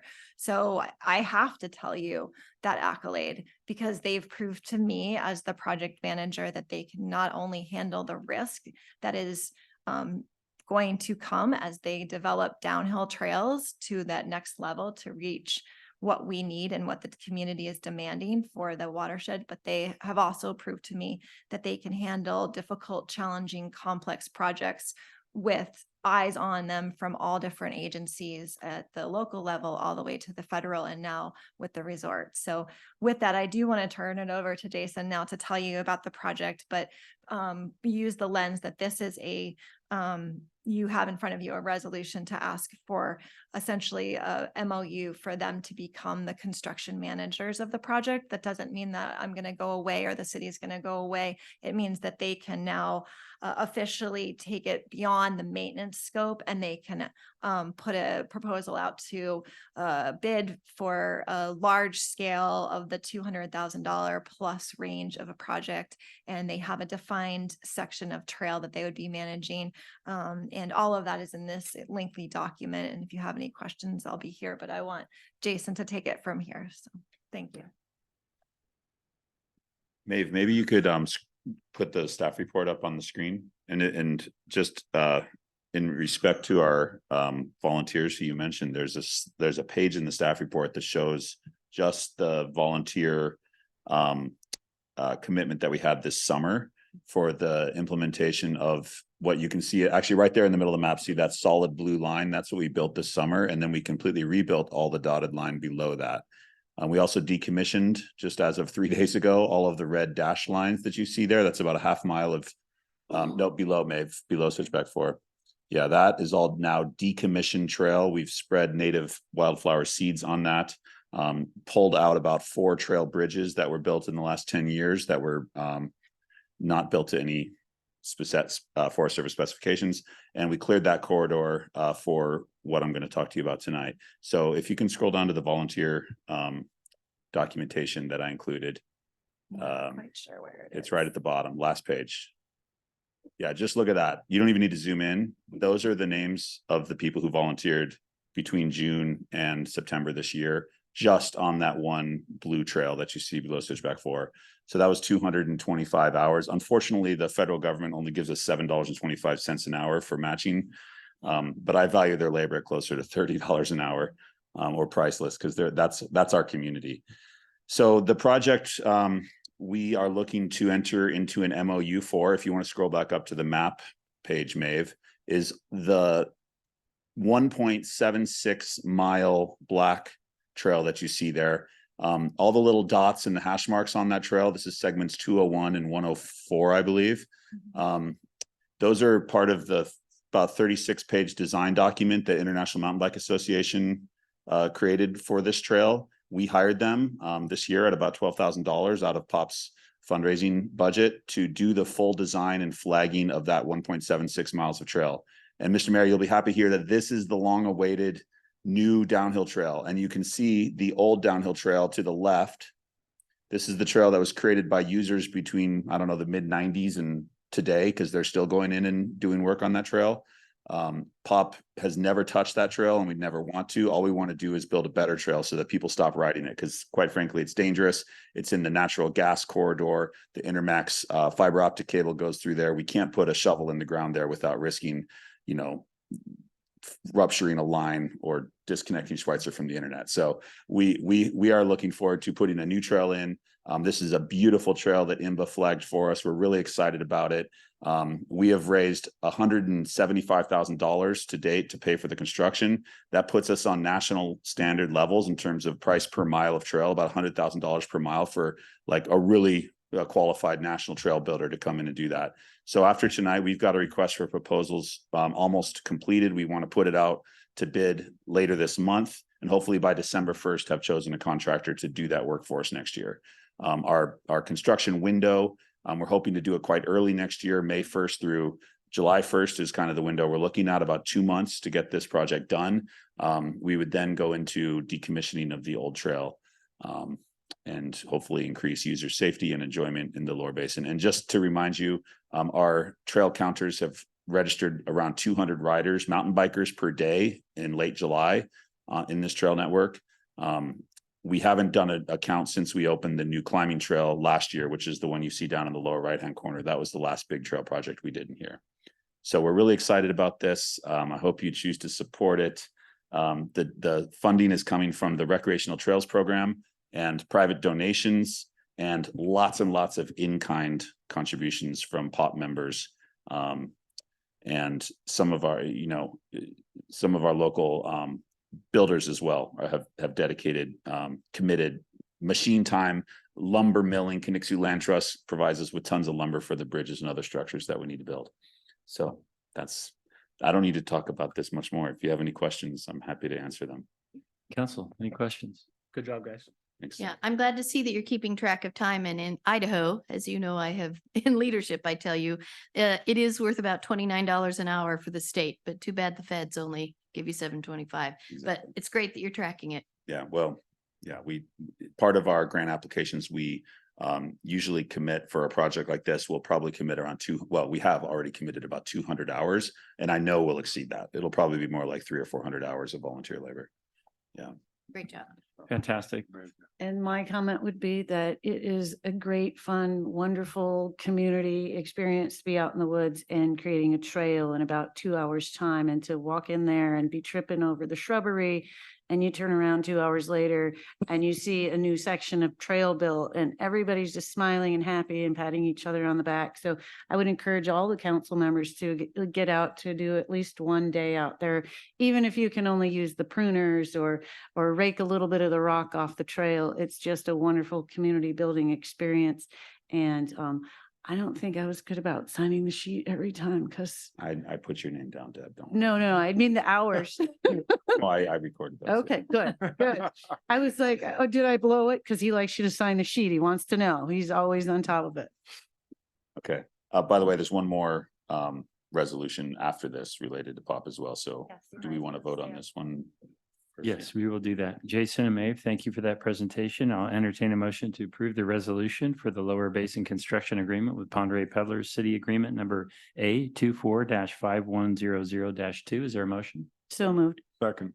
Been moved and seconded. This will be a roll call vote. Counselor Sprow, Yes. Counselor Dick, Yes. Counselor Rule, Yes. Counselor Walker, No, I'm not Sorry. voting on this one. Counselor McAllister, Yes. Motion passes. Next is the proposed agreement regarding the Travers Park Bike Skills Course Agreement, also with POP, and we'll begin with an introduction from Maeve again, and then I'm sure Jason will pick it up from there. Thank you, Mayor. So this is a redo of the existing bike skills course. This was conceived when we first started the Travers Park design. It was identified in the 2020 Park Master Plan. I can't even believe that Jason and the peddlers have decided to take this on.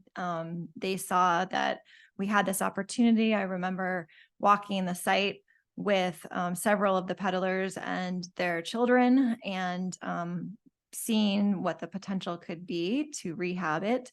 And they decided to take it on, knowing full well that they would have very limited availability to me as a resource. And they were able to raise, I think, $75,000, and that includes a sizable donation of $5,000 from the contractor, Geno Construction, who's on the main project. And we just had a fundraiser a week ago in honor of my brother who was killed in Afghanistan, and the local gym in town, and Commissioner Grote was out there for that, as well as Jason. And it was amazing to see all the support. So we're out there sweating for this in different ways. And there's just some key things I want to share with you all. The area was assessed by our consulting arborist from the Conservation District of Spokane.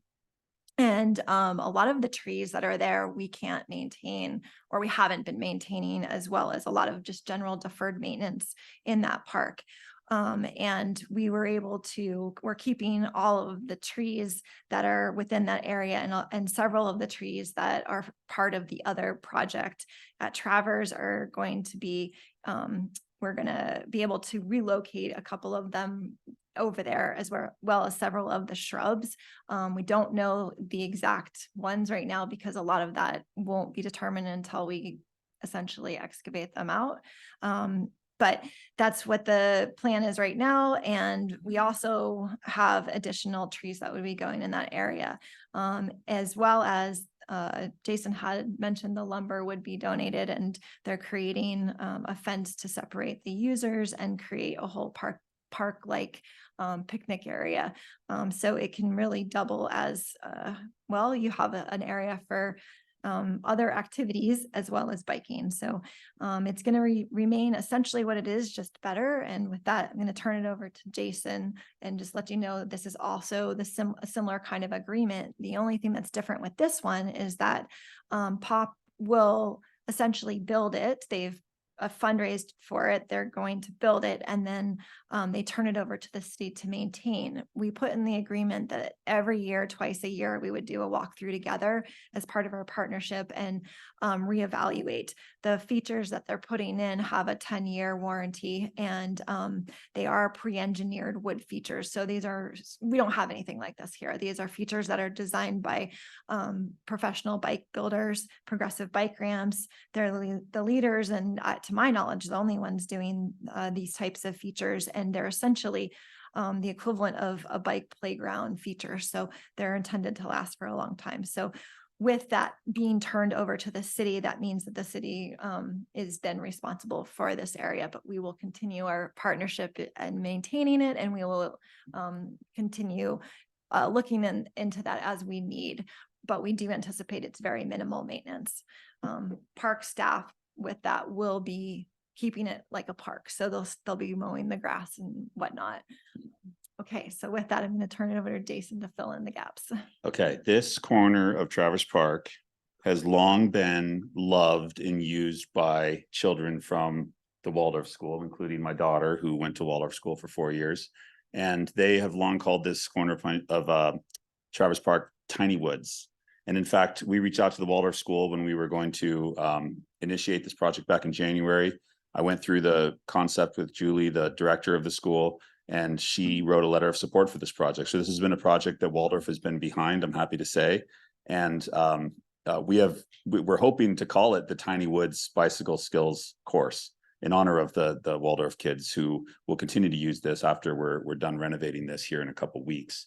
Can you, Maeve, scroll down to the budget and fundraising? I just want to also acknowledge the sources of funding for this project, so you guys know how community driven this has been. We have raised around $74,000 since January. I know it's in there somewhere. It's a Excel sheet. Jason, I'm sorry. Is it at the bottom? It's at the top. All right, scroll all the way back to the top. I know I saw it earlier today. Sorry, guys. Okay. Late night for everyone. There were 2 grants that are supporting this. The Idaho Department of Parks and Recreation, keep going, mountain bike license plate grant, which Bob has gotten 4 years in a row. There it is. So you can see the funding sources for this there, along with the main expenditures that go with it. We received the Equinox Foundation grant this year. We received private donations from Julie Myers, Rich Wells. Syringa Cyclery contributed over $6,000 towards this through their fundraising efforts. The Canada Theater and Sammy Ryan did a movie night for us. Pop hosted our own movie night. Matchwood Brewing created a community can for us this year, Shred Sesh, which was produced to fundraise for this. We're expecting around $2,500 from that. And then online donations, including from the superintendent of LPOSD, who donated personally $1,000 towards this project, because she believes this is going to be great for school kids in Sandpoint. We also had letters of support from the school district for this project because it's going to be so close to so many schools. And there's a middle school mountain bike club now that received 35 bikes from a specialized outright grant last year. And they currently practice in the middle school parking lot. The middle school PE teachers who teach that program are fully planning to take their hour PE class, ride to Traverse Park, do skills development in this park, and they'll have a place to actually learn some mountain biking skills. We had donations from Connexu Land Trust for machine time, and then POP volunteers, of course, are going to be involved. Actually, the day after tomorrow is our big volunteer day. So this project is already underway. We've been in there this week, beginning the dirt work. The features themselves, which you can see were $50,000 for the 9 features that we ordered, are being delivered Friday morning. If any of you want to swing by, we'll be unloading the trailer around 9 a.m. And yeah, this is going to be a great project. We have 2 basically phases we're planning for. We expect phase 1 to be done a week from Friday. And at that point, we expect to be able to open the park back to the community. And then phase 2 will be where we do more of the landscaping. We want to put some picnic tables, some benches, probably hydro seed the areas that are disturbed by our machine work that aren't part of the track, and do a complete signage plan as well. We're gonna have some temporary signage up when we finish the installation and the track completion, but we want a full signage plan. So this has the feel of something like Pine Street Woods, except it's right in the middle of town. I kind of think of it as a tiny Pine Street Woods as well, because we built 6 miles of trail in Pine Street Woods. Here, we're gonna have maybe 600 yards of trail, but it'll give little kids on bikes all the way up to adults on any kind of bike. Justin, I was, yeah. BMX. Even a BMX bike, Yeah. and any kind of bike, that this is going to give them the experience of riding some of the more exciting trails in the lower basin or in Pine Street Woods. It'll just be literally right in people's backyards. So yeah, we'd like your support for this resolution to allow us to complete this project, and it should be completed pretty quickly. Yeah, Mr. Mayor, so I won't take too long. It's what's another hour, right, honey? She's listening. And the kids. My son, it was so fun watching him go on a strider bike down the dirt. So when the kids saw this, they were just super excited. So when my really nice bike got stolen about 5 years ago, I was done with biking, but with seeing the kids all get excited about this, I might get on a real bike and try it out. So thank you for all of that. And how many volunteers do you think you're going to have Friday?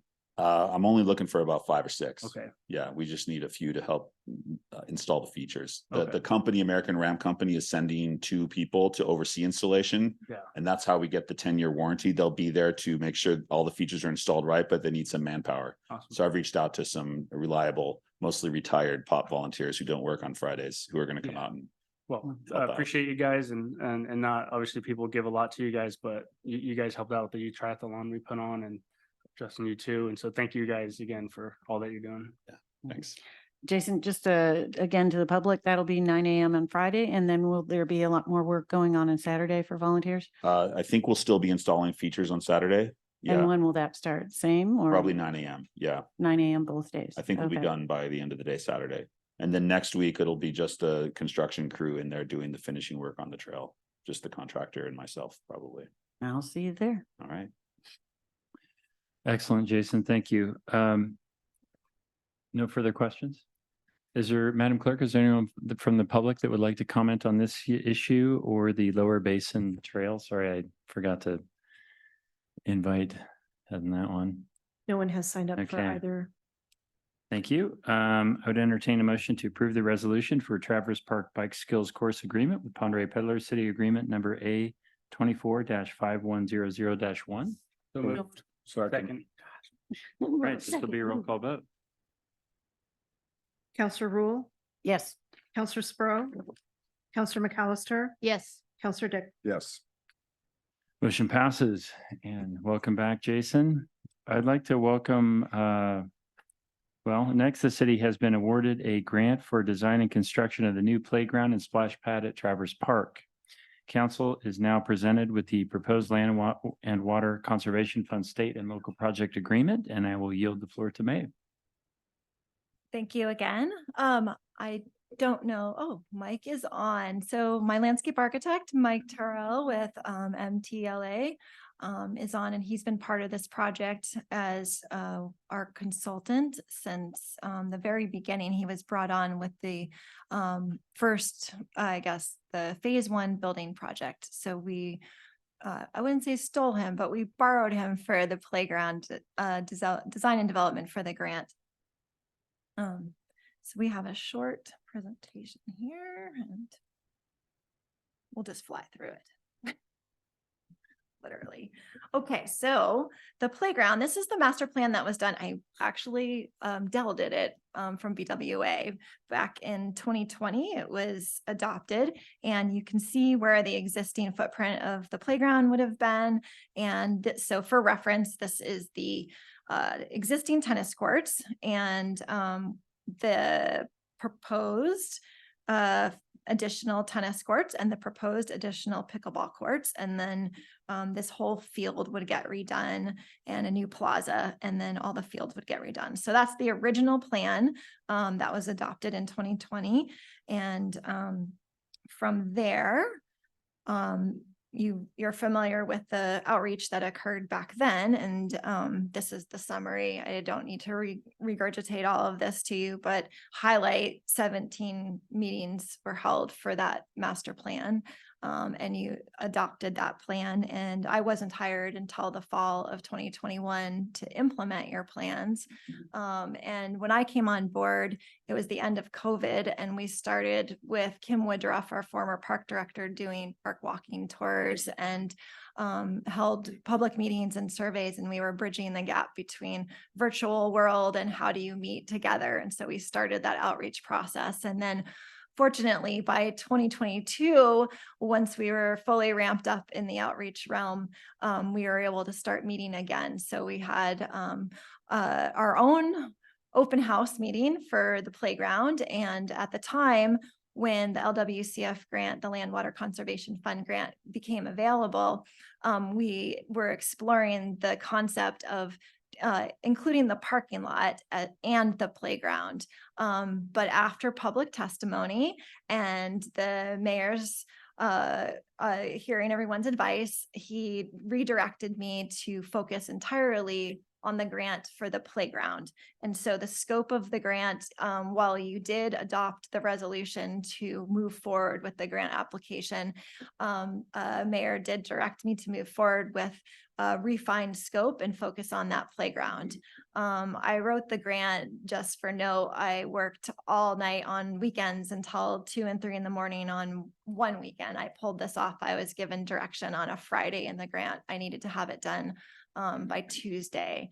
And I just want you to know that there was never any ill intended in applying for money for a fully inclusive ADA barrier-free playground and splash pad.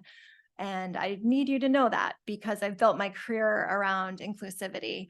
And my mother's disabled. I'm deaf in my left ear, but I had a surgery that replaced a bone. So I have an invisible disability. I'm also ADHD, which they have different terms for that now. But like Jason, we have a lot of extra energy, and I'm not diagnosing anyone from here, but we know how to get things done. And you hired me to be your implementer, and my job is as your project manager. I'm not the decision maker in the room, but what I did do was win you a grant. And in that grant, we have an opportunity today to accept money that will be matching our funds, that our funds are directly derived from recreation user fees. Our highest grossing user fees are from boat moorage fees and from tennis. And those fees fund my park management capital improvement pot that we are using to match this grant. You can see this is a robust order of magnitude of things that I've been asked to accomplish. You've asked me to figure out a building, and I've only been here since 2 years ago. I've implemented that plan and brought it forward. And with that, we have the most remarkable opportunities to cost share and opportunities to realize cost savings for things like the skate park and things like the bike skills course. And now this playground, which if you didn't have me, no one would have wrote your grant or even called out the fact that we may have lost that playground forever.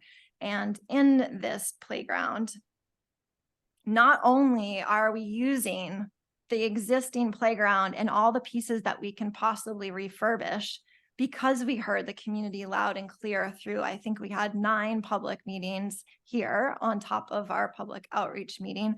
We have really crafted our way through this intimately, getting familiar with what is on site. And we are reusing that equipment to build the new old playground, if you will, and we are reusing all of the wood that's going to be harvested on site for not just the benches that will be used, but we're going to reuse them for the playground edging and as well as the boulders that are on site. And so what you see here on the south end is the relocated existing play structure and swings. It will have the existing engineered wood fiber fall safety surfacing because that's what we have now. The goal is that we could stretch our dollars a little bit more next year when we dive into the next round of the playground development, and we would be able to make the entire park uniform surfacing. Now, we don't know what that playground is going to look like, but you see here the themes, and these themes are all generated from the community. Despite popular belief, we do have a historian on staff who was the Bonner County Historical Museum executive director, and she works directly for me, and she has given me quite a bit of research. And the story that is the backbone for this is the Sandpoint stories and Into the Woods, and we are using those as themes because Patrick McManus was best friends with the Russell family. And on the other day when we did our groundbreaking, I was out there all day, and I was out there with other members of the Russell family, including Mr. Russell, his brother, who was best friends with the Travers family. And he was telling me all the stories of Patrick McManus and growing up with him, the Russells and the Travers. And if the Travers, and if any of you could ever hear what I heard out there in the parking lot, I heard those stories about 2 families that passionately love each other. Like we all love each other. And I want to deliver you a playground where you want it. I don't know what to tell you. It was designated to be in this area, but we have an opportunity to receive this grant, and this grant could make it so that we can all play together. This slide here speaks to the inclusive play principles, and you can read all the things that it will meet. But if you look at the right-hand corner here, right now, we are looking at exclusion. That's what happens when you don't get to play together and not everyone's included.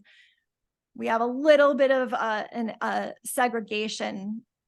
We're pushing that. We have some slight integration when we talk about the one swing that is accessible for anyone under 5 years old or 40 pounds that's existing in that existing playground. That's a little bit of integration. But what I am talking about, and I have been for over 2 years, is inclusion. And that means all ages, all abilities. People who don't have children can actually use a playground for their meetings. I've told you all of this before. I don't have children, but I will go there probably every day because you know what? I really like to be around kids, and I really like to be around seniors. And I bet all of us would like to be together, like all the historical families of Sandpoint. So that's what we're talking about. It is so late. We're all delirious. And earlier today, when I was at the Veterans Memorial, I got to see some of those people that I know are excited to be at that park. And I'm just going to leave you with this, that the Russells and the Travers family should absolutely be honored. When my brother died, I spent the last decade focusing on healing gardens, healing trails, healing landscapes. I've given huge talks at a national level of what we could do to heal through landscape design. And we have a dream team with us. With that, I'm going to jump and turn it over to Mike. And if Mike would please speak to you about the design process and what's to come if you accept this grant. Mike, would you please fill him in? So, Maeve, I had a little bit of audio difficulties. Can you hear me? Yes, we can. Awesome. So, my firm's really excited to be a part of this process for the design of the new playground at Traverse Park. And it's really, for us, just echoing Maeve's excitement about working with kids and being around kids. For us, it's really doing a design process that is about the kids and about the stakeholders and about the community. And we don't come into any process designing a playground with any preconceived notions other than we want it to reflect the community in the best way possible. And so one of the things we do is we have children's design workshops, and we have set it up where they can draw my dream playground or model their dream playground out of Play-Doh. And the images you see on your screen right now are from a workshop we did with kids a couple of weeks ago on a playground we're working on in Spokane. The next part of that process is having a community open house or several open houses to go through the designs and get feedback from the community on the design and see how we can improve it, see what elements we need to add or adjust. And then we work through the equipment, the layout, and the design in such a way as to make it so we can have access for everyone as much as possible. As I get older and with my grandkids, someday knee replacement surgery, I'm going to want to be on a playground with my kids and my grandkids. And so that's what we want to do is create inclusion for everybody and make it so that it's a playground that is going to last a long time. And so that's how we go through the process. The next step will be bidding and construction, depending on how that works out and how the timing all works out. Hopefully this time next year, we'll be talking about a ribbon cutting. That's all we have. Any questions? Council, any questions? It's more of a statement. I wasn't really going to say anything, and quite frankly, I didn't really think about it till maybe a week ago. I think it's very important that we understand that I don't make emotion-based decisions up here. I don't believe any of my council members do as well, but and this isn't a pity party by any means, but I do have a son with rare genetic disease. Whoa. Rare genetic disease that in theory could potentially be disabled. And I didn't think about it till last week that this could be an opportunity if that happens. So,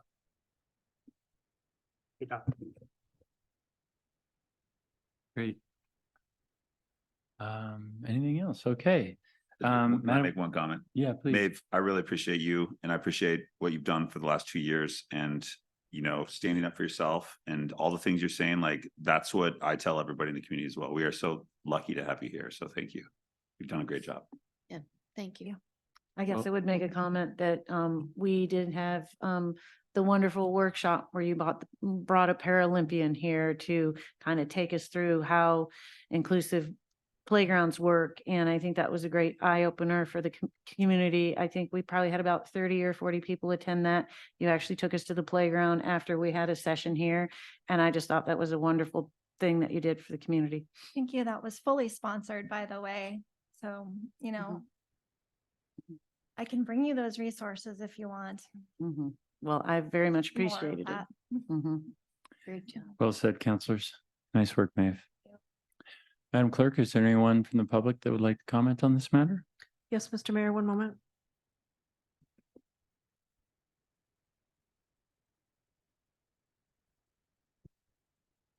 Kyle Schreiber.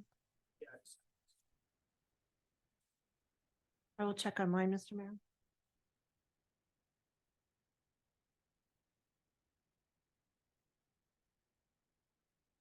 Rebecca Holland.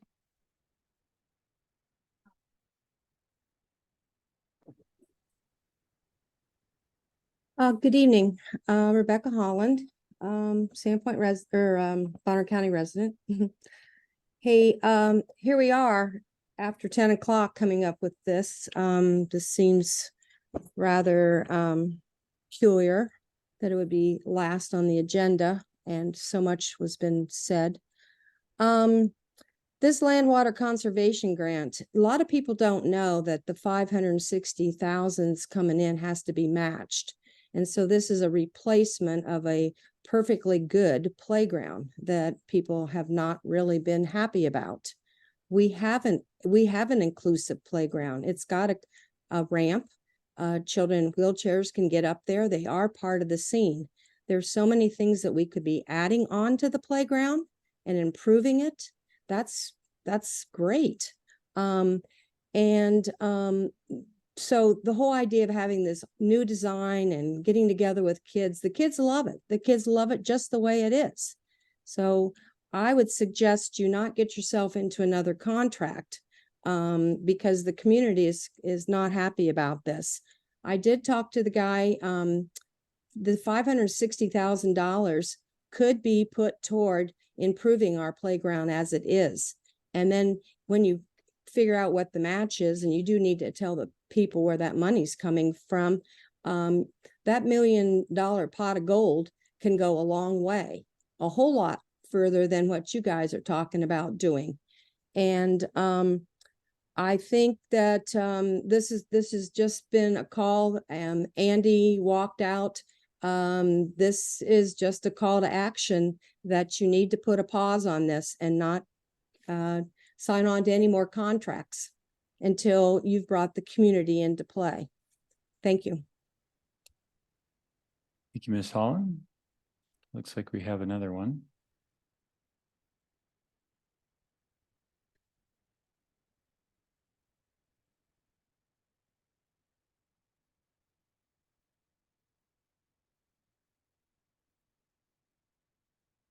Teresa Stevens. Teresa Stevens, Sandpoint. You guys are so smart. I am really impressed. To you, I'm sorry, I don't know your name. Maeve. Maeve, you said that we're close friends with the Russells. I don't know the Russells. Maybe one of my siblings know them, or maybe my parents knew them, but I don't know them. So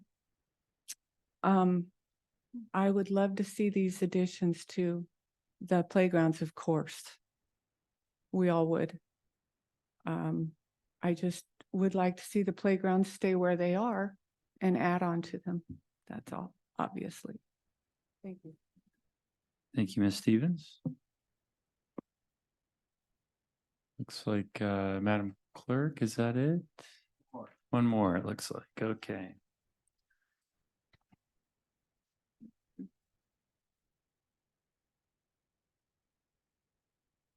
I'll grab it, Jeremy. Thanks.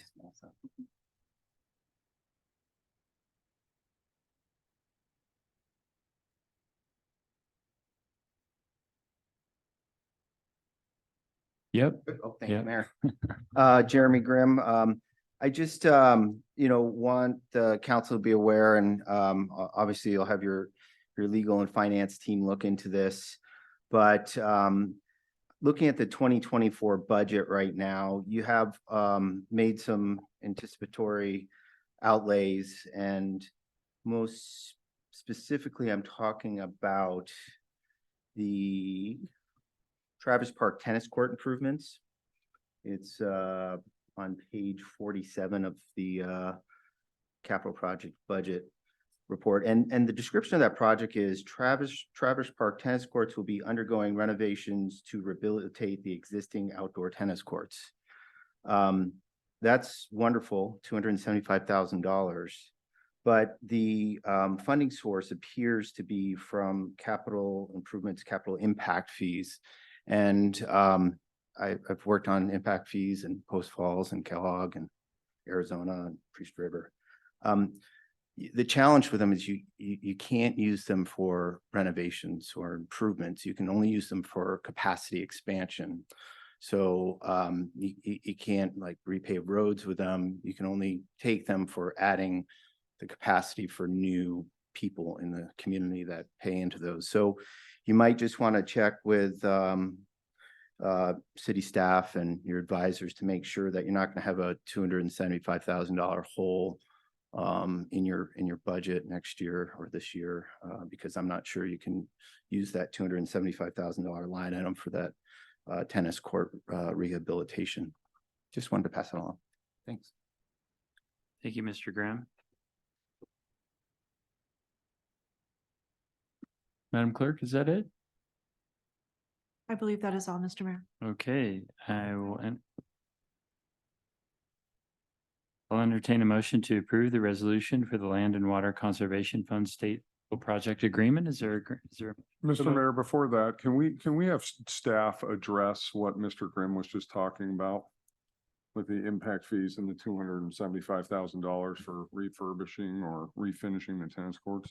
Yeah, the 275,000 for refinishing the tennis courts is our capital improvement funds. That's a broader category that we have: capital improvements, capital impact fees. The impact fees are being used. There's $300,000 of impact fees that are budgeted. That's for the skate park expansion. There's been some online dialogue speculating that it's being used for the building. That's $300,000 for the skate park expansion. We budgeted $300,000, and the Bonner County Skate Association raised an additional $50,000 for the skate park. Page 49 of your budget, capital improvements, impact fees for the tennis courts. Sorry to speak that. Thank you.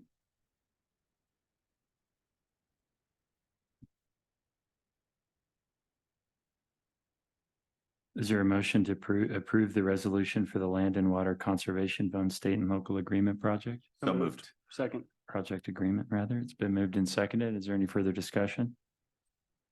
This will be a roll call vote. Counselor Rule, Yes. Counselor McAllister, Yes. Counselor Sprow, Yes. Counselor Dick, Yes. Counselor Welker. Yes.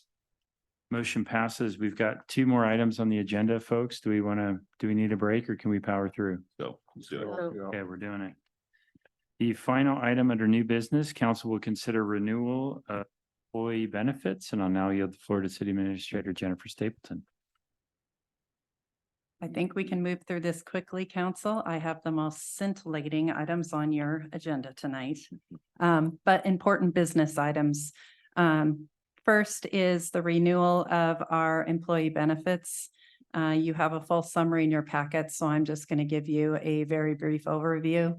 There are no benefit changes that are proposed. This is our employee benefit programs for calendar year 2024. We were originally through Regents, who offers our 3 medical plans. Our renewal offer was at 16.5%. Taylor Insurance representing us negotiated down a renewal 8.5%. As noted in the packet, the current medical trend is actually averaging 8.37%. So we're right on trend, and we have been fortunate in the last couple of years that we actually have seen a reduction of medical premiums. We have also received a refund of medical premiums. So while we're seeing a blip, and it's because our trends, and that was in your packet, our medical utilization has been up this year.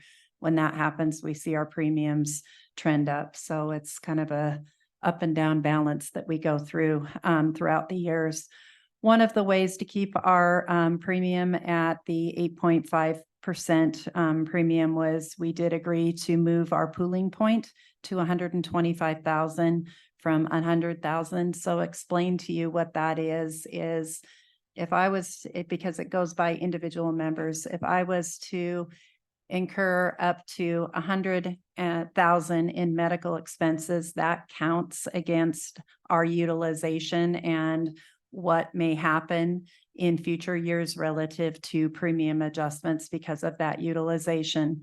Once I hit that 100,000, then it goes into a pool of members. And so it doesn't affect once the expenses get to 100,000. They aren't considered when they're averaging our renewals for subsequent years. So we don't typically have expenses running that high, so there's very minimal risk as to what it does to our overall benefits by increasing our pooling point to 125,000. As a result of doing that, it helped us keep our renewals down at 8.5%. And again, our employees do pay a portion of the premium for dependents. City pays 100% for employees. So it helps keep costs down for our employees and their beneficiaries as well. Reminder on our Regions program, we actually have, again, we're renewing 3 plans. Several years ago, we had done a comprehensive analysis of our medical plans. We made some changes, added what we call our classic preferred, our traditional plan, Plan 1, added an HSA plan, which has a higher deductible, and we contribute to that deductible as a city for the employees on their HSA card. And then finally, employees can choose to buy into a buy-up plan, we call it. So that has lower deductibles and lower price tiers for pharmacy. Where we are with our employees, we're about a third, interestingly enough, across the 3 different plans. So there is interest, and this has been a very successful strategy for us in keeping our overall costs for medical down after a few years in 2016 and 2017, when we were experiencing double-digit increases to our medical plans. Otherwise, all of our other renewals, it is the same program, Delta Dental. No increases in our Delta Dental for our employees or for the cities for our employees. Again, we are self-insured with that program, but it's administered by Delta Dental. We'd increased our benefit offerings to employees for that program about 3 years ago. We added orthodontia coverage. It's been a great benefit for some of our employees for their dependents, and we haven't seen significant really much of an impact overall on our premiums as a result of adding additional benefits for our employees. Our life map, and our long-term disability and voluntary life. Life map has been acquired by Life and Specialty Ventures, Usable Life. And so we have a transition over to Usable Life, but it is no change in terms of benefit offerings. And then finally, our optional vision insurance. I'm trying to find that in all of these documents. That is transferring from Life Map over to VSP with no premium changes and no benefit changes for employees. So we are asking for approval to enter into these contracts. Intention would be open enrollment starts November 1st.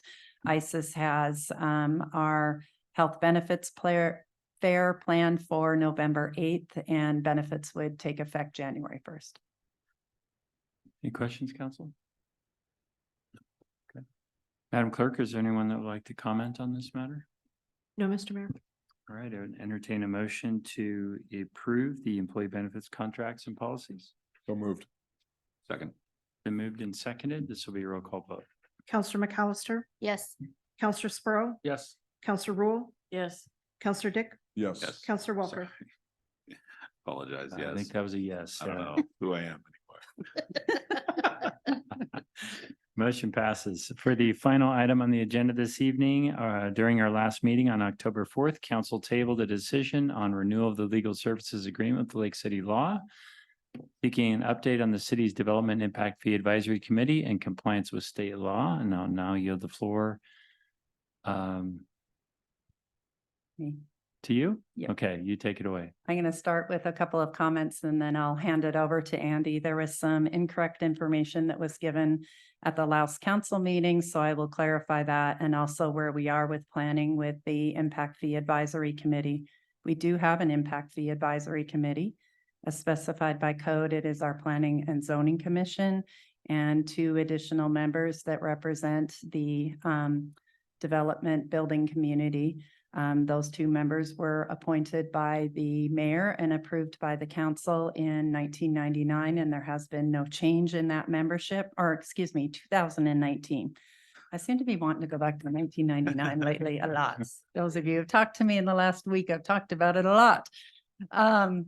The last time we had convened our Impact Advisory Committee was in the first quarter of 2020, right as COVID was breaking out. And we did a full update and report on where we were with both our expenditures as well as our budget and our plans relative to our capital improvement plan.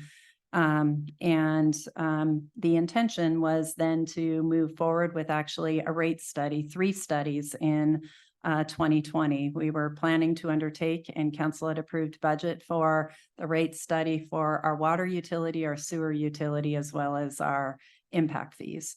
Our priority was on water and sewer because it had been so long since those were updated, and we were in the process of finishing our master plans, which was informing, at that time we were on the multimodal master plan, which was informing updates to overall our capital improvement plan.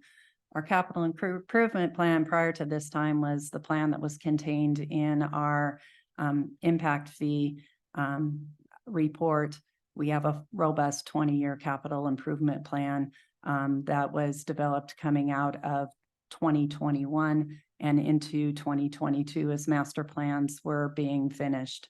COVID came along and a lot of our plans and intentions got put on hold because of COVID in 2020. And that included all 3 of our rate studies. We slowed down on our master planning processes. Those took longer. We put the comp plan on hold due to challenges with public participation as we hit late 2020. We moved in and did not have our advisory committee meeting during the period of COVID. Coming out of COVID, we got our firm on board, undertook our water and our sewer master plans, our rate studies, got those implemented, and we have an RFP that's been drafted to bring on a firm to now take on our impact fees. We are planning on convening the Impact Fee Advisory Committee towards the end of this year. We will be scheduling that probably late next month with our other projects this year and finishing both the water and the sewer rate study. We did not get to starting impact fee until late this fourth quarter of this year. So that's where we are with the Impact Fee Advisory Committee. Our impact fees are budgeted in your annual budget. They are part of the budget. We talk about them, we report on them. They are included in your quarterly reports as well. So you have reports on both revenues and expenditures for impact fees annually to the council. With that, I will turn it over to Andy to address. I guess the final piece that I will address is Andy's walking up to the microphone. It was also incorrectly stated that Lake City Law had advised the council the last time these issues were brought up with our impact fees. It in fact was not Lake City Law. It was Will Harrington. He was our attorney in 1999 and into early 2020. 2019. See, it's late. 2019 and into 2020. So we actually brought on Lake City Law after an RFQ process, and council appointed them in, I believe, the second quarter of 2020. Andy? Thank you, Mr. Mayor. I just wanted to go forward on a couple of points. I was not here at the last meeting. I did listen to the video and the audio from the comments that were made concerning Lake City Law Group and the advice we had given to council and to the mayor regarding the impact fee advisory committee. And there were 3 issues raised. 1, whether the city had obtained accurate legal advice over the makeup of the committee. 2, whether the city was in compliance with the meeting requirements of the statute. And 3, whether the city had any liability for non-compliance. And as Jennifer mentioned, I went back and looked at the records to make sure, because my partner, Fonda Jovic, was here at the meeting and had advised the council that she was unprepared to comment, rightfully so. She wanted to check with me to make sure that we hadn't given any advice, which we hadn't. I went back and looked at the minutes from the August 2019 minutes of the Sandpoint City Council. And in fact, Will Harrington, who was serving as the city attorney at the time, had advised the council and Jennifer regarding compliance with the statutes regarding the makeup and the funding for the development impact fees. Those are a part of the record. That was the advice that was given at that time. We've not been asked to weigh in. But I do think it would be remiss not to touch upon the other issues. One, are we in compliance, or were we in compliance with the meeting requirements of the statute, and is there any liability?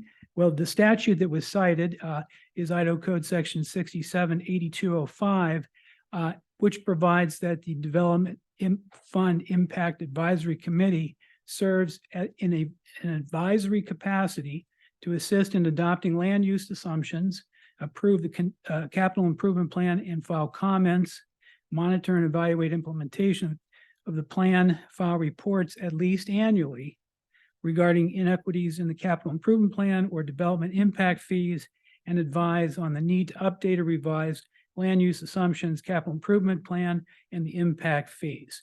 As far as I know, there was only one report after the August 2019 meeting of City Council, and that was in February of 2020. Since that time, there have been no meetings of that committee. However, the Planning and Zoning Commission, which serves as the Development Impact Fee Advisory Committee, has met on a regular basis. As Jennifer's advised, both the Planning and Zoning Commission and the council and the mayor have been apprised of the content and the funding for the various items that are part and parcel of those impact fees. And I did visit and confirm with our Director of Finance, Sarah Lenz. She has kept,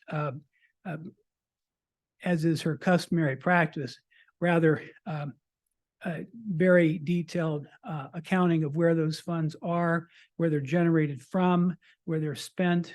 And that information has been available to the council, to the planning and zoning folks, and to the mayor since 2016, I think, when she took over that position.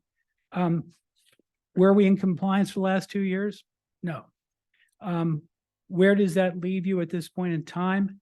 I'm not here to discuss liability for the city. I think that's a matter that's properly before the council as a matter of executive session. But keep in mind that the role of the committee is advisory in capacity. So they can make comments to you on those various items, but the responsibility and the authority to act on those items clearly vests with the council. So I believe that at this point in time, as Jennifer has detailed, the plan is to have the advisory committee meet sometime late November to go through the updates to the plans that they're going to look into, and then come back and visit with the council on that. I also note that there are 2 members of the Planning and Zoning Commission that are running for election as counselors, and I think it would be remiss not to do that before that time, because you don't know what the composition and the makeup of the Planning and Zoning Commission is going to be until after the election. So I think that in substance, yes, we didn't have the meetings. I think there were some exigencies that were pushing that in terms of COVID and what's happened with the plans. But going forward, I think Jennifer has laid out a plan to make sure that you receive the information and the advice from the advisory committee so that you can move forward with looking at the impact fees, where they're spent, and how the plan is going to be implemented. I don't have anything else. If you have any questions, I'm happy to answer them. Any questions, council? All right, thank you, Andy. Thank you, Jennifer. Appreciate that those clarifications. Madam Clerk, is there anyone from the public that would like to comment on this matter?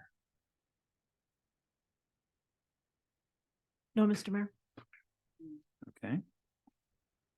I'd entertain a motion to approve the resolution for renewal of the legal services agreement with Lake City Law Group, City Agreement A20-1530-1. Is there a motion? Mr. Mayor, just for point of order, just to ensure that we do this properly, this matter was tabled and there is a motion in the script to remove this item from the table. Thank you, Madam Clerk. Appreciate that. I will entertain a motion to remove this item from the table.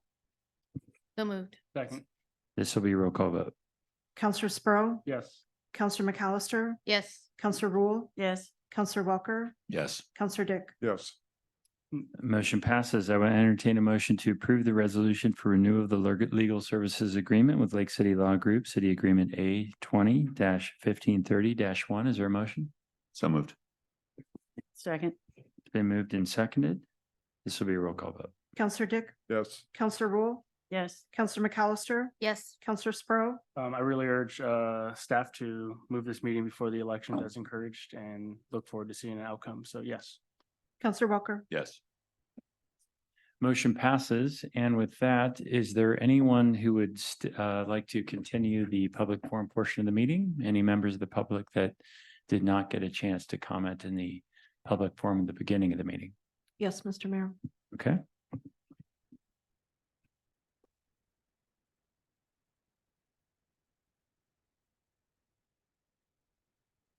Amelia Boyd.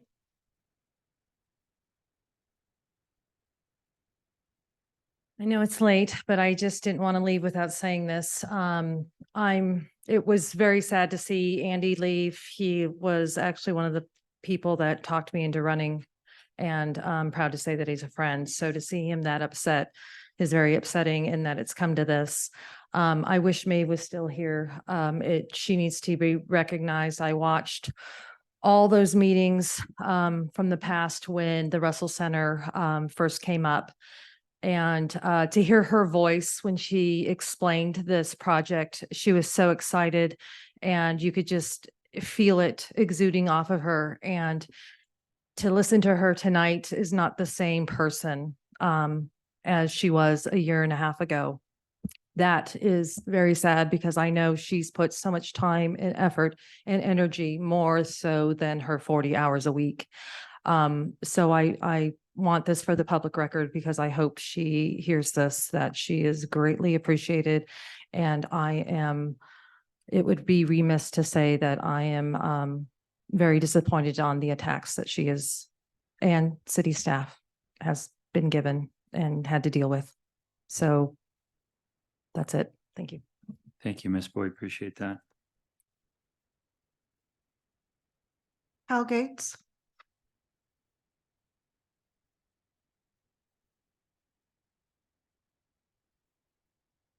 This in a while. Hal Gates, Sandpoint City resident. I had a statement planned, but 5.5 hours of meeting is really like a wood chipper from my brain, so bear with me for a second. At the candidate forum last night, I heard several moving stories about candidates who started their involvement in city politics by attending meetings, even though it was difficult for childcare and various other reasons. And while I certainly appreciate and respect overcoming that hardship, I would respectfully argue that it should not be a hardship to engage with the city. And if I may pick on a word that was used tonight, simply to make a point, I would also respectfully argue that the public freak out over the current Traverse Park project is test data. In engineering, we would see this as a test failure, but not as a reflection on the people conducting the test, but as a lesson that we can learn. We would stop, we would re-examine our assumptions. We would go back and we would ask ourselves if the design that we came up with was what was really needed for the application. Some of you may remember that I got up here and spoke very highly of Amanda Wilson on probably a number of occasions. She was one of the smartest people I've ever met. And on one particular occasion, I spoke very favorably about a time that she came out to the farmer's market with an easel and a big picture of downtown traffic flow and some other city staff to answer questions. And I was particularly appreciative of that because it was city engagement in a way that I could not ignore, in a way that all of my fellow citizens could not ignore. We had to walk past it twice. We had to make a conscious effort not to engage with the city and not to gain information about plans that were before the council. I think that's the level of engagement that's necessary for this community. We talk about outreach to the community. That is outreach. We talk about bringing the public in to make decisions that are important to us. That is bringing the public in. That's what meeting in the middle has to look like for us. And I realize that that's a commitment of time that's going to cost money, that's going to require people to work on the weekends. But we're all here at 11 o'clock at night. We're not afraid to do the hard work of government, not just because it's worthwhile, but because it's essential to us. This is essential to us. So that's what we need to do. Thanks. Thank you, Mr. Gates. Very thoughtful comments. Allison Jenkins.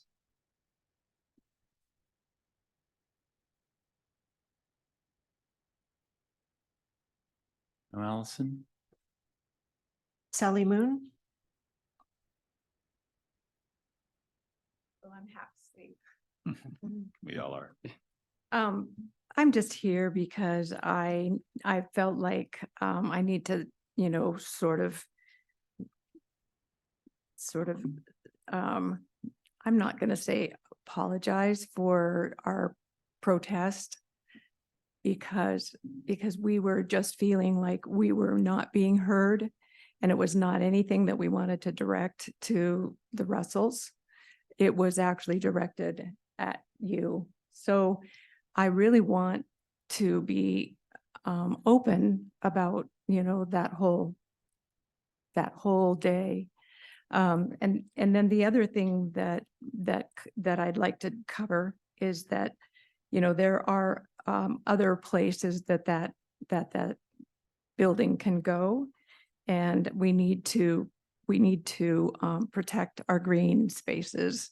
We're moving into, urban sprawl, and that park has always been green, and it was made, over a dump, and there's still residual from that dump that's happening. And I just think, you want to take another look at that, because when you open up the ground, it's like opening up Pandora's box, and not a good thing. I have the plat of the 5 acres, and the 5 acres includes, where things are that don't need to be disturbed, and shouldn't be disturbed. So I'm just, have you talked to the church, and approach them, because that would connect all of the Great Northern and the Traverse Park. And then the other thing is, you could build us in a space that could actually be beautified. You're Yeah. good. Thanks, got it. But the Russells do need to know that, it was the intention of the Russells to actually create an athletic compound, that he was an, big advocate of, sports. And I just think that by, sweeping off the playground where it's at, and moving it, and cutting down trees, and then planting more trees, you're actually financially, kind of going backwards. And if you found a piece of ground that would really be appropriate, that could be also beautified. Thank you, Ms. Moon. Appreciate those comments. Yeah, well, I would really hope that you would, think twice. Thank you, ma'am. Your There's still time more is up. time. Thank you. Sure, it is. Thank you.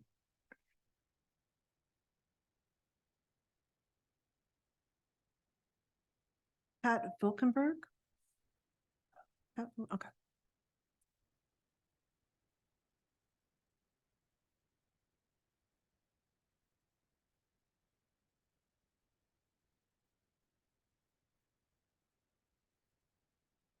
Rebecca Holland. Okay, 11 o'clock. I just want to remind you that I came to you in March with some concerns, and I reached out to the parents at the playground. I started going around with a little petition because I knew none of them were being asked about this. And I came back and I told you, and I said, well, you know, there's, you know, a couple hundred names, which, you know, at any time could have been something where you could reach out and create a shareholder meeting. Or not shareholder, excuse me. Oh, it's late. Well, anyway, I want to let you know that I have about 400 signatures on paper, and we've got better than 2,500 online. So that just tells you right there that the community is pretty ignited about this decision that they didn't feel like they had much of a part of, pretending like there were 9 meetings and such. I just won't spend my time going through that because we know better in terms of what there was for public engagement. I was at them and I have things recorded. Back to the petition, I wanted to read that to you. It says, we the residents of Sandpoint and Bonner County petition the city of Sandpoint to not take down the children's playset, picnic shelter with its mature trees at Travers Park. We built it in 2010 with community funds and special foundation grants. We value our existing playset and endorse additions, upgrades, and repairs when needed. Our community should have a voice in choosing a better location for the new tennis pickleball facility. We want our local children and the tennis community to be given equal consideration. When it's said to the press that the people that were involved in the decision, the reach out went to the tennis people, which is great. I get it. And then to a few neighbors, I asked neighbors, nobody got a knock on the door or anything sent to them. It was all word of mouth. So this has been a terrible, terrible reach out. And it's been a terrible rollout with the whole fencing. I was pretty surprised that the poor Waldorf kids, they were pretty torn up about it. Last Friday, they had access to a playground, and then on Monday, it's all gone. No word was sent to the school. The counselor across the way who brings his clients over regularly and they walk the park, they're locked out, just like that. And your big sign, it's behind a screen right now. That should have been out there. That should have been out there months ago. Any kind of capital improvement plan like that it's just been a very, very poor job on planning's part. Thank you, Ms. Holland. We appreciate your comments. Failed us and we're very unhappy. Thank you.